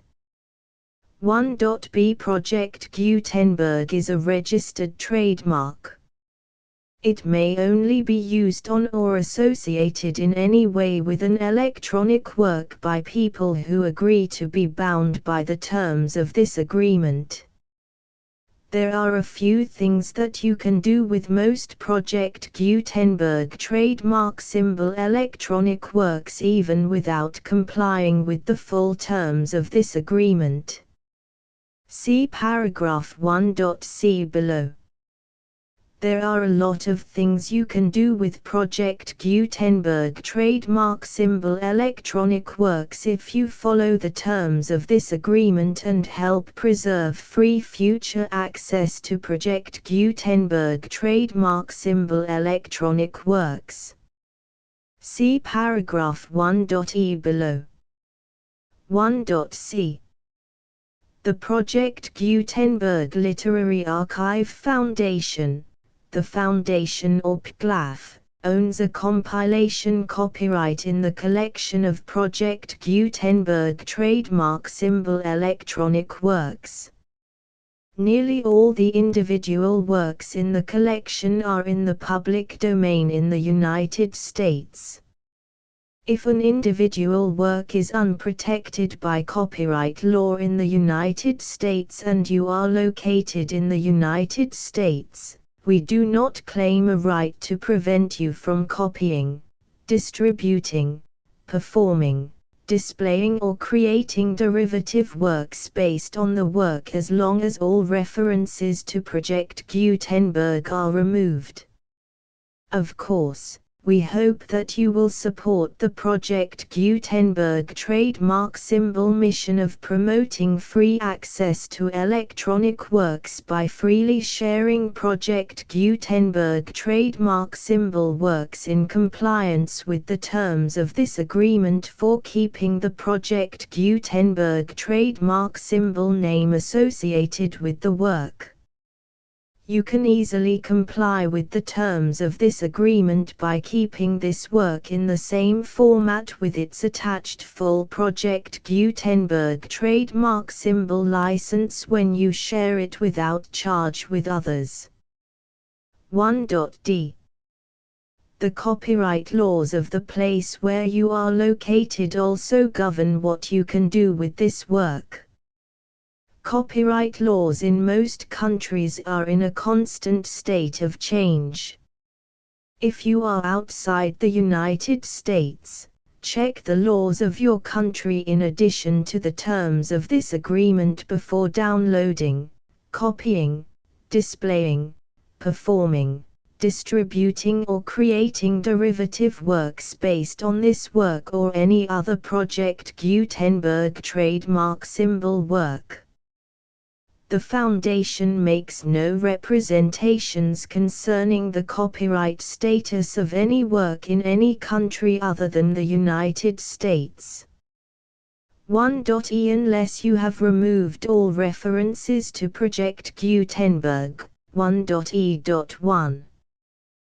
The following sentence, with active links to, or other immediate access to, the full Project Gutenberg trademark symbol license must appear prominently whenever any copy of a Project Gutenberg trademark symbol work, any work on which the phrase Project Gutenberg appears, or with which the phrase Project Gutenberg is associated, is accessed, displayed, performed, viewed, copied or distributed. This ebook is for the use of anyone anywhere in the United States and most other parts of the world at no cost and with almost no restrictions whatsoever.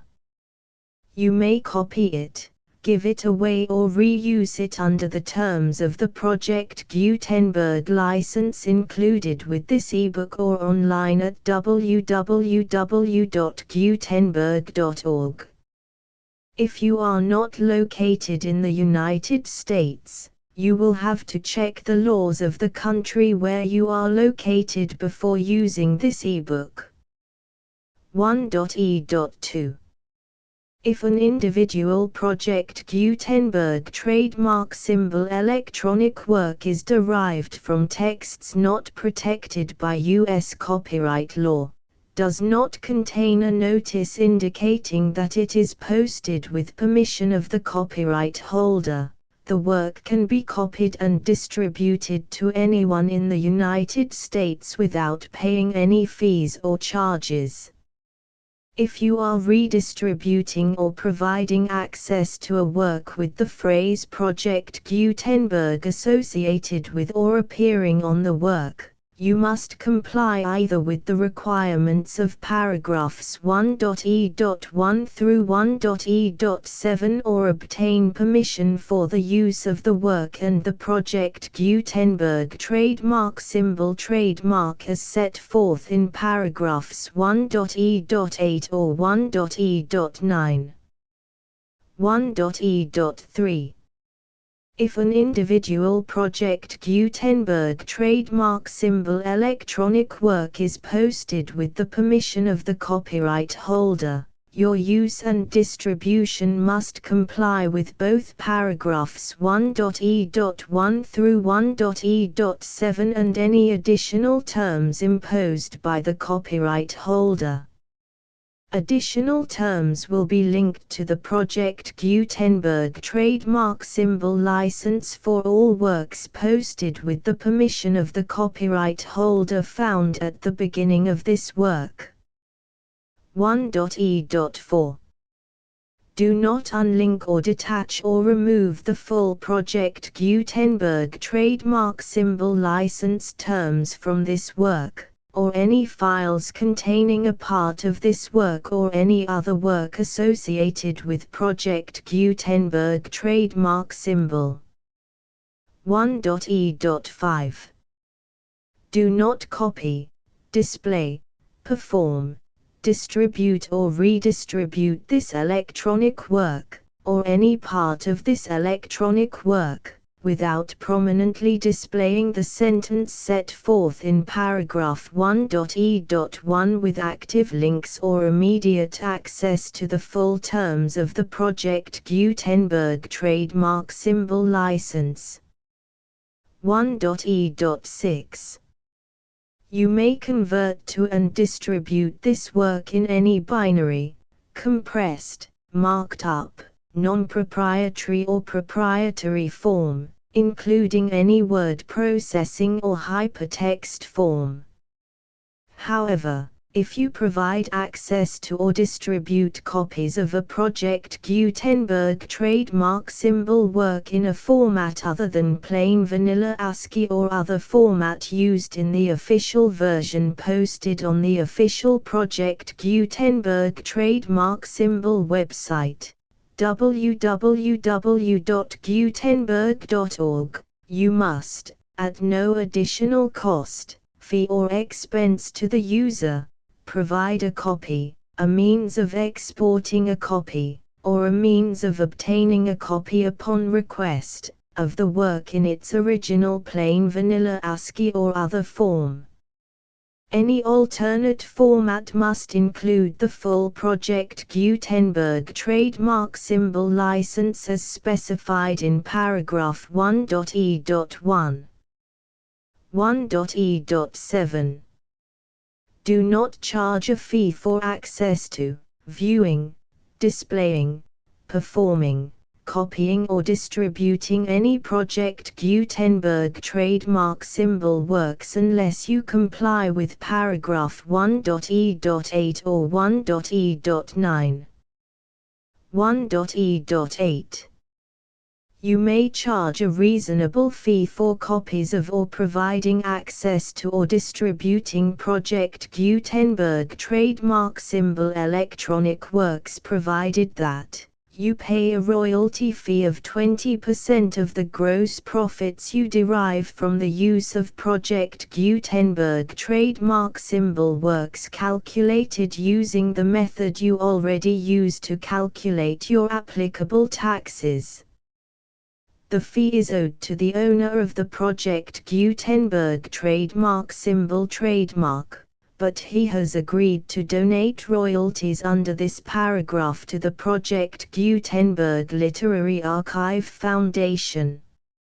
Royalty payments must be paid within 60 days following each date on which you prepare, or are legally required to prepare, your periodic tax returns. Royalty payments should be clearly marked as such and sent to the Project Gutenberg Literary Archive Foundation at the address specified in Section 4, Information about donations to the Project Gutenberg Literary Archive Foundation. You provide a full refund of any money paid by a user who notifies you in writing, or by email, within 30 days of receipt that he does not agree to the terms of the full Project Gutenberg trademark symbol license.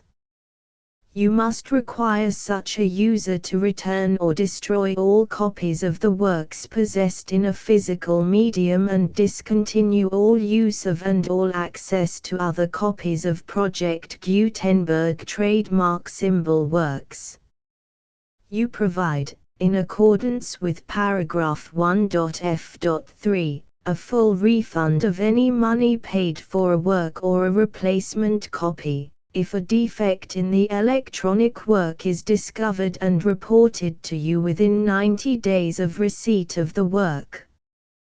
You comply with all other terms of this agreement for free distribution of Project Gutenberg trademark symbol works. 1.e.9.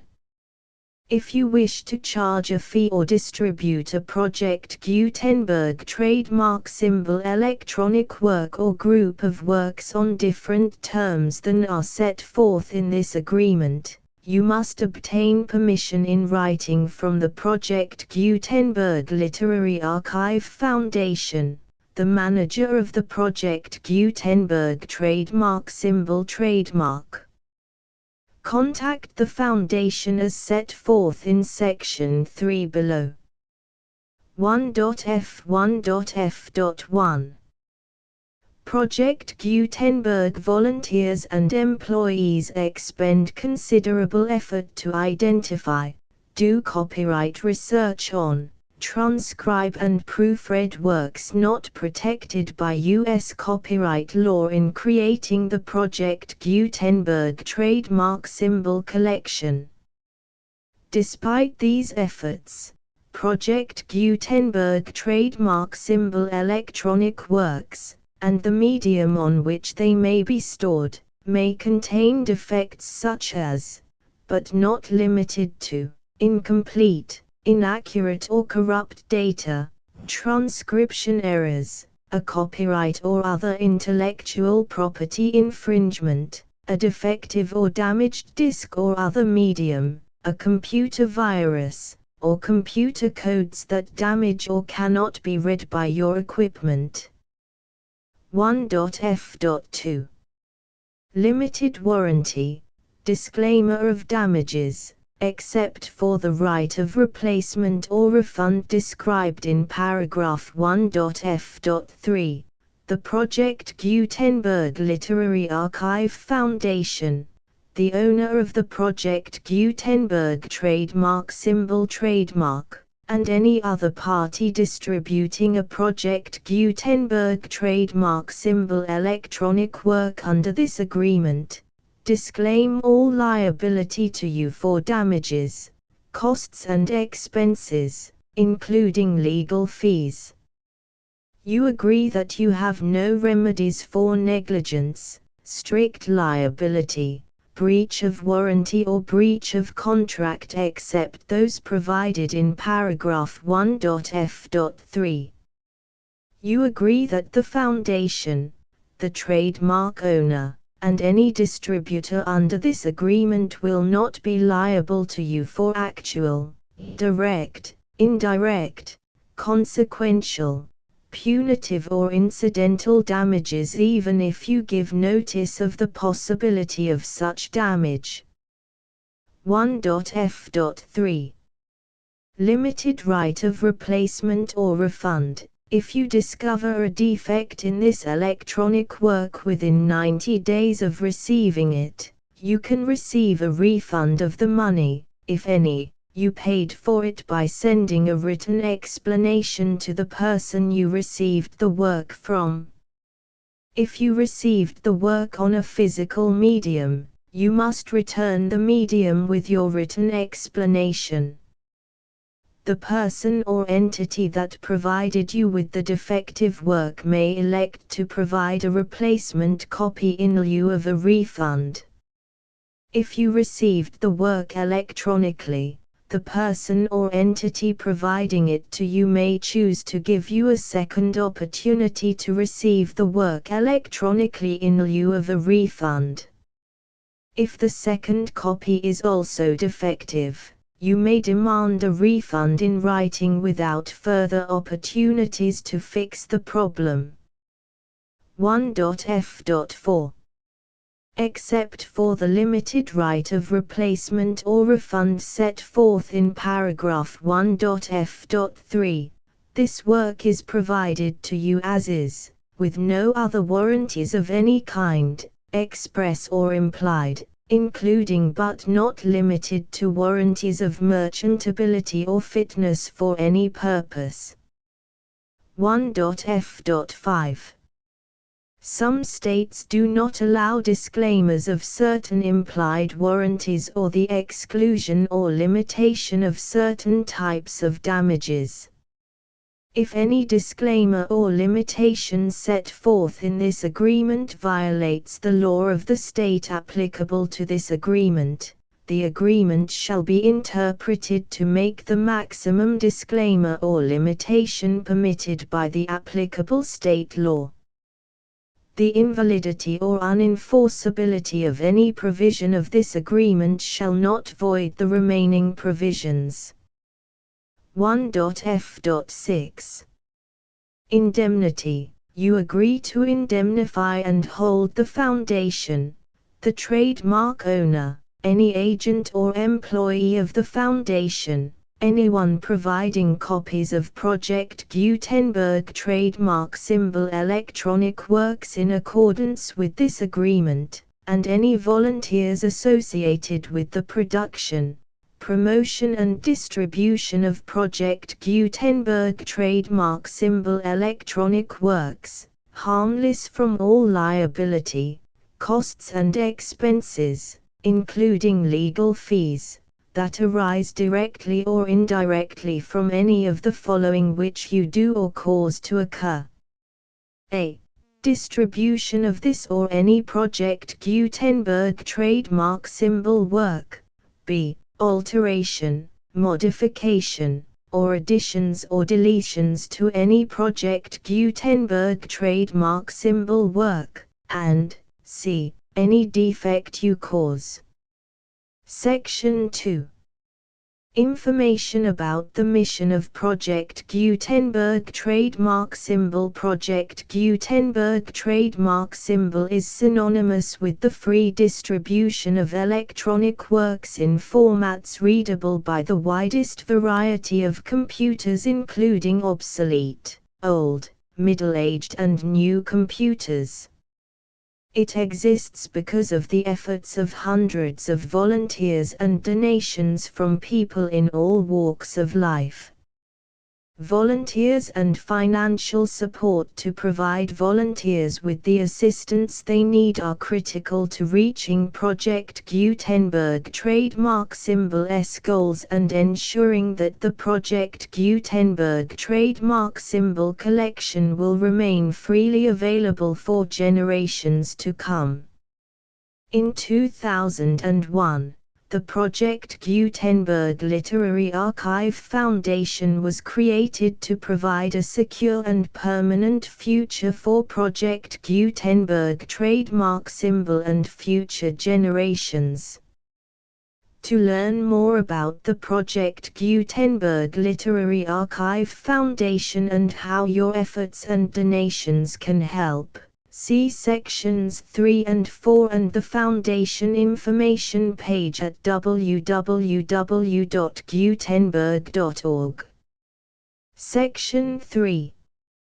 Information about the Project Gutenberg Literary Archive Foundation. The Project Gutenberg Literary Archive Foundation is a non-profit 501(c)(3) educational corporation organized under the laws of the state of Mississippi and granted tax-exempt status by the Internal Revenue Service. The Foundation's IN or Federal Tax Identification Number is 64-6221541. Contributions to the Project Gutenberg Literary Archive Foundation are tax-deductible to the full extent permitted by U.S. federal laws and your state's laws.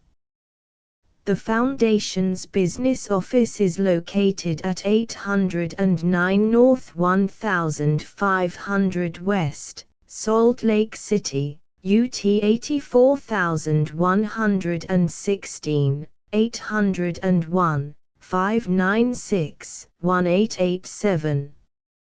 Email contact links and up-to-date contact information can be found at the Foundation's website and official page at www.gutenberg.org/contact section 4.